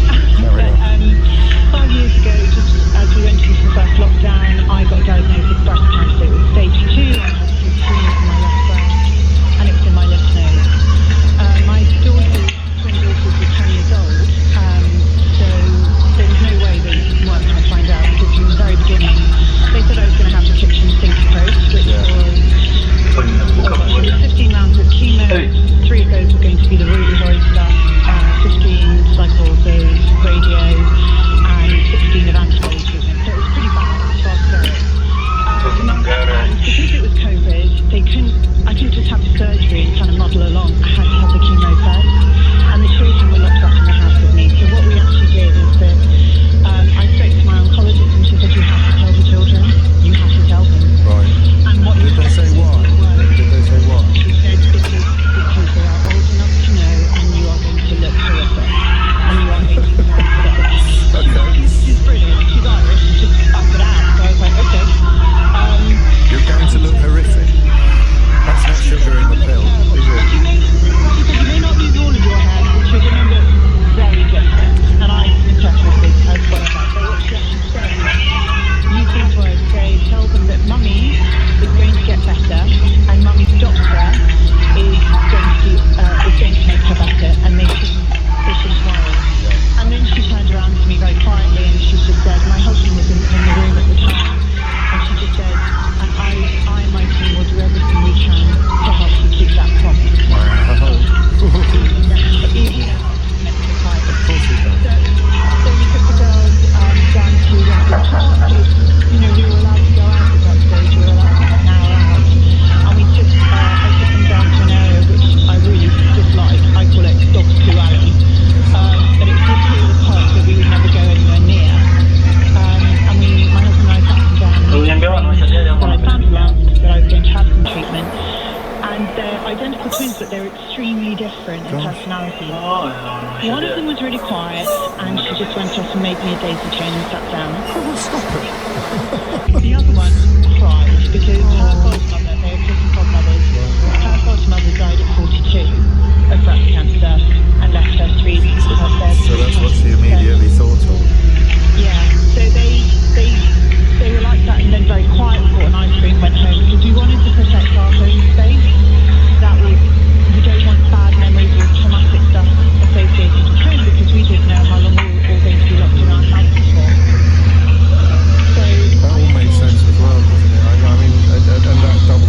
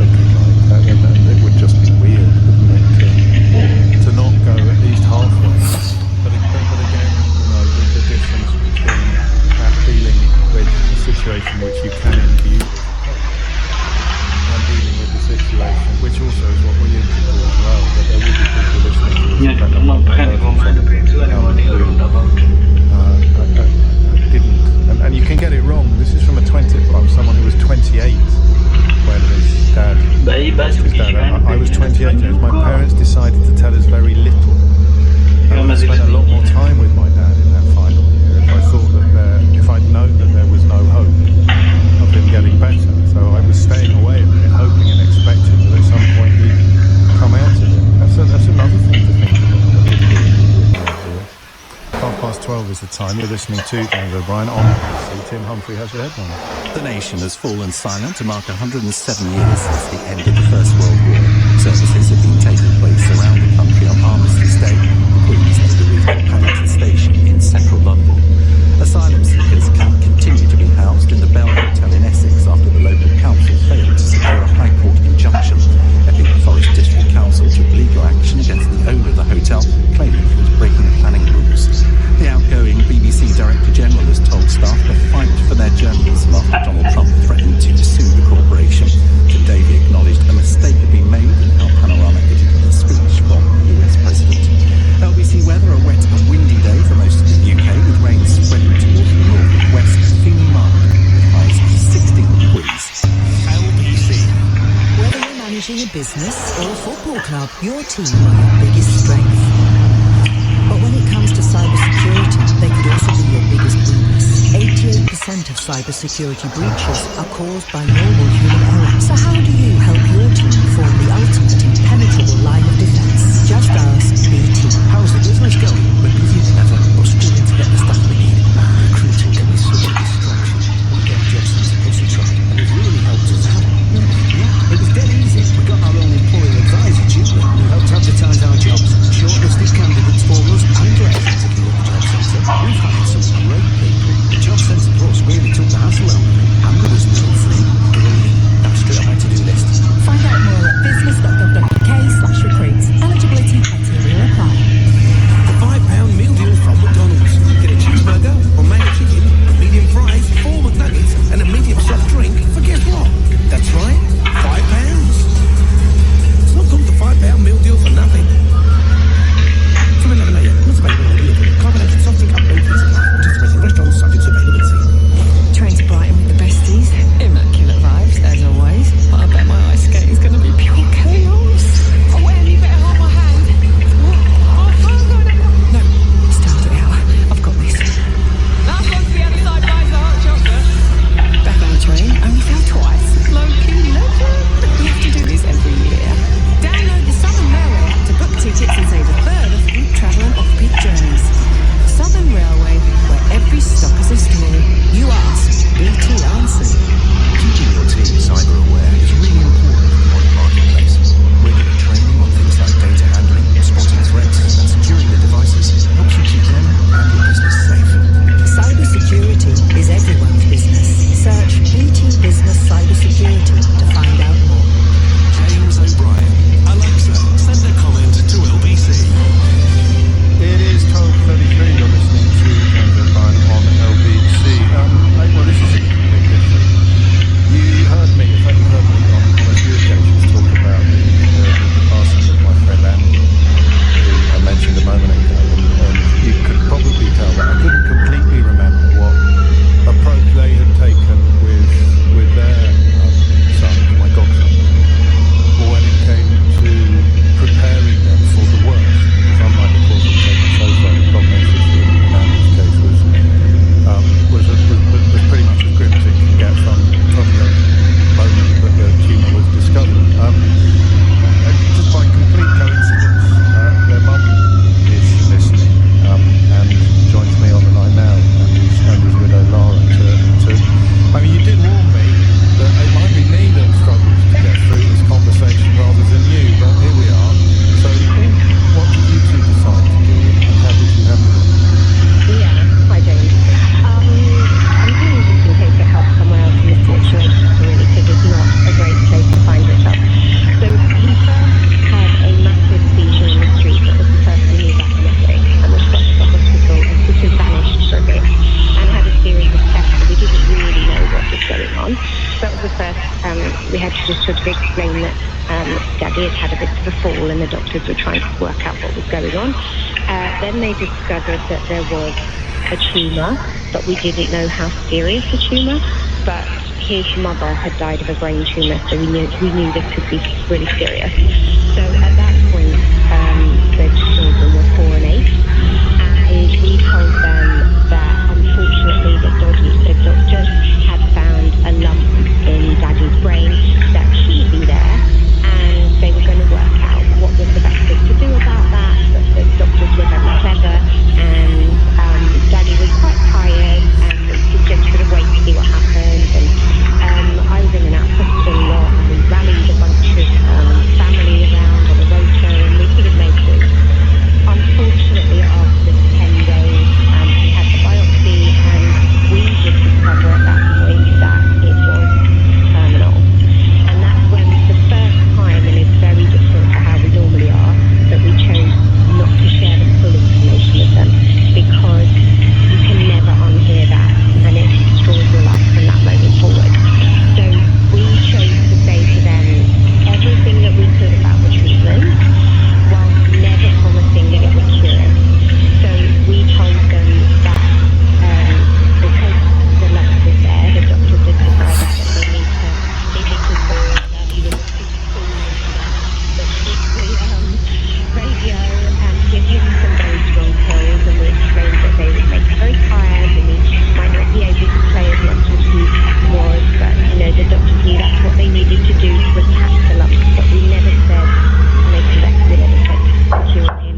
And we left them in that situation for probably a year, because we knew, but we just thought it would destroy all their hope and destroy all their fun. There's nothing to be gained, really, from... There was nothing to be gained, but you couldn't, like a couple of other people said, they reach some situations where you can't hide it, and they're not stupid. Even at 4, they'll absolutely see the difference. So we felt that it was the right thing to do. We had to say something. He lost his hair, he lost his weight, it was very dramatic. And then as it got closer, and we could see that things were really picking up pace. I don't know if we'd actually gone to palliative care, so we were getting close. I had to do the big conversation.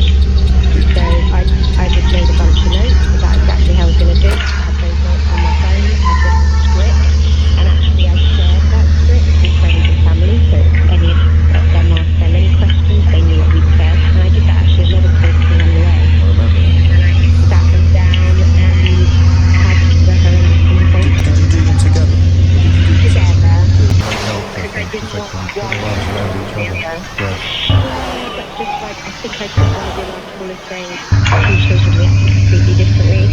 So actually the littlest was 6 and the eldest was 10, and actually the littler asked a bunch of surprisingly in-depth questions for a 6-year-old. The 10-year-old said absolutely nothing. But I think it was good to do it together, and I think it is not a good thing. It's horrific, but it enabled them to slightly prepare for what was inevitably coming.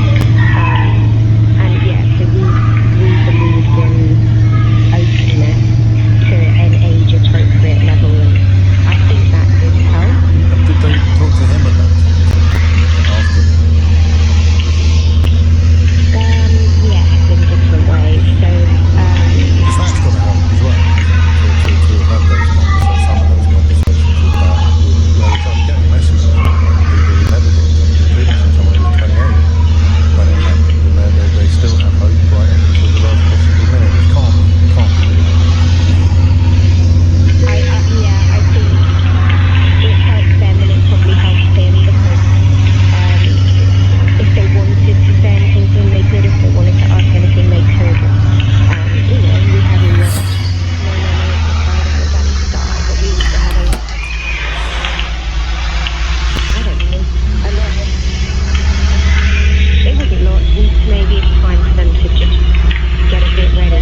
But I mean, you're not ready when the radio told them and it had actually occurred when they were at school. But yeah, I feel like information is key, and there's some amazing, if you are going to have to go in this horrible path, like Winston's Wish, and there's all sorts of, there are resources out there of ideas of what you might say, but then it's all about working out what your child's like and how they might best receive it. And preparing yourself as well. I don't know what people would think of that, because there is advice there, there's help, albeit that two children are going to respond to identical needs in completely different ways. There are ways of opening the conversation and knowing what pressures to expect as well, because as you say, you could be surprised by although anyone who knows your situation would not be remotely surprised at the intelligence and the insight of the questions that he asked. You might not see some of them coming.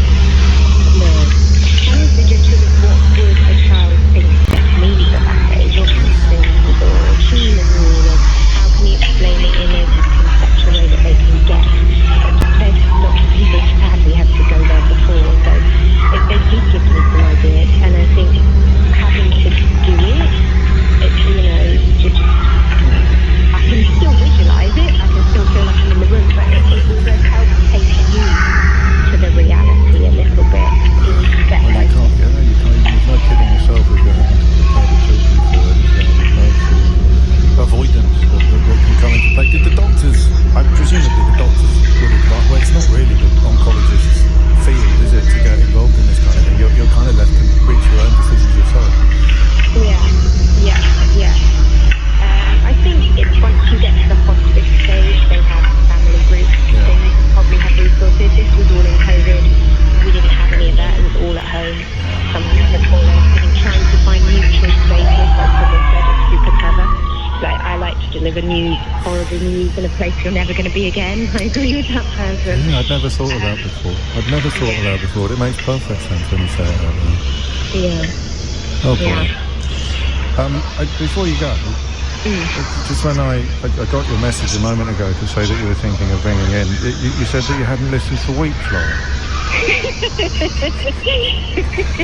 think we're going to have words next time I see you. So you can get your answers prepared for that one as well. I think. Hey, thank you for that. It will have been enormously helpful. Well done. I think it's an important subject. I'm sure you'll have a lot of people. You are. I'm just and his memory alive through the work that we do with the Andrew Taylor Foundation, and we share with his children whenever we can. 12:42 is the time. I've said it before, I'll say it again. You never know who's listening, do you? Millions are out of work because of sickness, and now higher than expected unemployment figures give the government a quandary just 2 weeks before the budget. Can you find a job? And on Armistice Day, we remember. Sheila Fogarty at 1. Listen on our free Global Player app or our new LBC app. How's the business going? We're busy than ever, but struggling to get the staff we need. Recruiting can be such a distraction. We gave Job Centre Plus a try, and they've really helped us out. Really? Yeah, it was dead easy. We got our own employer advisor, Julie, who helped advertise our jobs, shortlisted candidates for us, and let us interview at the Job Centre. We've hired some great people, and Job Centre Plus really took the hassle out of it. And there was no fee. Brilliant. That's straight on my to-do list. Find out more at business.gov.uk/recruits. Eligibility criteria apply. When you buy a BMW approved used electric car, there are no surprises. You'll find the largest range and the widest choice. Naturally, every car has been meticulously checked by qualified BMW technicians. Hardly a plot twist. And they'll always come with a battery health report and at least 12 months unlimited mileage BMW warranty. Just as you'd expect.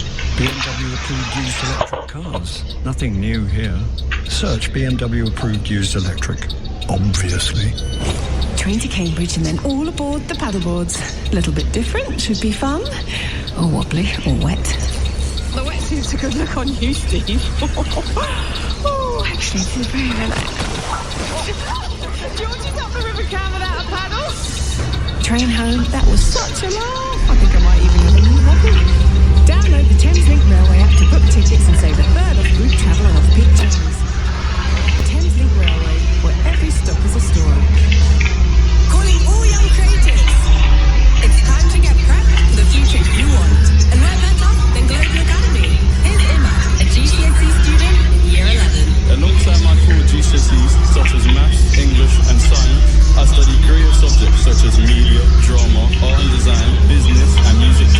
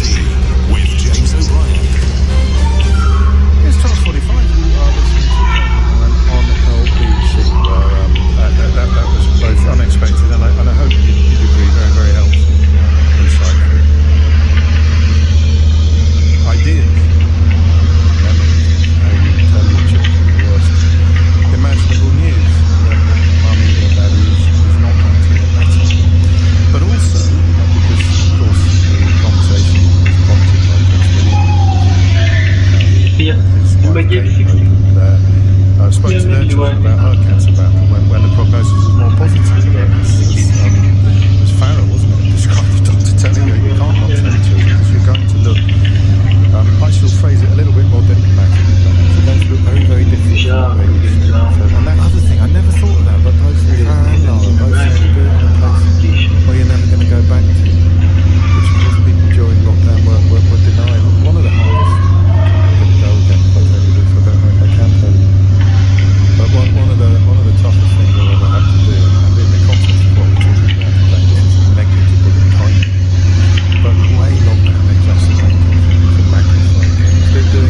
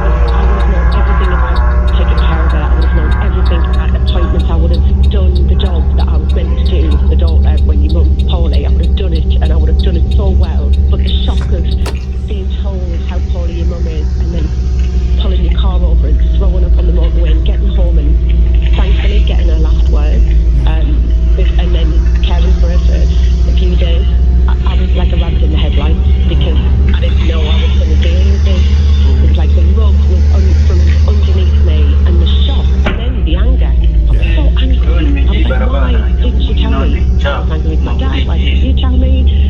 It took a lot of time to get over the shock and the anger, but now I'm kind of in a place where I respect her decision and I understand why she didn't tell me, but you can still wish she had. You can do two. You can have two thoughts in your head at the same time. Yeah, I could have been the daughter that she raised me to be and cared for her and she cared for me, and I didn't get that opportunity in the way that I would have liked. So it was really hard. I was frightened to touch her when she was in bed. Because I've never looked after a sick, dying person, and I was like, can I do this? Can I do this? And all that stuff I would have known if I knew I was going to lose her. I would have been ready, you know? I've never thought of any of that without talking to you today, and I'm so glad you've come through the difficulties to a place of peace, because you deserve it. But you remind me about how many people, and it's something worth stressing more, isn't there, is that people think as they get older that they're going to be a burden to their children, or they're going to cause their children heartbreak. And what you just said, I don't know if I can say it, I'm in quite an emotional condition at the moment, but what you just said about wanting to be the daughter that she raised you to be, we should really drive that home, shouldn't we, with parents and grandparents, is that we want you to be we want to carry what you describe as a burden. It's our privilege and our duty to do this. We want to help you with your pain, because that's how I saw it. And from dad as well, you know, my dad was dealing with it all on his own, and the thought of this poor dad keeping the secret and managing the care and touching, you know, my mum was obviously a lot more poorly than she let on, I think, to the doctors herself, and I think she was just terrified. Can you imagine? I can't imagine sitting down with my child. I don't have children, but sitting down with a loved one and saying, I've got cancer, I'm not going to make it. Like, that conversation to have with, you know, I was the apple of her eye, James, and to have that conversation with the person you love most in the world, it must crush you. And she didn't want to do that, and I can't blame her. bless you though for getting to that place, because the anger would have served no purpose whatsoever, would it? And no. You can understand what she did from a place of love, even as you wish she hadn't done it.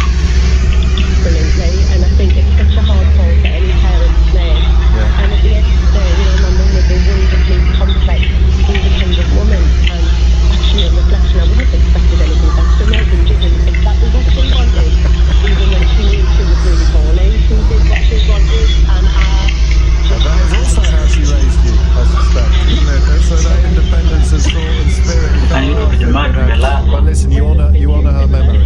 You definitely honour her memory. So thank you for that. It's nice to end our conversation with a bit of a chuckle.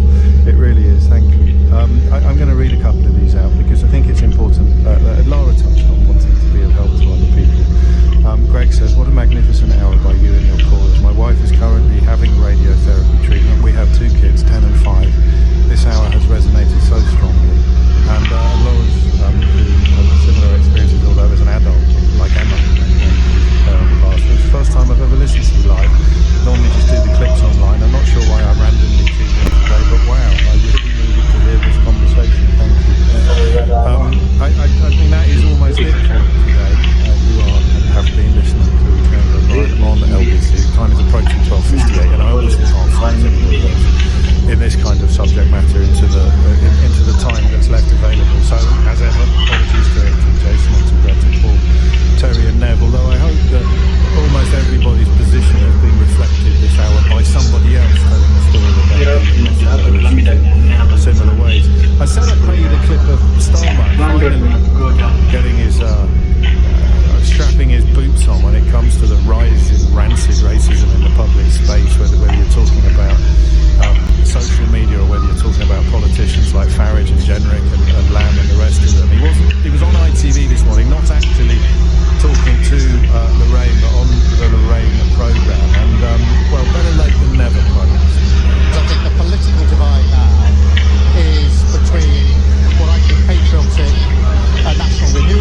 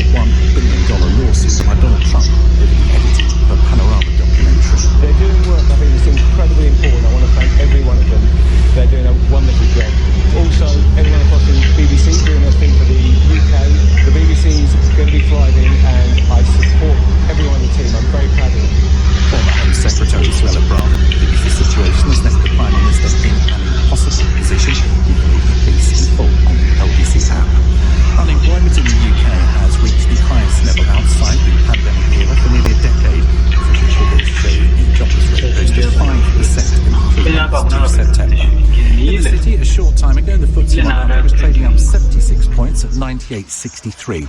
The pound buys $1.31 and €1.14. The LBC weather, a wet and windy afternoon for most of the UK, with rain spreading towards the north and west, feeling mild with a high of 16 degrees. From Global's newsroom for LBC, I'm Tim Humphrey. Some companies try to reel people in by promising quick cash if you pay them to claim work expenses. But think twice before taking the bait, because they might just want to land a commission, and it turns out you aren't eligible to claim anything. You'll have to pay HMRC back, and it's unlikely the company will refund any fees. So don't get caught out. Check if you're eligible and make a claim with HMRC for free online. Just search "Don't Get Caught Out." This is LBC from Global, leading Britain's conversation with Steve Fogarty.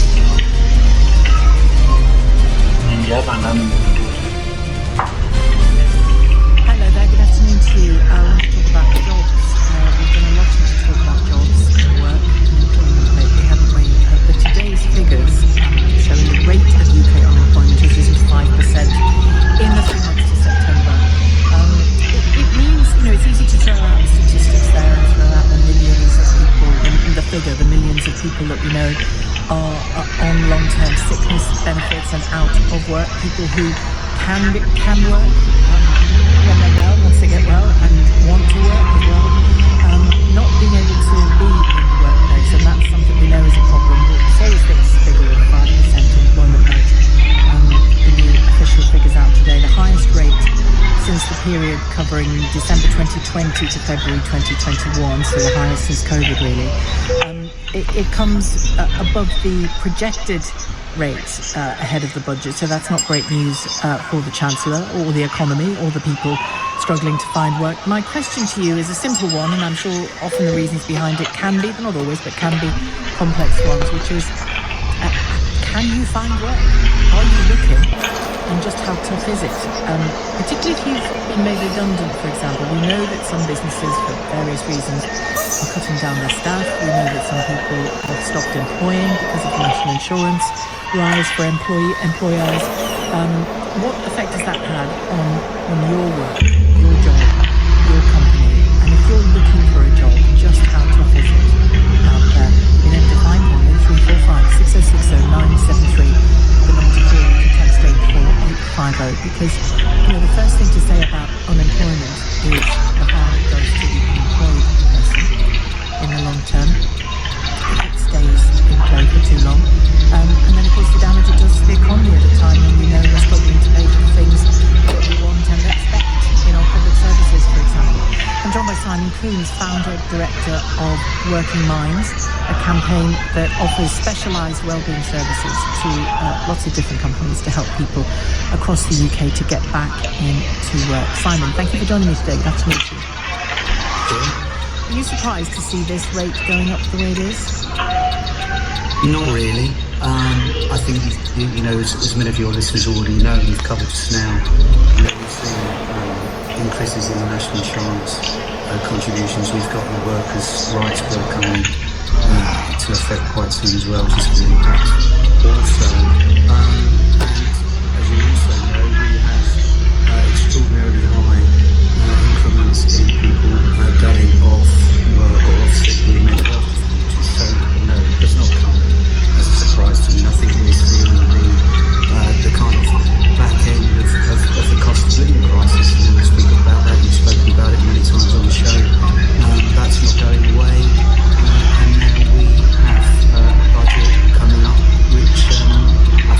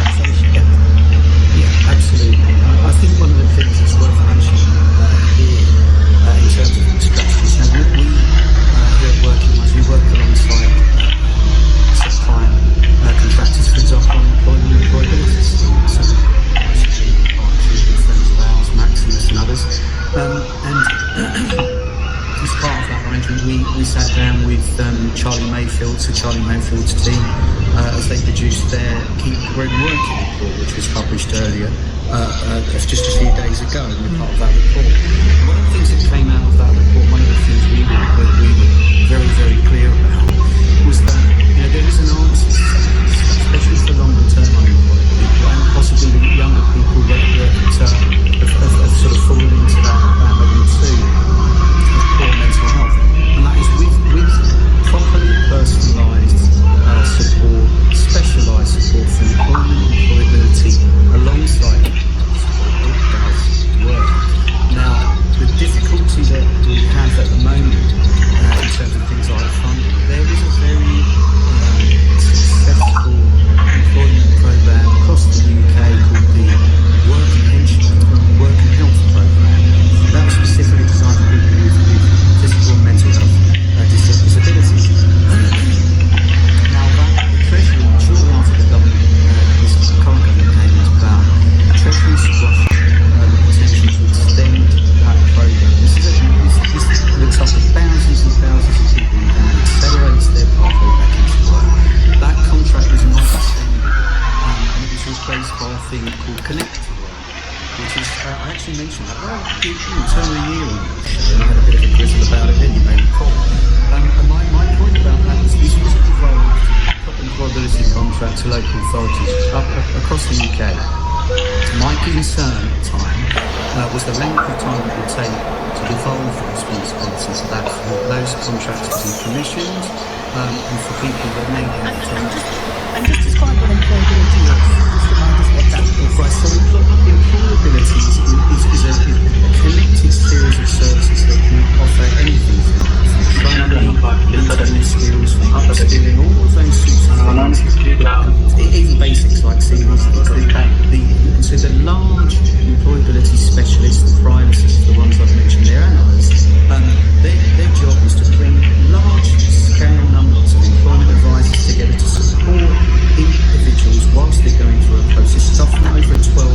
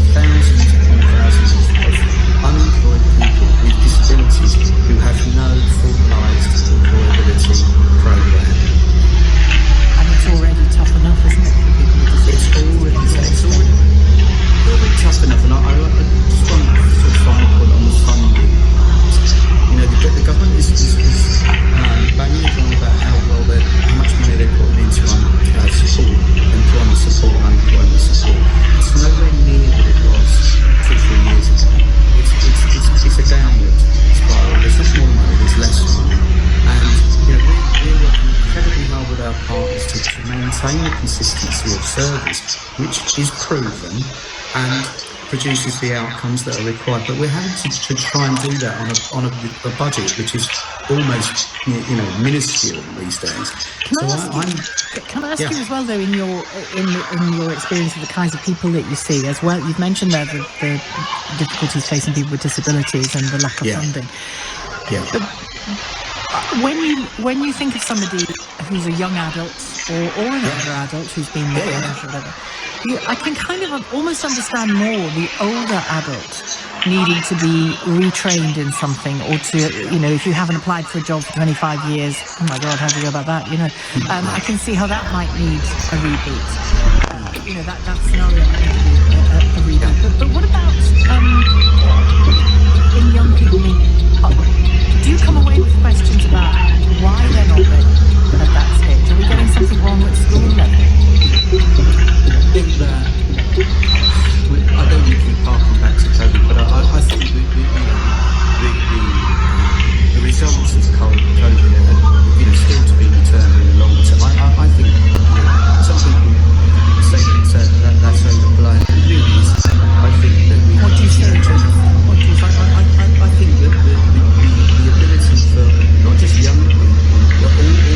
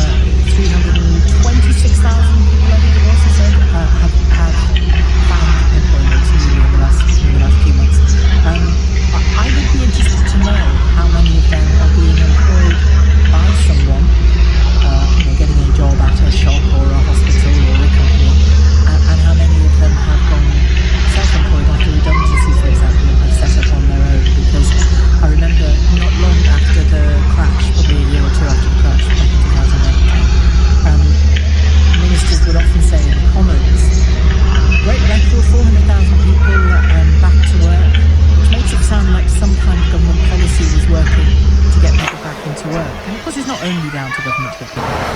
That's important to say. But the reality of those 400,000 at the time was around 80 or 85% of it was people setting up on their own. I'd love to know whether that is a choice you've made after failing to find employment any other way. Alexandra has called from Ealing. Hello, Alexandra. Hello, hi Sheila. Hello there. You're a student still, yeah? Yes, I'm in my final year of law, but in York. Hard, I'm sure. Yeah. And you're looking ahead to... Are you looking to work in law as well when you finish? Yeah, so I mean, I was always quite set on a career in the legal field, so I wanted to specifically be a solicitor, and I'm specialising in the commercial law pathway. But trying to find any kind of work experience, any postgraduate jobs is so difficult. I've had to look into other career options that I could possibly take on, and you know, even as a student, it's not even to do with my future career that I've had difficulty finding work with. It's even part-time jobs that have been so difficult to get anything into. So how would you go about it? You would contact a commercial law firm, would you, and say, could I do a training period here? I've honestly tried all different avenues. So I've tried applying through online application portals. I've been looking through social media, so LinkedIn. I've even tried cold emailing law firms, local and central London law firms, and it's just so difficult. A lot of them require a lot of experience, and it's hard to get as a student, of course. And is there... I'm asking you this based on my brief knowledge of what fellow students I was at uni with who did law. Yeah. They typically went on to do a sort of a training year at a firm that was almost baked into their course in a way. Yeah. They had to go and get it, but there were plenty around it. Are you saying there aren't as many around then? I don't think that's the issue. I think the issue is that there's a much higher threshold now to get into it. It's not just about your grades, it's not about the university you attend anymore. I think it's more about your experience, and if you really cannot get that good legal work experience, at least, of course, I'm only talking about the legal field here, but if you can't get that, it's always The problem is you can't practice law, can you? You know, the way I could come to a radio station and do a bit of admin work in a newsroom and get a sense of things when I was a student, but you can't practice law when you're still studying law, can you, as a student? Yeah, not really. I mean, even trying to go in and, shadow lawyers, it's a lot harder to get than I think, back then, I don't know, even 20, 30 years ago, I think it was a lot easier.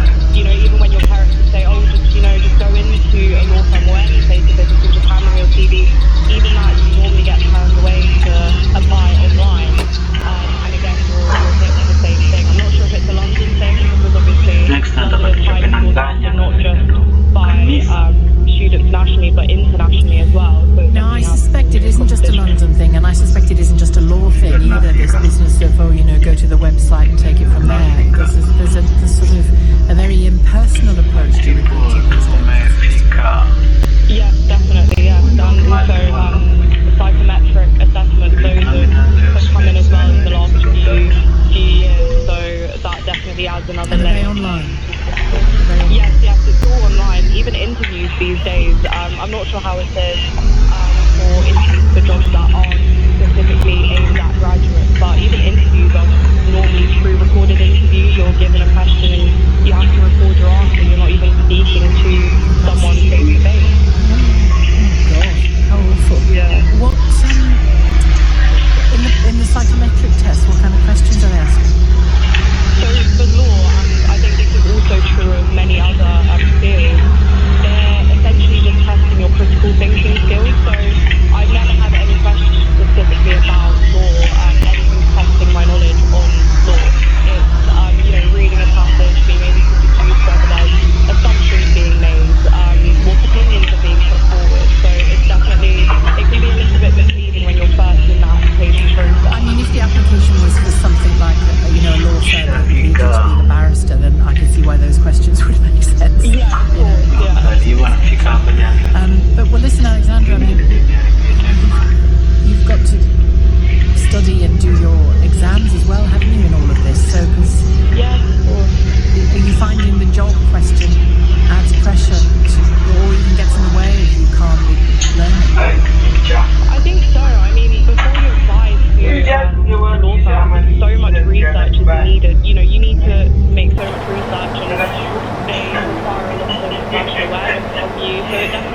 of the time, but I know even speaking to my peers, so many people are thinking about taking up a master's, not because they actually want to continue their studies, but because they view it as an extra year to defer unemployment because it's so difficult to find a job. I really wish you the best with it, Alexander. You sound like you're trying really hard, same as my texter earlier. It's best of luck with it. There's already a pattern forming here, isn't there? Chris in Crowbridge. Hello, Chris. Hi, Sheila. How are you doing? I'm okay, thanks. Yeah, you've been looking for work for 2 years. Yes, I've been out of work for just over 2 years now. I'm actually, since January, I was on that restart program as well. Just to sort of give it a heads up, I mean, I'm 57, and I've got a professional career behind me. I've got 25 years in pharmaceutical marketing and medical communication. And I've tried everything. I've never had such problems getting work before. The websites like your previous caller, I searched all the websites, get email alerts, proactively approaching companies, responding to adverts, different types of ways of facilitating job searching, and I try and turn it into, your activity looking for work, but it gets really gutty, and when you get feedback, even for some, and I don't just apply for jobs that are within my background, I've tried to apply for multiple different types of jobs. But when you get the feedback even for something like, I don't know, I got turned down for being a librarian because I was overqualified. That was a part-time librarian. I got turned down for working in a supermarket, delivering groceries, because they considered me to be a flight risk. Flight risk? Yeah, well, basically because of my senior experience, I mean, I operated at director level. But you could, even if you I don't know what the circumstances were when you lost your job, but even if it was just a case of being in your mid-50s, taking early retirement and thinking, I still want to keep my hand in and do 3 days a week at something, but I don't want it to be the same pressure as the job I used to have. You're perfectly within your rights to ask for that and not be considered a flight risk just because you used to have a much more complex job. The idea is that they would be convinced that I would stay.